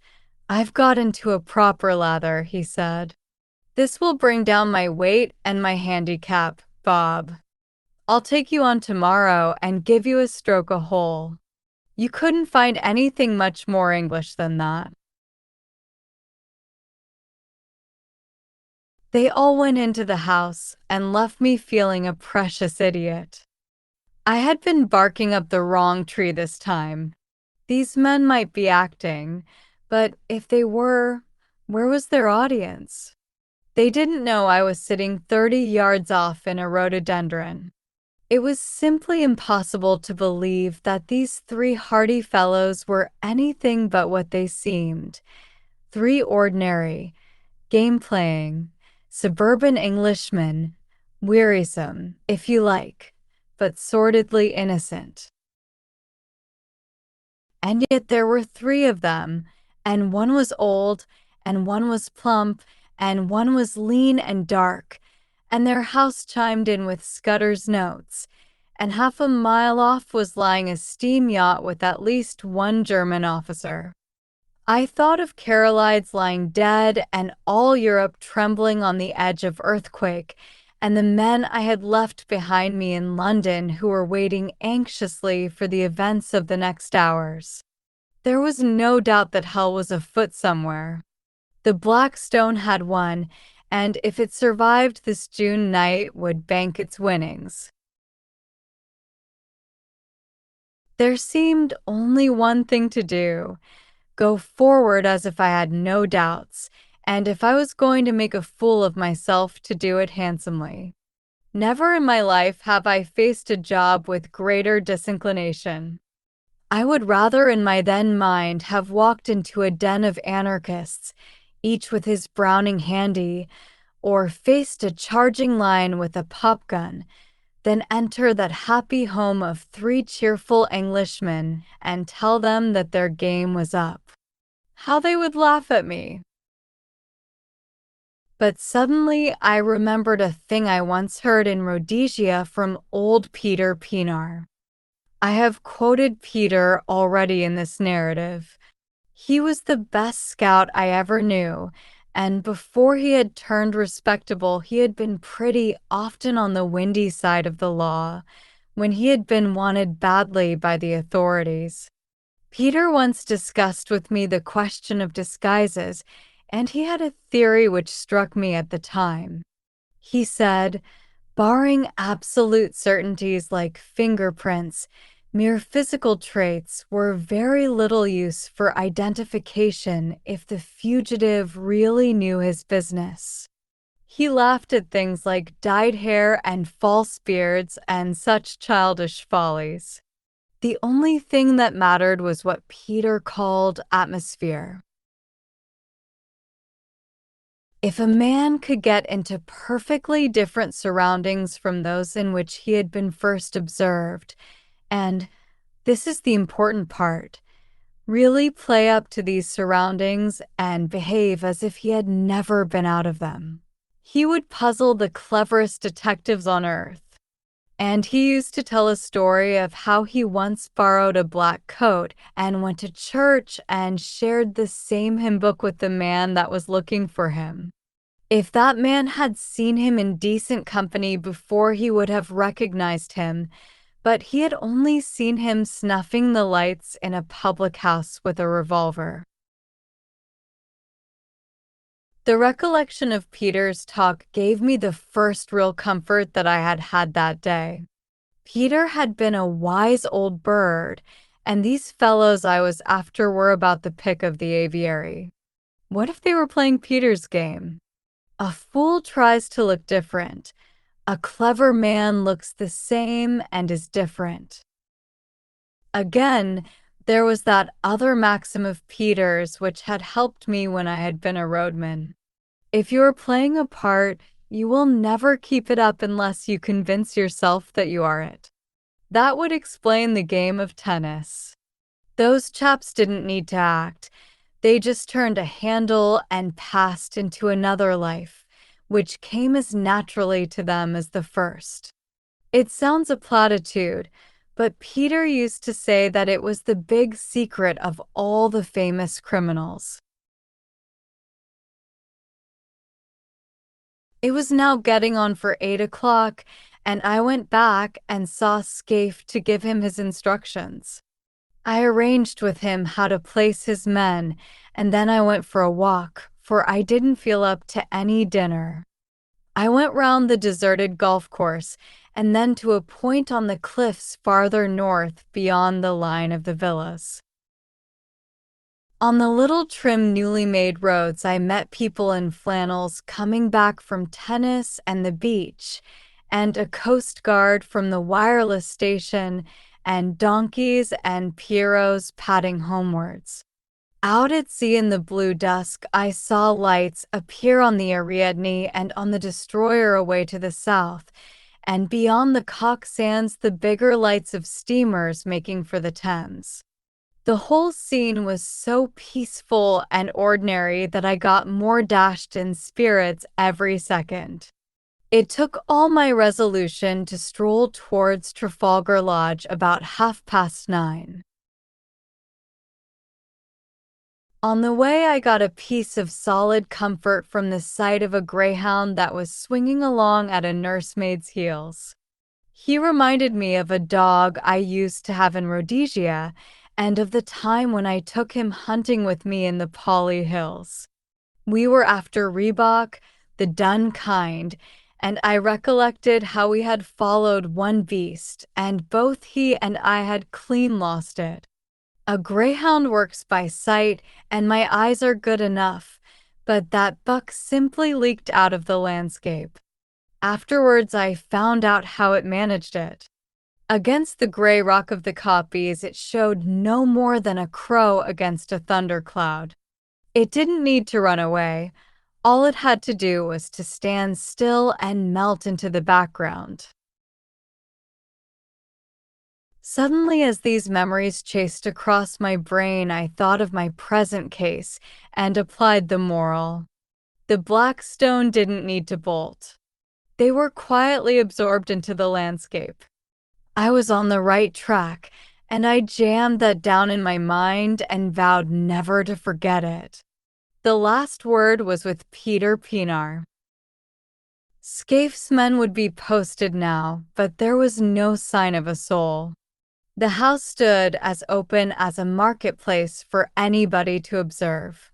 A 3-foot railing separated it from the cliff road. The windows on the ground floor were all open and shaded lights, and the low sound of voices revealed where the occupants were finishing dinner. Everything was as public and above board as a charity bazaar.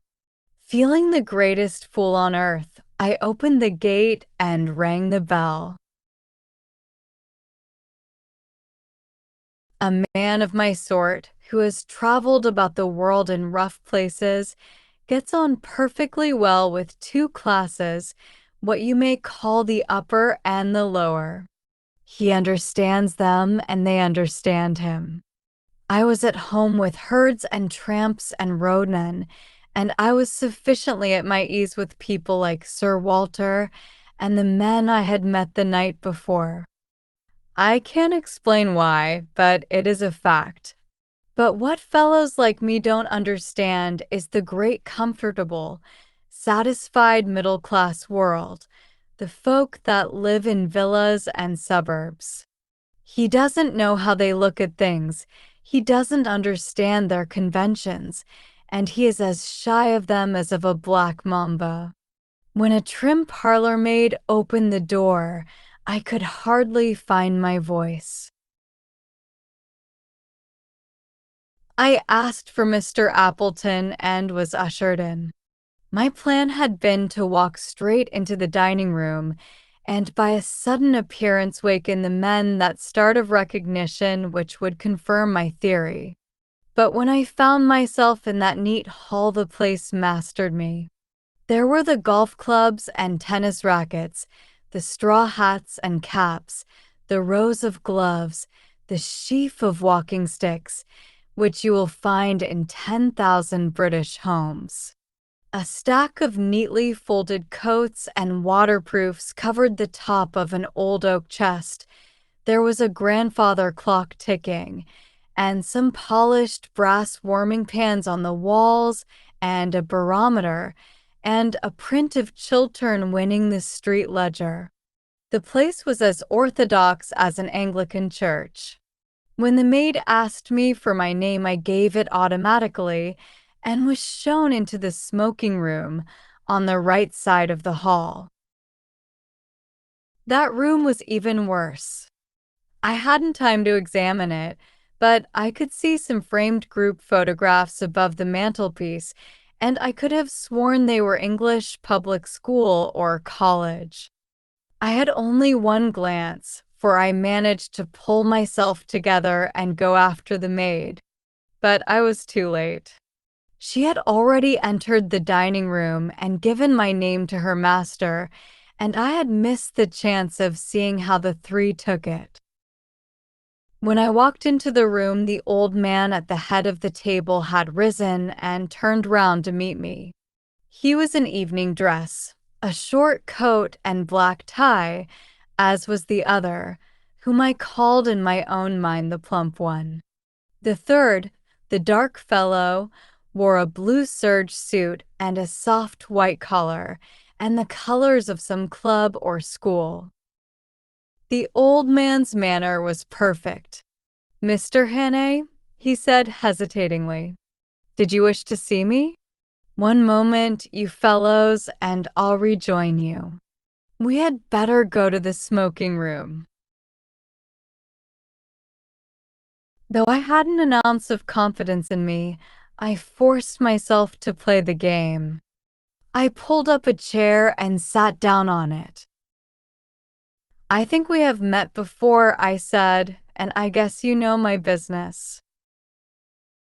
The light in the room was dim, but so far as I could see their faces, they played the part of mystification very well. Maybe, said the old man. "I haven't a very good memory, but I'm afraid you must tell me your errand, sir, for I really don't know it."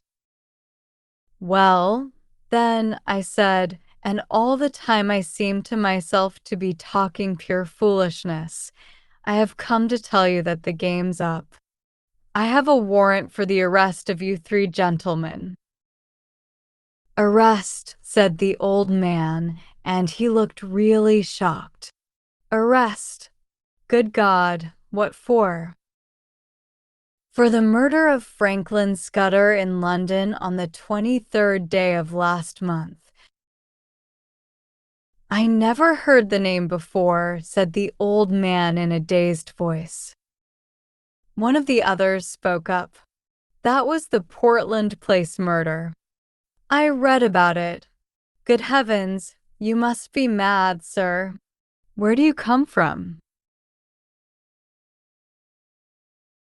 "Scotland Yard," I said. After that, for a minute, there was utter silence. The old man was staring at his plate and fumbling with a nut, the very model of innocent bewilderment. Then the plump one spoke up. He stammered a little, like a man picking his words. "Don't get flustered, uncle," he said. "It is all a ridiculous mistake, but these things happen sometimes, and we can easily set it right. It won't be hard to prove our innocence." I can show that I was out of the country on the 23rd of May, and Bob was in a nursing home. You were in London, but you can explain what you were doing. Right, Percy. Of course that's easy enough. The 23rd. That was the day after Agatha's wedding. Let me see. What was I doing? I came up in the morning from Woking and lunched at the club with Charlie Simons. Then, oh yes, I dined with the fishmongers. I remember, for the punch didn't agree with me, and I was seedy next morning. Hang it all, there's the cigar box I brought back from the dinner. He pointed to an object on the table and laughed nervously. I think, sir, said the young man, addressing me respectfully, you will see you are mistaken. We want to assist the law like all Englishmen, and we don't want Scotland Yard to be making fools of themselves. That's so, uncle. Certainly, Bob. The old fellow seemed to be recovering his voice. Certainly, we'll do anything in our power to assist the authorities. But this is a bit too much. I can't get over it. How Nellie will chuckle, said the plump man. She always said that you would die of boredom because nothing ever happened to you. And now you've got it thick and strong, and he began to laugh very pleasantly. By Jove, yes. Just think of it. What a story to tell at the club. Really, Mr. Hannay, I suppose I should be angry, to show my innocence, but it's too funny. I almost forgive you the fright you gave me. You looked so glum, I thought I might have been walking in my sleep and killing people. It couldn't be acting, it was too confoundedly genuine. My heart went into my boots, and my first impulse was to apologize and clear out. But I told myself I must see it through, even though I was to be the laughingstock of Britain. The light from the dinner table candlesticks was not very good, and to cover my confusion I got up, walked to the door and switched on the electric light. The sudden glare made them blink, and I stood scanning the three faces. Well, I made nothing of it. One was old and bald, one was stout, one was dark and thin. There was nothing in their appearance to prevent them being the three who had hunted me in Scotland, but there was nothing to identify them. I simply can't explain why I who, as a roadman, had looked into two pairs of eyes, and as Ned Ainsley into another pair, why I, who have a good memory and reasonable powers of observation, could find no satisfaction. They seemed exactly what they professed to be, and I could not have sworn to one of them. They're in that pleasant dining room, with etchings on the walls and a picture of an old lady in a bib above the mantelpiece. I could see nothing to connect them with the moorland desperadoes. There was a silver cigarette box beside me, and I saw that it had been won by Percival Appleton, Esq., of the St. Bede's Club, in a golf tournament. I had to keep a firm hold of Peter Pienaar to prevent myself bolting out of that house.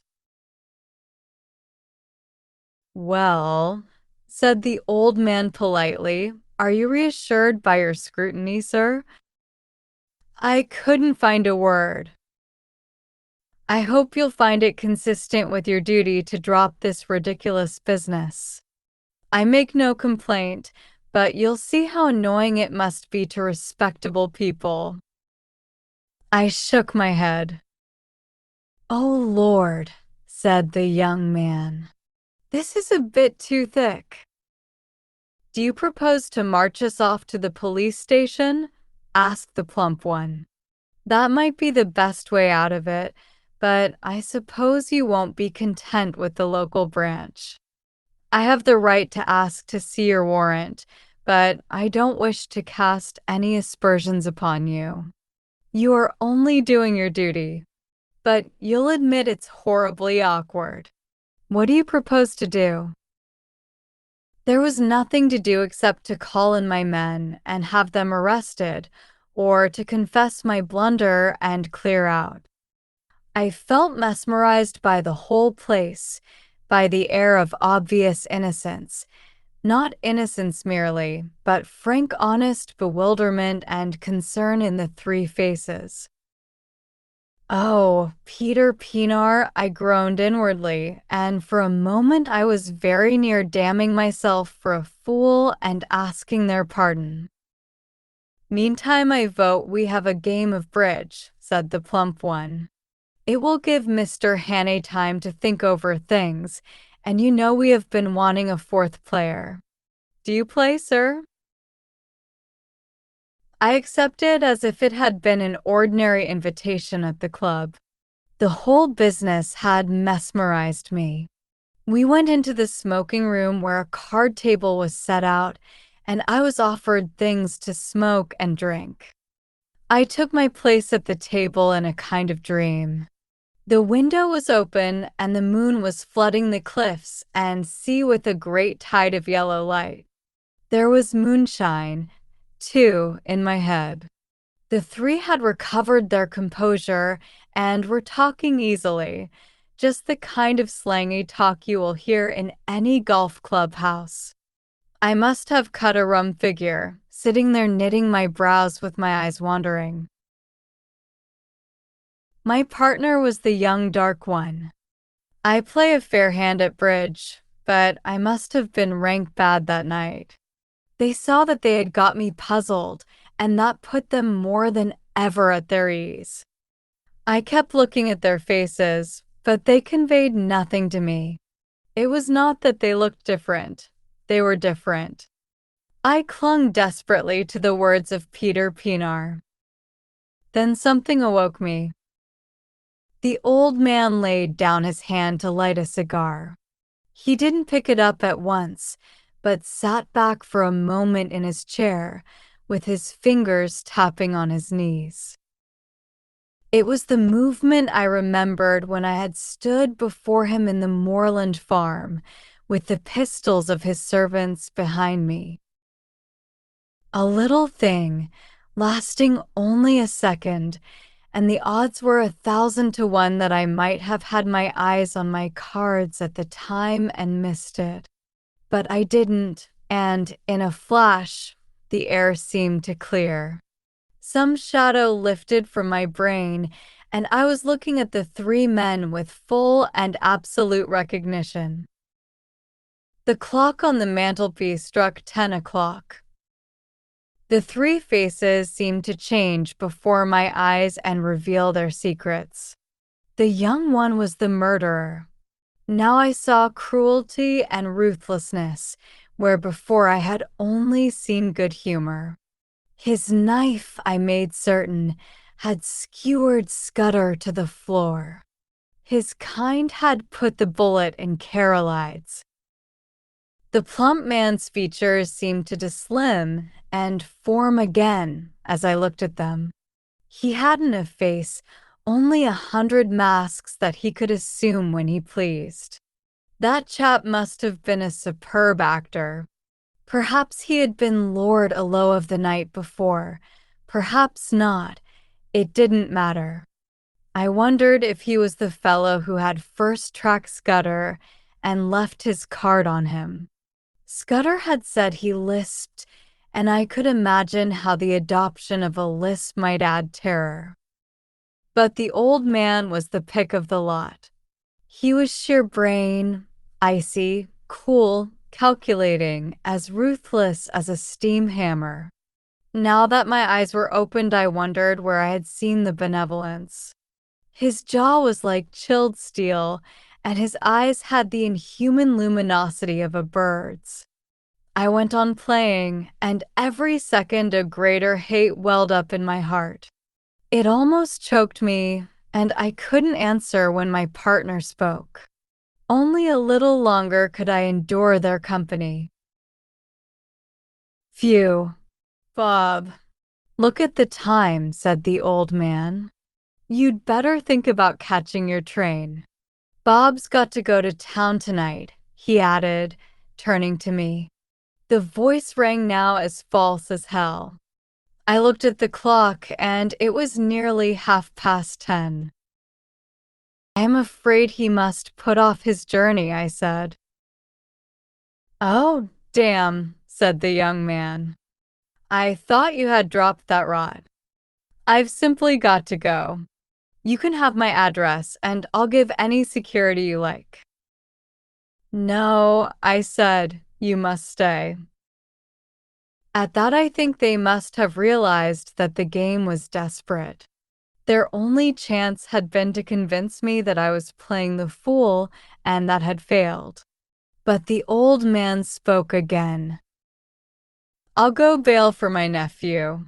That ought to content you, Mr. Hannay. Was it fancy, or did I detect some halt in the smoothness of that voice?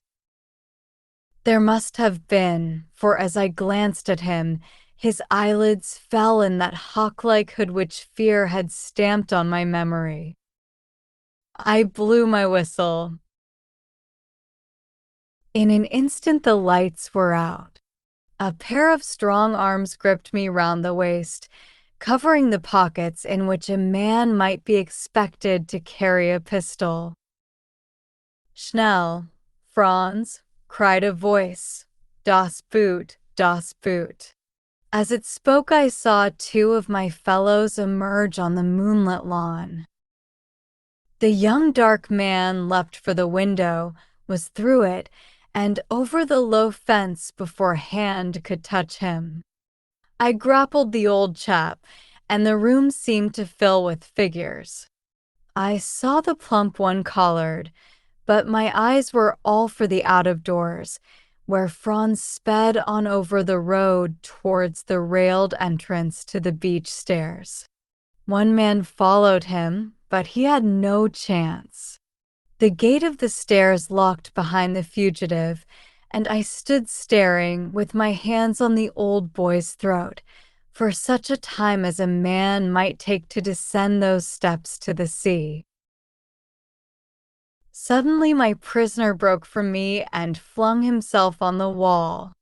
There was a click as if a lever had been pulled. Then came a low rumbling far below the ground, and through the window I saw a cloud of chalky dust pouring out of the shaft of the stairway. Someone switched on the light. The old man was looking at me with blazing eyes. "He is safe," he cried. "You cannot follow in time. He is gone. He has triumphed. Der Schwarzstein ist in der Siegskron." There was more in those eyes than any common triumph. They had been hooded like a bird of prey, and now they flamed with a hawk's pride. A white fanatic heat burned in them, and I realized for the first time the terrible thing I had been up against. This man was more than a spy. In his foul way, he had been a patriot. As the handcuffs clinked on his wrists, I said my last word to him. "I hope Franz will bear his triumph well. I ought to tell you that the Ariadne for the last hour has been in our hands." 3 weeks later, as all the world knows, we went to war. I joined the new army the first week, and owing to my Matabele experience, got a captain's commission straight off. But I had done my best service, I think, before I put on khaki.